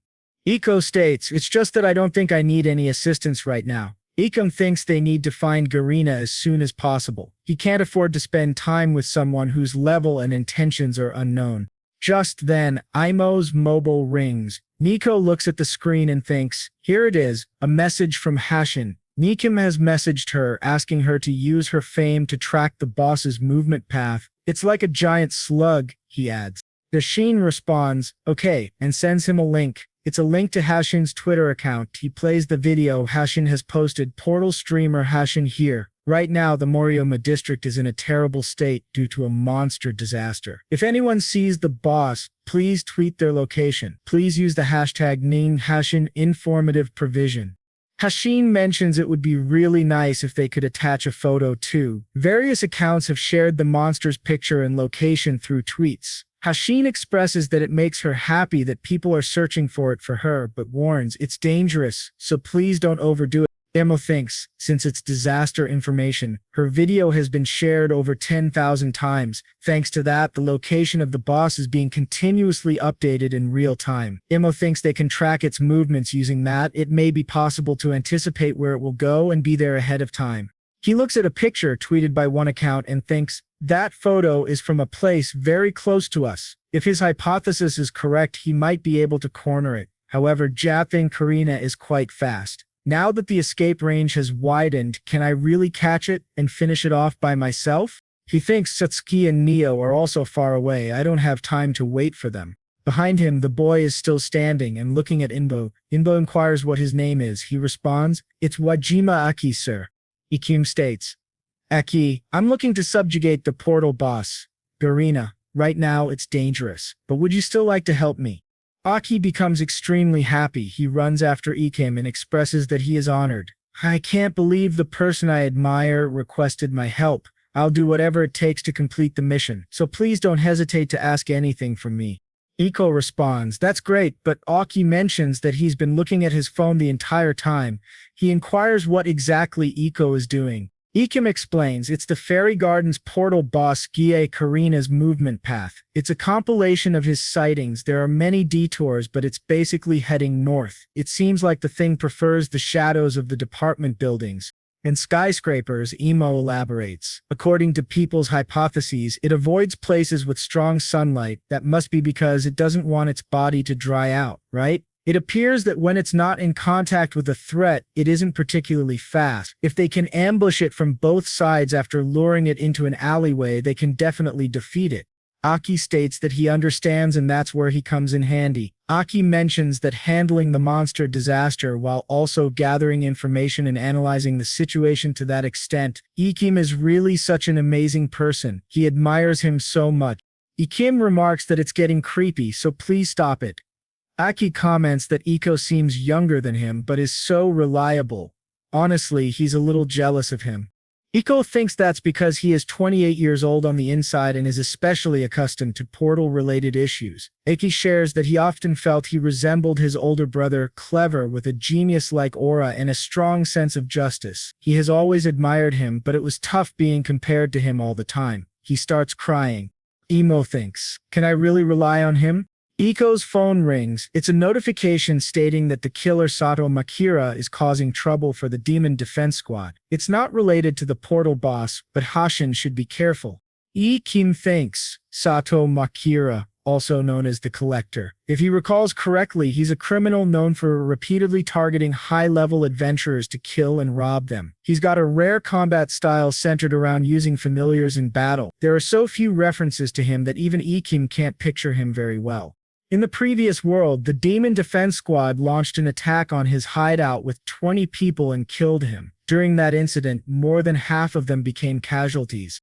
Is the Marma district his hunting ground right now, or is it just a coincidence that he happened to be present where the disaster occurred? No, these strange coincidences are happening too frequently. Akim thinks, even in the Illusion Library, members of the Dark Organization were present. Their target was probably the Ring of Wisdom. Is there someone who knows more about portals than me? Are they controlling their disposable forces from the dark and scheming something? Daki inquires what happened. Ema notices he's making such a serious face. Echo thinks there's no definite proof for it. He's probably overthinking it. Echo responds, it's nothing, sorry. Iko thinks, right now we should deal with the problem at hand. Imo mentions that it seems there was a sighting of a murderer. Aki, shocked, questions, a murderer? Ikoma explains that the family restaurant where they fought is nearby. It's better if they don't come into contact with him. However, he is not someone an E-class adventurer can take on, so if he says so, Aki has to run for it. Aki, frightened, agrees. Just then, Iko's phone rings again, and Aki becomes even more scared at the thought of a murderer. Ikoma thinks more eyewitness reports of Garana are coming in. One person tweets that they were too stunned to take a picture but saw a huge slug running in the Marma district, Western 2062. Ikoma thinks, it's close, they can go ahead of it and corner it now. He believes it's still early, but he is sharing that information with Satsuki and Mio. Imo informs Aki that he came up with a plan to corner the portal boss. They will split into two and ambush it from both sides. Ikoma states, let's kill that thing. Aki, gathering his courage, confirms yes.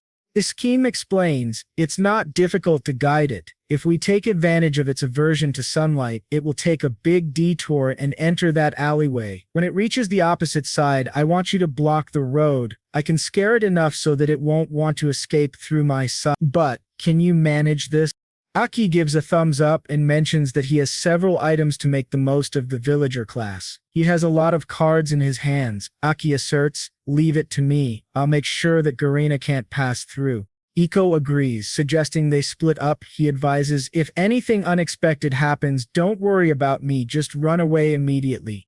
Aki states that before they split up, he wants to ask something. He inquires why Ikoma became an adventurer. What he wants to say is the rank of the portal boss this time isn't that high. For a top-notch adventurer like him, isn't it just an annoying job without much of a reward? Ikoma tells him not to ask weird questions. Ikoma quickly apologizes. Ikoma admits, you're right, the reason I'm an adventurer is to know how much of my powers can be of use to people. That's probably my #1 reason. I'm even willing to die for it. It's just that right now, there are some things only I can do. I believe there are things only I can save. He thinks it's more of a sense of responsibility than a vague desire to stop a monster disaster. Aki stands silently listening. Then Imo asks, does that answer satisfy you? It's not something I can share with everyone, right? Aki responds, no, that's enough. I have to say, I love you even more now. Ikoma states, we don't have time, let's split up. Aki agrees, of course. A new scene shows the portal boss roaming in the street between buildings. Ikoma speeds past vehicles. Upon reaching close to the portal boss, Ikoma thinks, I found him, Karina. Ikoma takes a glance at it and uses Garand on it. The portal boss emits a loud sound and then moves forward into the street. Ikoma thinks he drove it into their planned route. He encourages Aki to come on. Aki stands there, visibly anxious. Garina moves forward at a fast pace, with Ikoma pursuing it. Ikoma thinks he can catch up at that speed. Suddenly, some monsters appear in front of him. It's the Nightmare Garden. The monsters advance. Ikoma continues moving forward quickly. Then, Ikoma activates inverse gravity on those monsters and moves ahead. Garina does not understand what is happening. Ikoma expresses that it's too bad for it. It can't slow him down with something like that. Ikoma gets very close to Garina. Garina starts to run away faster. Garina sends a monster flying toward Ikoma. Ikoma thinks about throwing a detached monster as a shield at an opponent who can't change their course mid-air, just like the information Mio provided him. Ikoma moves toward that monster. Against a gravity user, he doesn't think it has an advantage in air battles. Ikoma strikes Garina with his sword. Garina screams and increases its speed. It's the flight instincts. Ikoma thinks, when in an injured state, users can increase their speed exponentially by consuming MP, a problematic skill that enables the user to escape from the enemy. However, flight instincts has a long cooldown and can't be used again for the next hour. This is a one-way street, and Aki is on the opposite end. With that, they are completely prepared to take on Garina. When Garina relaxes and starts humming, he suddenly becomes startled upon seeing Aki standing in front of him. Aki, surprised, mutters that he can't believe it actually went according to plan. Aki thinks about how hard it is to lead a monster this fast into this specific route. Even if the whole monster extermination unit were to move out, he doubts they would be able to achieve this. Aki reminds himself that he has to do what he's required to do. He pulls out an item enhancement and throws it toward Garina, shouting, "Take that, red slime's mucus." The red slime's mucus spills out of the bottle and heads toward Garina. Aki thinks, just like what he heard from him, Garina is very timid and weak to fire. It won't rush into flames on its own. Garina screams. Aki exclaims in joy that he did it. When Garina turns around, Ioma is standing there and comments, "Nice work, Aki." Oma mentions that it is now cornered and won't be able to run away anymore. Garina lets out a fearful sound. Oma doubts it has much HP and MP left, even its trump card, Flight Instincts, is on cooldown. Ioma inquires what Garina is going to do, whether it will try to get past him. Garina emits a loud sound and some monsters appear, activating the Nightmare Garden. Then Garina activates its fighting instincts, the Life Tree Spirit. Garina activates combat mode and lets out a monstrous roar. Ioma thinks it has reconstructed itself to specialize in defense and attack instead of speed. Aki exclaims that he thought the only thing it could do was run. He advises Ioma that they should retreat for now. Suddenly, Garina's generated monsters advance. Aki becomes scared. He just wants to run away from there. Ioma calmly states that he feels it is just getting desperate. Then Ioma strikes the monsters with his sword at high speed. Aki, startled, remarks that it's amazing. Meanwhile, Garina extends its branches toward Ioma. Ioma dodges them by jumping into the air and taunts, asking, "What's wrong? I'm right here." Then, Ioma plunges his sword into Garina and activates Garin. A powerful magic occurs. Sounds erupt from Garina, followed by a massive explosion. With Aki standing aside, the system notifies him that he has gained 1035 EXP. Aki joyfully states, "All right." He thinks Ioma has shown him what he's made of. He has passed as one of his targets. He gets full marks. Aki is celebrating loudly. Ioma thinks they managed to defeat Garina. While looking at his mobily, he considers informing Karagi and the others about this. Ioma thanks Aki for his help and conveys that if he had been alone, Garina would have escaped. It was thanks to Aki that they could defeat it right there. Aki, smiling, comments that he can't believe he is being praised by Ioma. He is happy but a little embarrassed. Aki mentions that he was worried he wouldn't be able to contribute because of his class, but now he feels like he can work hard for a little longer. He believes he could become cooler and help many people. Ioma responds that, from what he knows, there isn't any inherent superiority or inferiority among the classes. Everyone has their own strengths and weaknesses, but whether those suit the user is another matter. The villager has a lot of versatility as long as he prepares beforehand, and that is why they were able to capture Garina. As long as he doesn't lose sight of his strengths, he will be able to go much further. Ioma reminds him not to forget that he is someone who faced a portal boss that was twice his level. Aki becomes happy from the praise. Aki then inquires what Ioma thinks is the strongest trait of being a gravity user. Ioma thinks and asserts that the strength of a gravity user is that the limits of the class won't restrict the user's potential, the ability to reach their peak.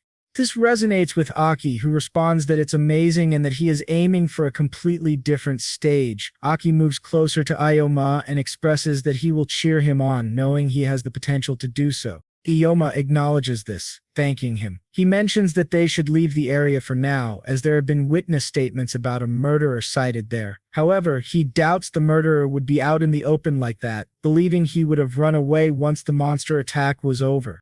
Just then, the collector approaches Ioma from above. Ioma quickly, he realizes and draws his sword to resist the collector's attack. He thinks that it seems the collector has decided to attack. Ioma understands that he is the collector. Looking at the doll and the collector, Ioma thinks that it's not a monster but a familiar. That type of opponent is really troublesome. It's the murder puppet. The same puppet strings approach Ioma. Ioma dodges. Meanwhile, the collector swings his sword from behind to attack Ioma. The collector flies backward through the air. His sword falls to the ground. Ioma thinks he couldn't feel the point of contact. Ioma thinks, a slime. He had observed Ioma for long enough. He is a man worth his time killing. Aki thinks. Aki rushes from behind to attack. Ioma resists Aki's attack with his sword and strikes back, sending Aki flying. Aki comments that he kicked him for real. Can't he at least hold back a little? Idiot, Aki states. If I were the weak Aki, I would have died from that. Ioma declares he is the collector, the murderer who collects adventurers' corpses, Sato Makira. The collector thinks he got Yoma's attention with melees and attack from a blind spot with the assassin-type killer doll. Even though he caught him off guard at arm's length, he dealt with it effortlessly. He's a prize beyond expectations. The collector notes he knows Ikoma is panicking deep down, despite appearing nonchalant. Ikoma mentions that he had already accounted for the possibility of him being Sato Makira. The collector exclaims, "What?" Ikoma thinks, even in his original timeline, Sato Makira's information wasn't shared publicly. The only photo available was from his student days, and even his class remained undisclosed. However, there isn't a class inherently capable of making rings, the main source of damage due to its horrific MP cost. It was mainly used to increase the variety of attacks, a supplementary item at best. However, there is a special skill available only to the villager class. The system notifies the ability to limit MP cost when using items. Ikoma thinks that if a villager invested all skill points into the item holder's skill, it would theoretically be possible to use rings as their main source of damage. The collector contends it's a meaningless bluff. If so, there'd be no reason to observe him. Ikoma states it would be extremely difficult to corner Garina alone and is unsure when he'd get another chance. Ikoma points at the collector, assuming he's the collector, betting on playing a long-term trust. Ikoma asserts the worst outcome would be accidentally aggravating him and being forced into battle without dealing with the boss. The collector thinks Ikoma prioritized solving the monster attack over his own safety. The collector notes, as expected, Ikoma is the best, showing fealty to that shitty old hag is worthwhile. The collector mentions he still has a ton of familiars left. He tells Ikoma to show him how he's going to overcome all that. The collector and his slime stand facing Ikoma. He raises his sword and instructs, "Let's enjoy this while it lasts." Ikoma thinks he can't get a read on him. He's too abnormal. Additionally, he's really used to PvP. Even though he is a villager, he is probably at a higher level than Ikoma. Ikoma doubts he will be able to gain an advantage even with his physical stats. Moreover, his MP is really low thanks to the Garina fight. He has to watch out for the collector's powerful familiars as well. It's impossible for him to force his way through that fight without enough information. Last but not least, he assumes the collector will probably use every clever tactic he has. Ikoma starts running. The collector is stunned, wondering what's happening. The collector thinks since he already solved the portal incident, is he trying to run to a crowded place to escape?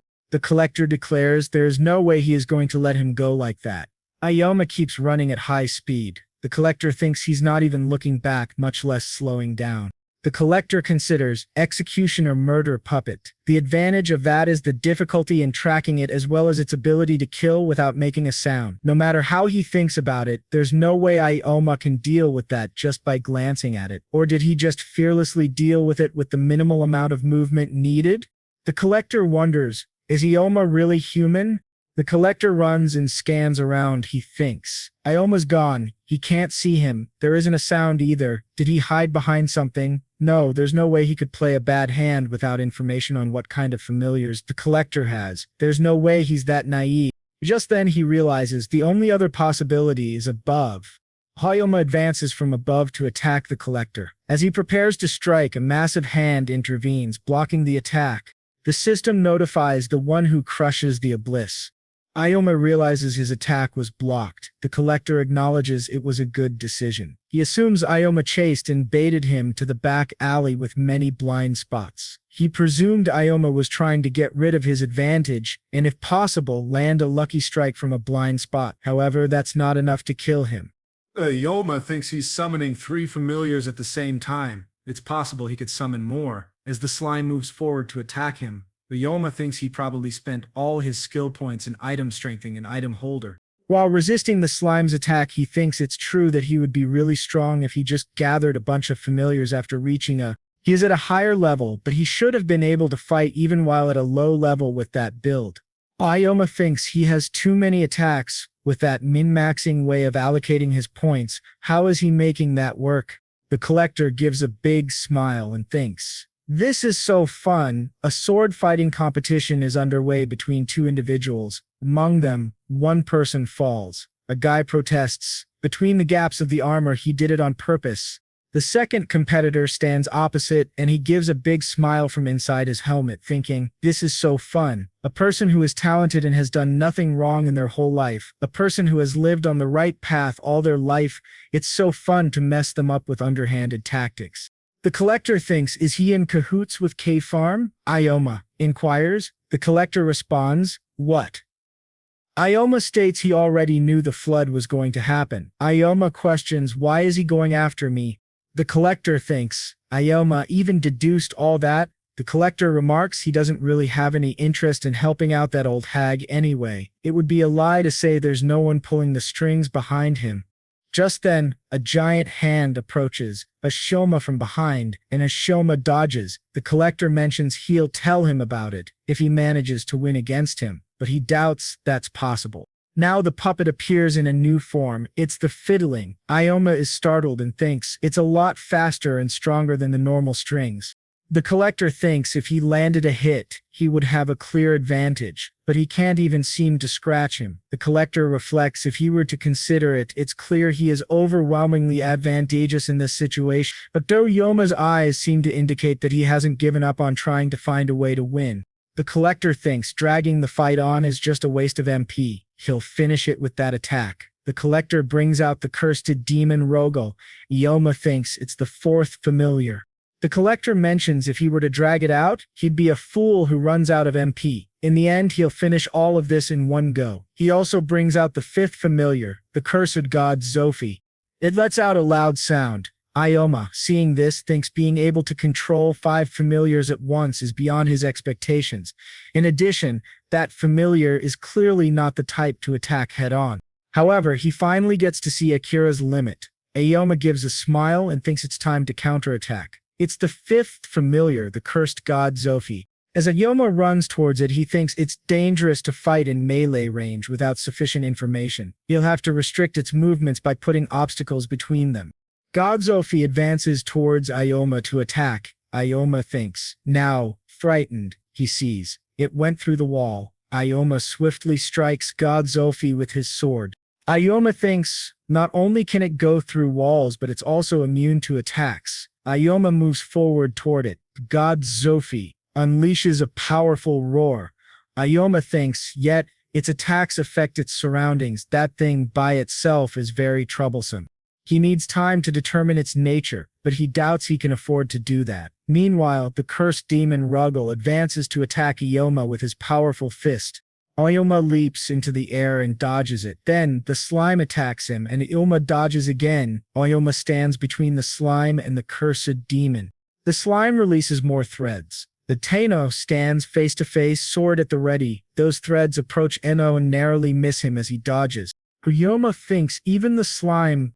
Just then, Ioma's attention shifts. The collector strikes Ikoma with his dagger, but Ikoma resists with his sword. The collector remarks excitedly, this is so damn fun. He says Ikoma is the first person ever to survive that attack of his, though if they were to fight head-on, he would have lost without question. Suddenly, a massive hand creates an opening behind Ikoma. The collector completes his thought, but his strategies are impeccable and a powerful explosion occurs.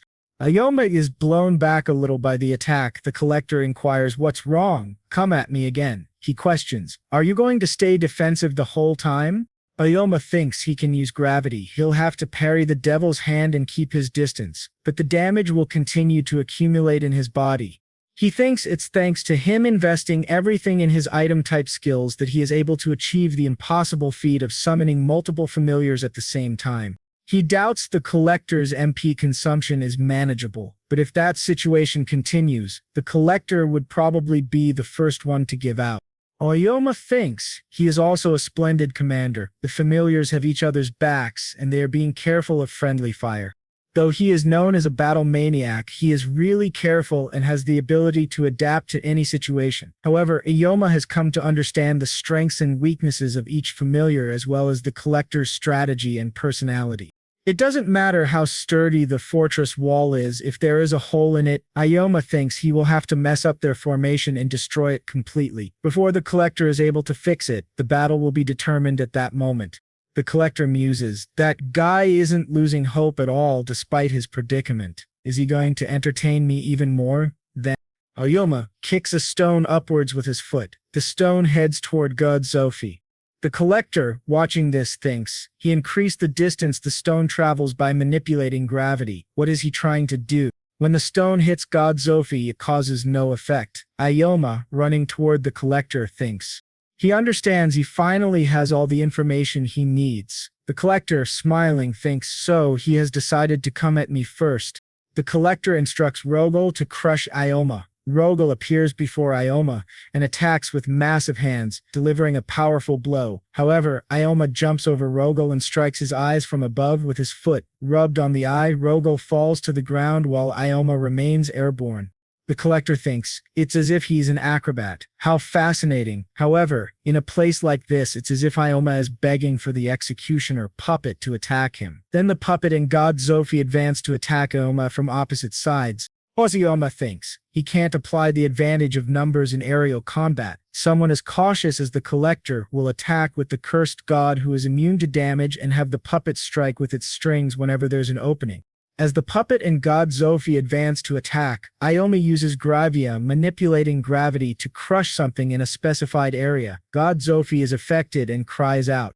The collector thinks Ayoma redirected the trajectory of the lightweight strings with gravity and manipulated it to crush Zofi. He thinks that's stone, so the attacks are out of his consciousness to register. Ayoma moves away from the traffic lights. As the puppet advances, it becomes confused about what happened. The collector thinks the vicious strings that the executioner murder puppet uses are really hard to detect. Thanks to that fact, its biggest weakness is friendly fire.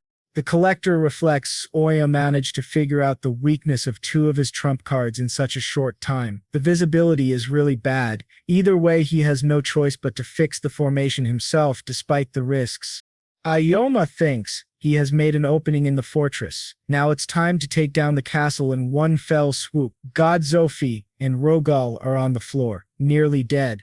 Ayoma thinks out of his 5 familiars, 2 are paralyzed. Even that troublesome doll is within sight, but unable to move, afraid of friendly fire. He thinks he will use that time to destroy the familiars and weaken the collector's forces. This is the decisive moment.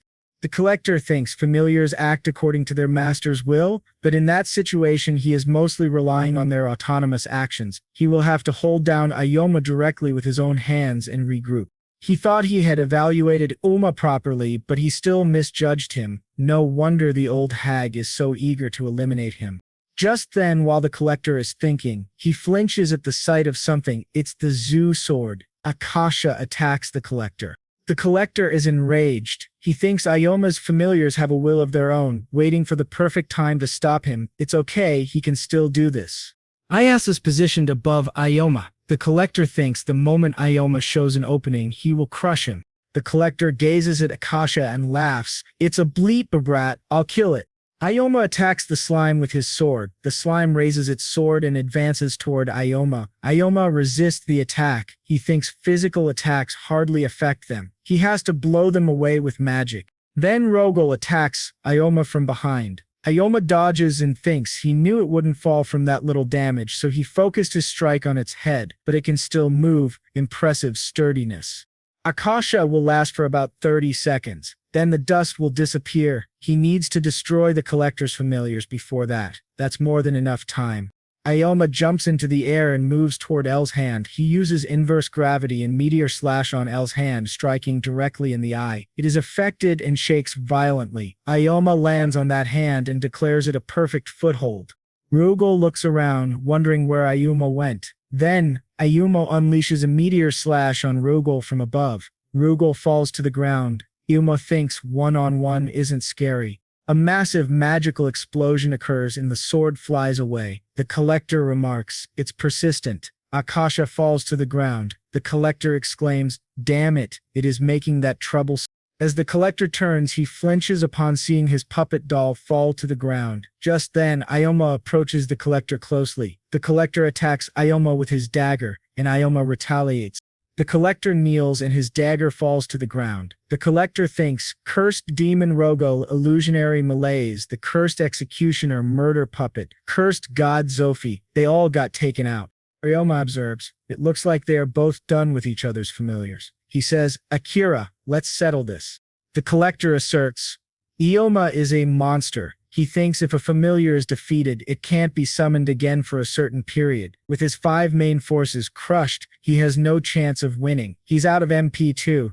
A large, white-winged angel appears, and the system notifies it's the purity of a Doran. Ioma looks at it and ponders, is that his trump card? No, it doesn't look anything like that. The collector thinks a familiar specialized in healing and buffs. A Doran, should he heal his wounds and escape? Relying on the villager's performance and items he always carries, he can at least manage to scare Ioma and run. The collector instructs Adoran to heal him. He thinks, if I run away now, I'll never be able to defeat him again. My specialties are ambushes and surprise attacks. My hands and tactics are completely exposed. Next time, he'll be able to counter me even more easily. The collector thinks, this isn't just a retreat. This is a complete defeat. He is keeping a cool face, but he must have used up a lot of MP too with all that rampaging. He thinks now is the last chance to kill Ioma. He orders the fallen Adoran to strengthen him. The collector uses Angel's Breath and Angel's Prayer. Standing up, the collector declares, I won't run away anymore. He recalls someone he hates, who has a similar face to Ioma. It angers him, someone who achieves results purely through talent without any guilt and lives spouting twisted ideals. The collector calls out to Ioma, come, I'll give a genius like you the taste of defeat.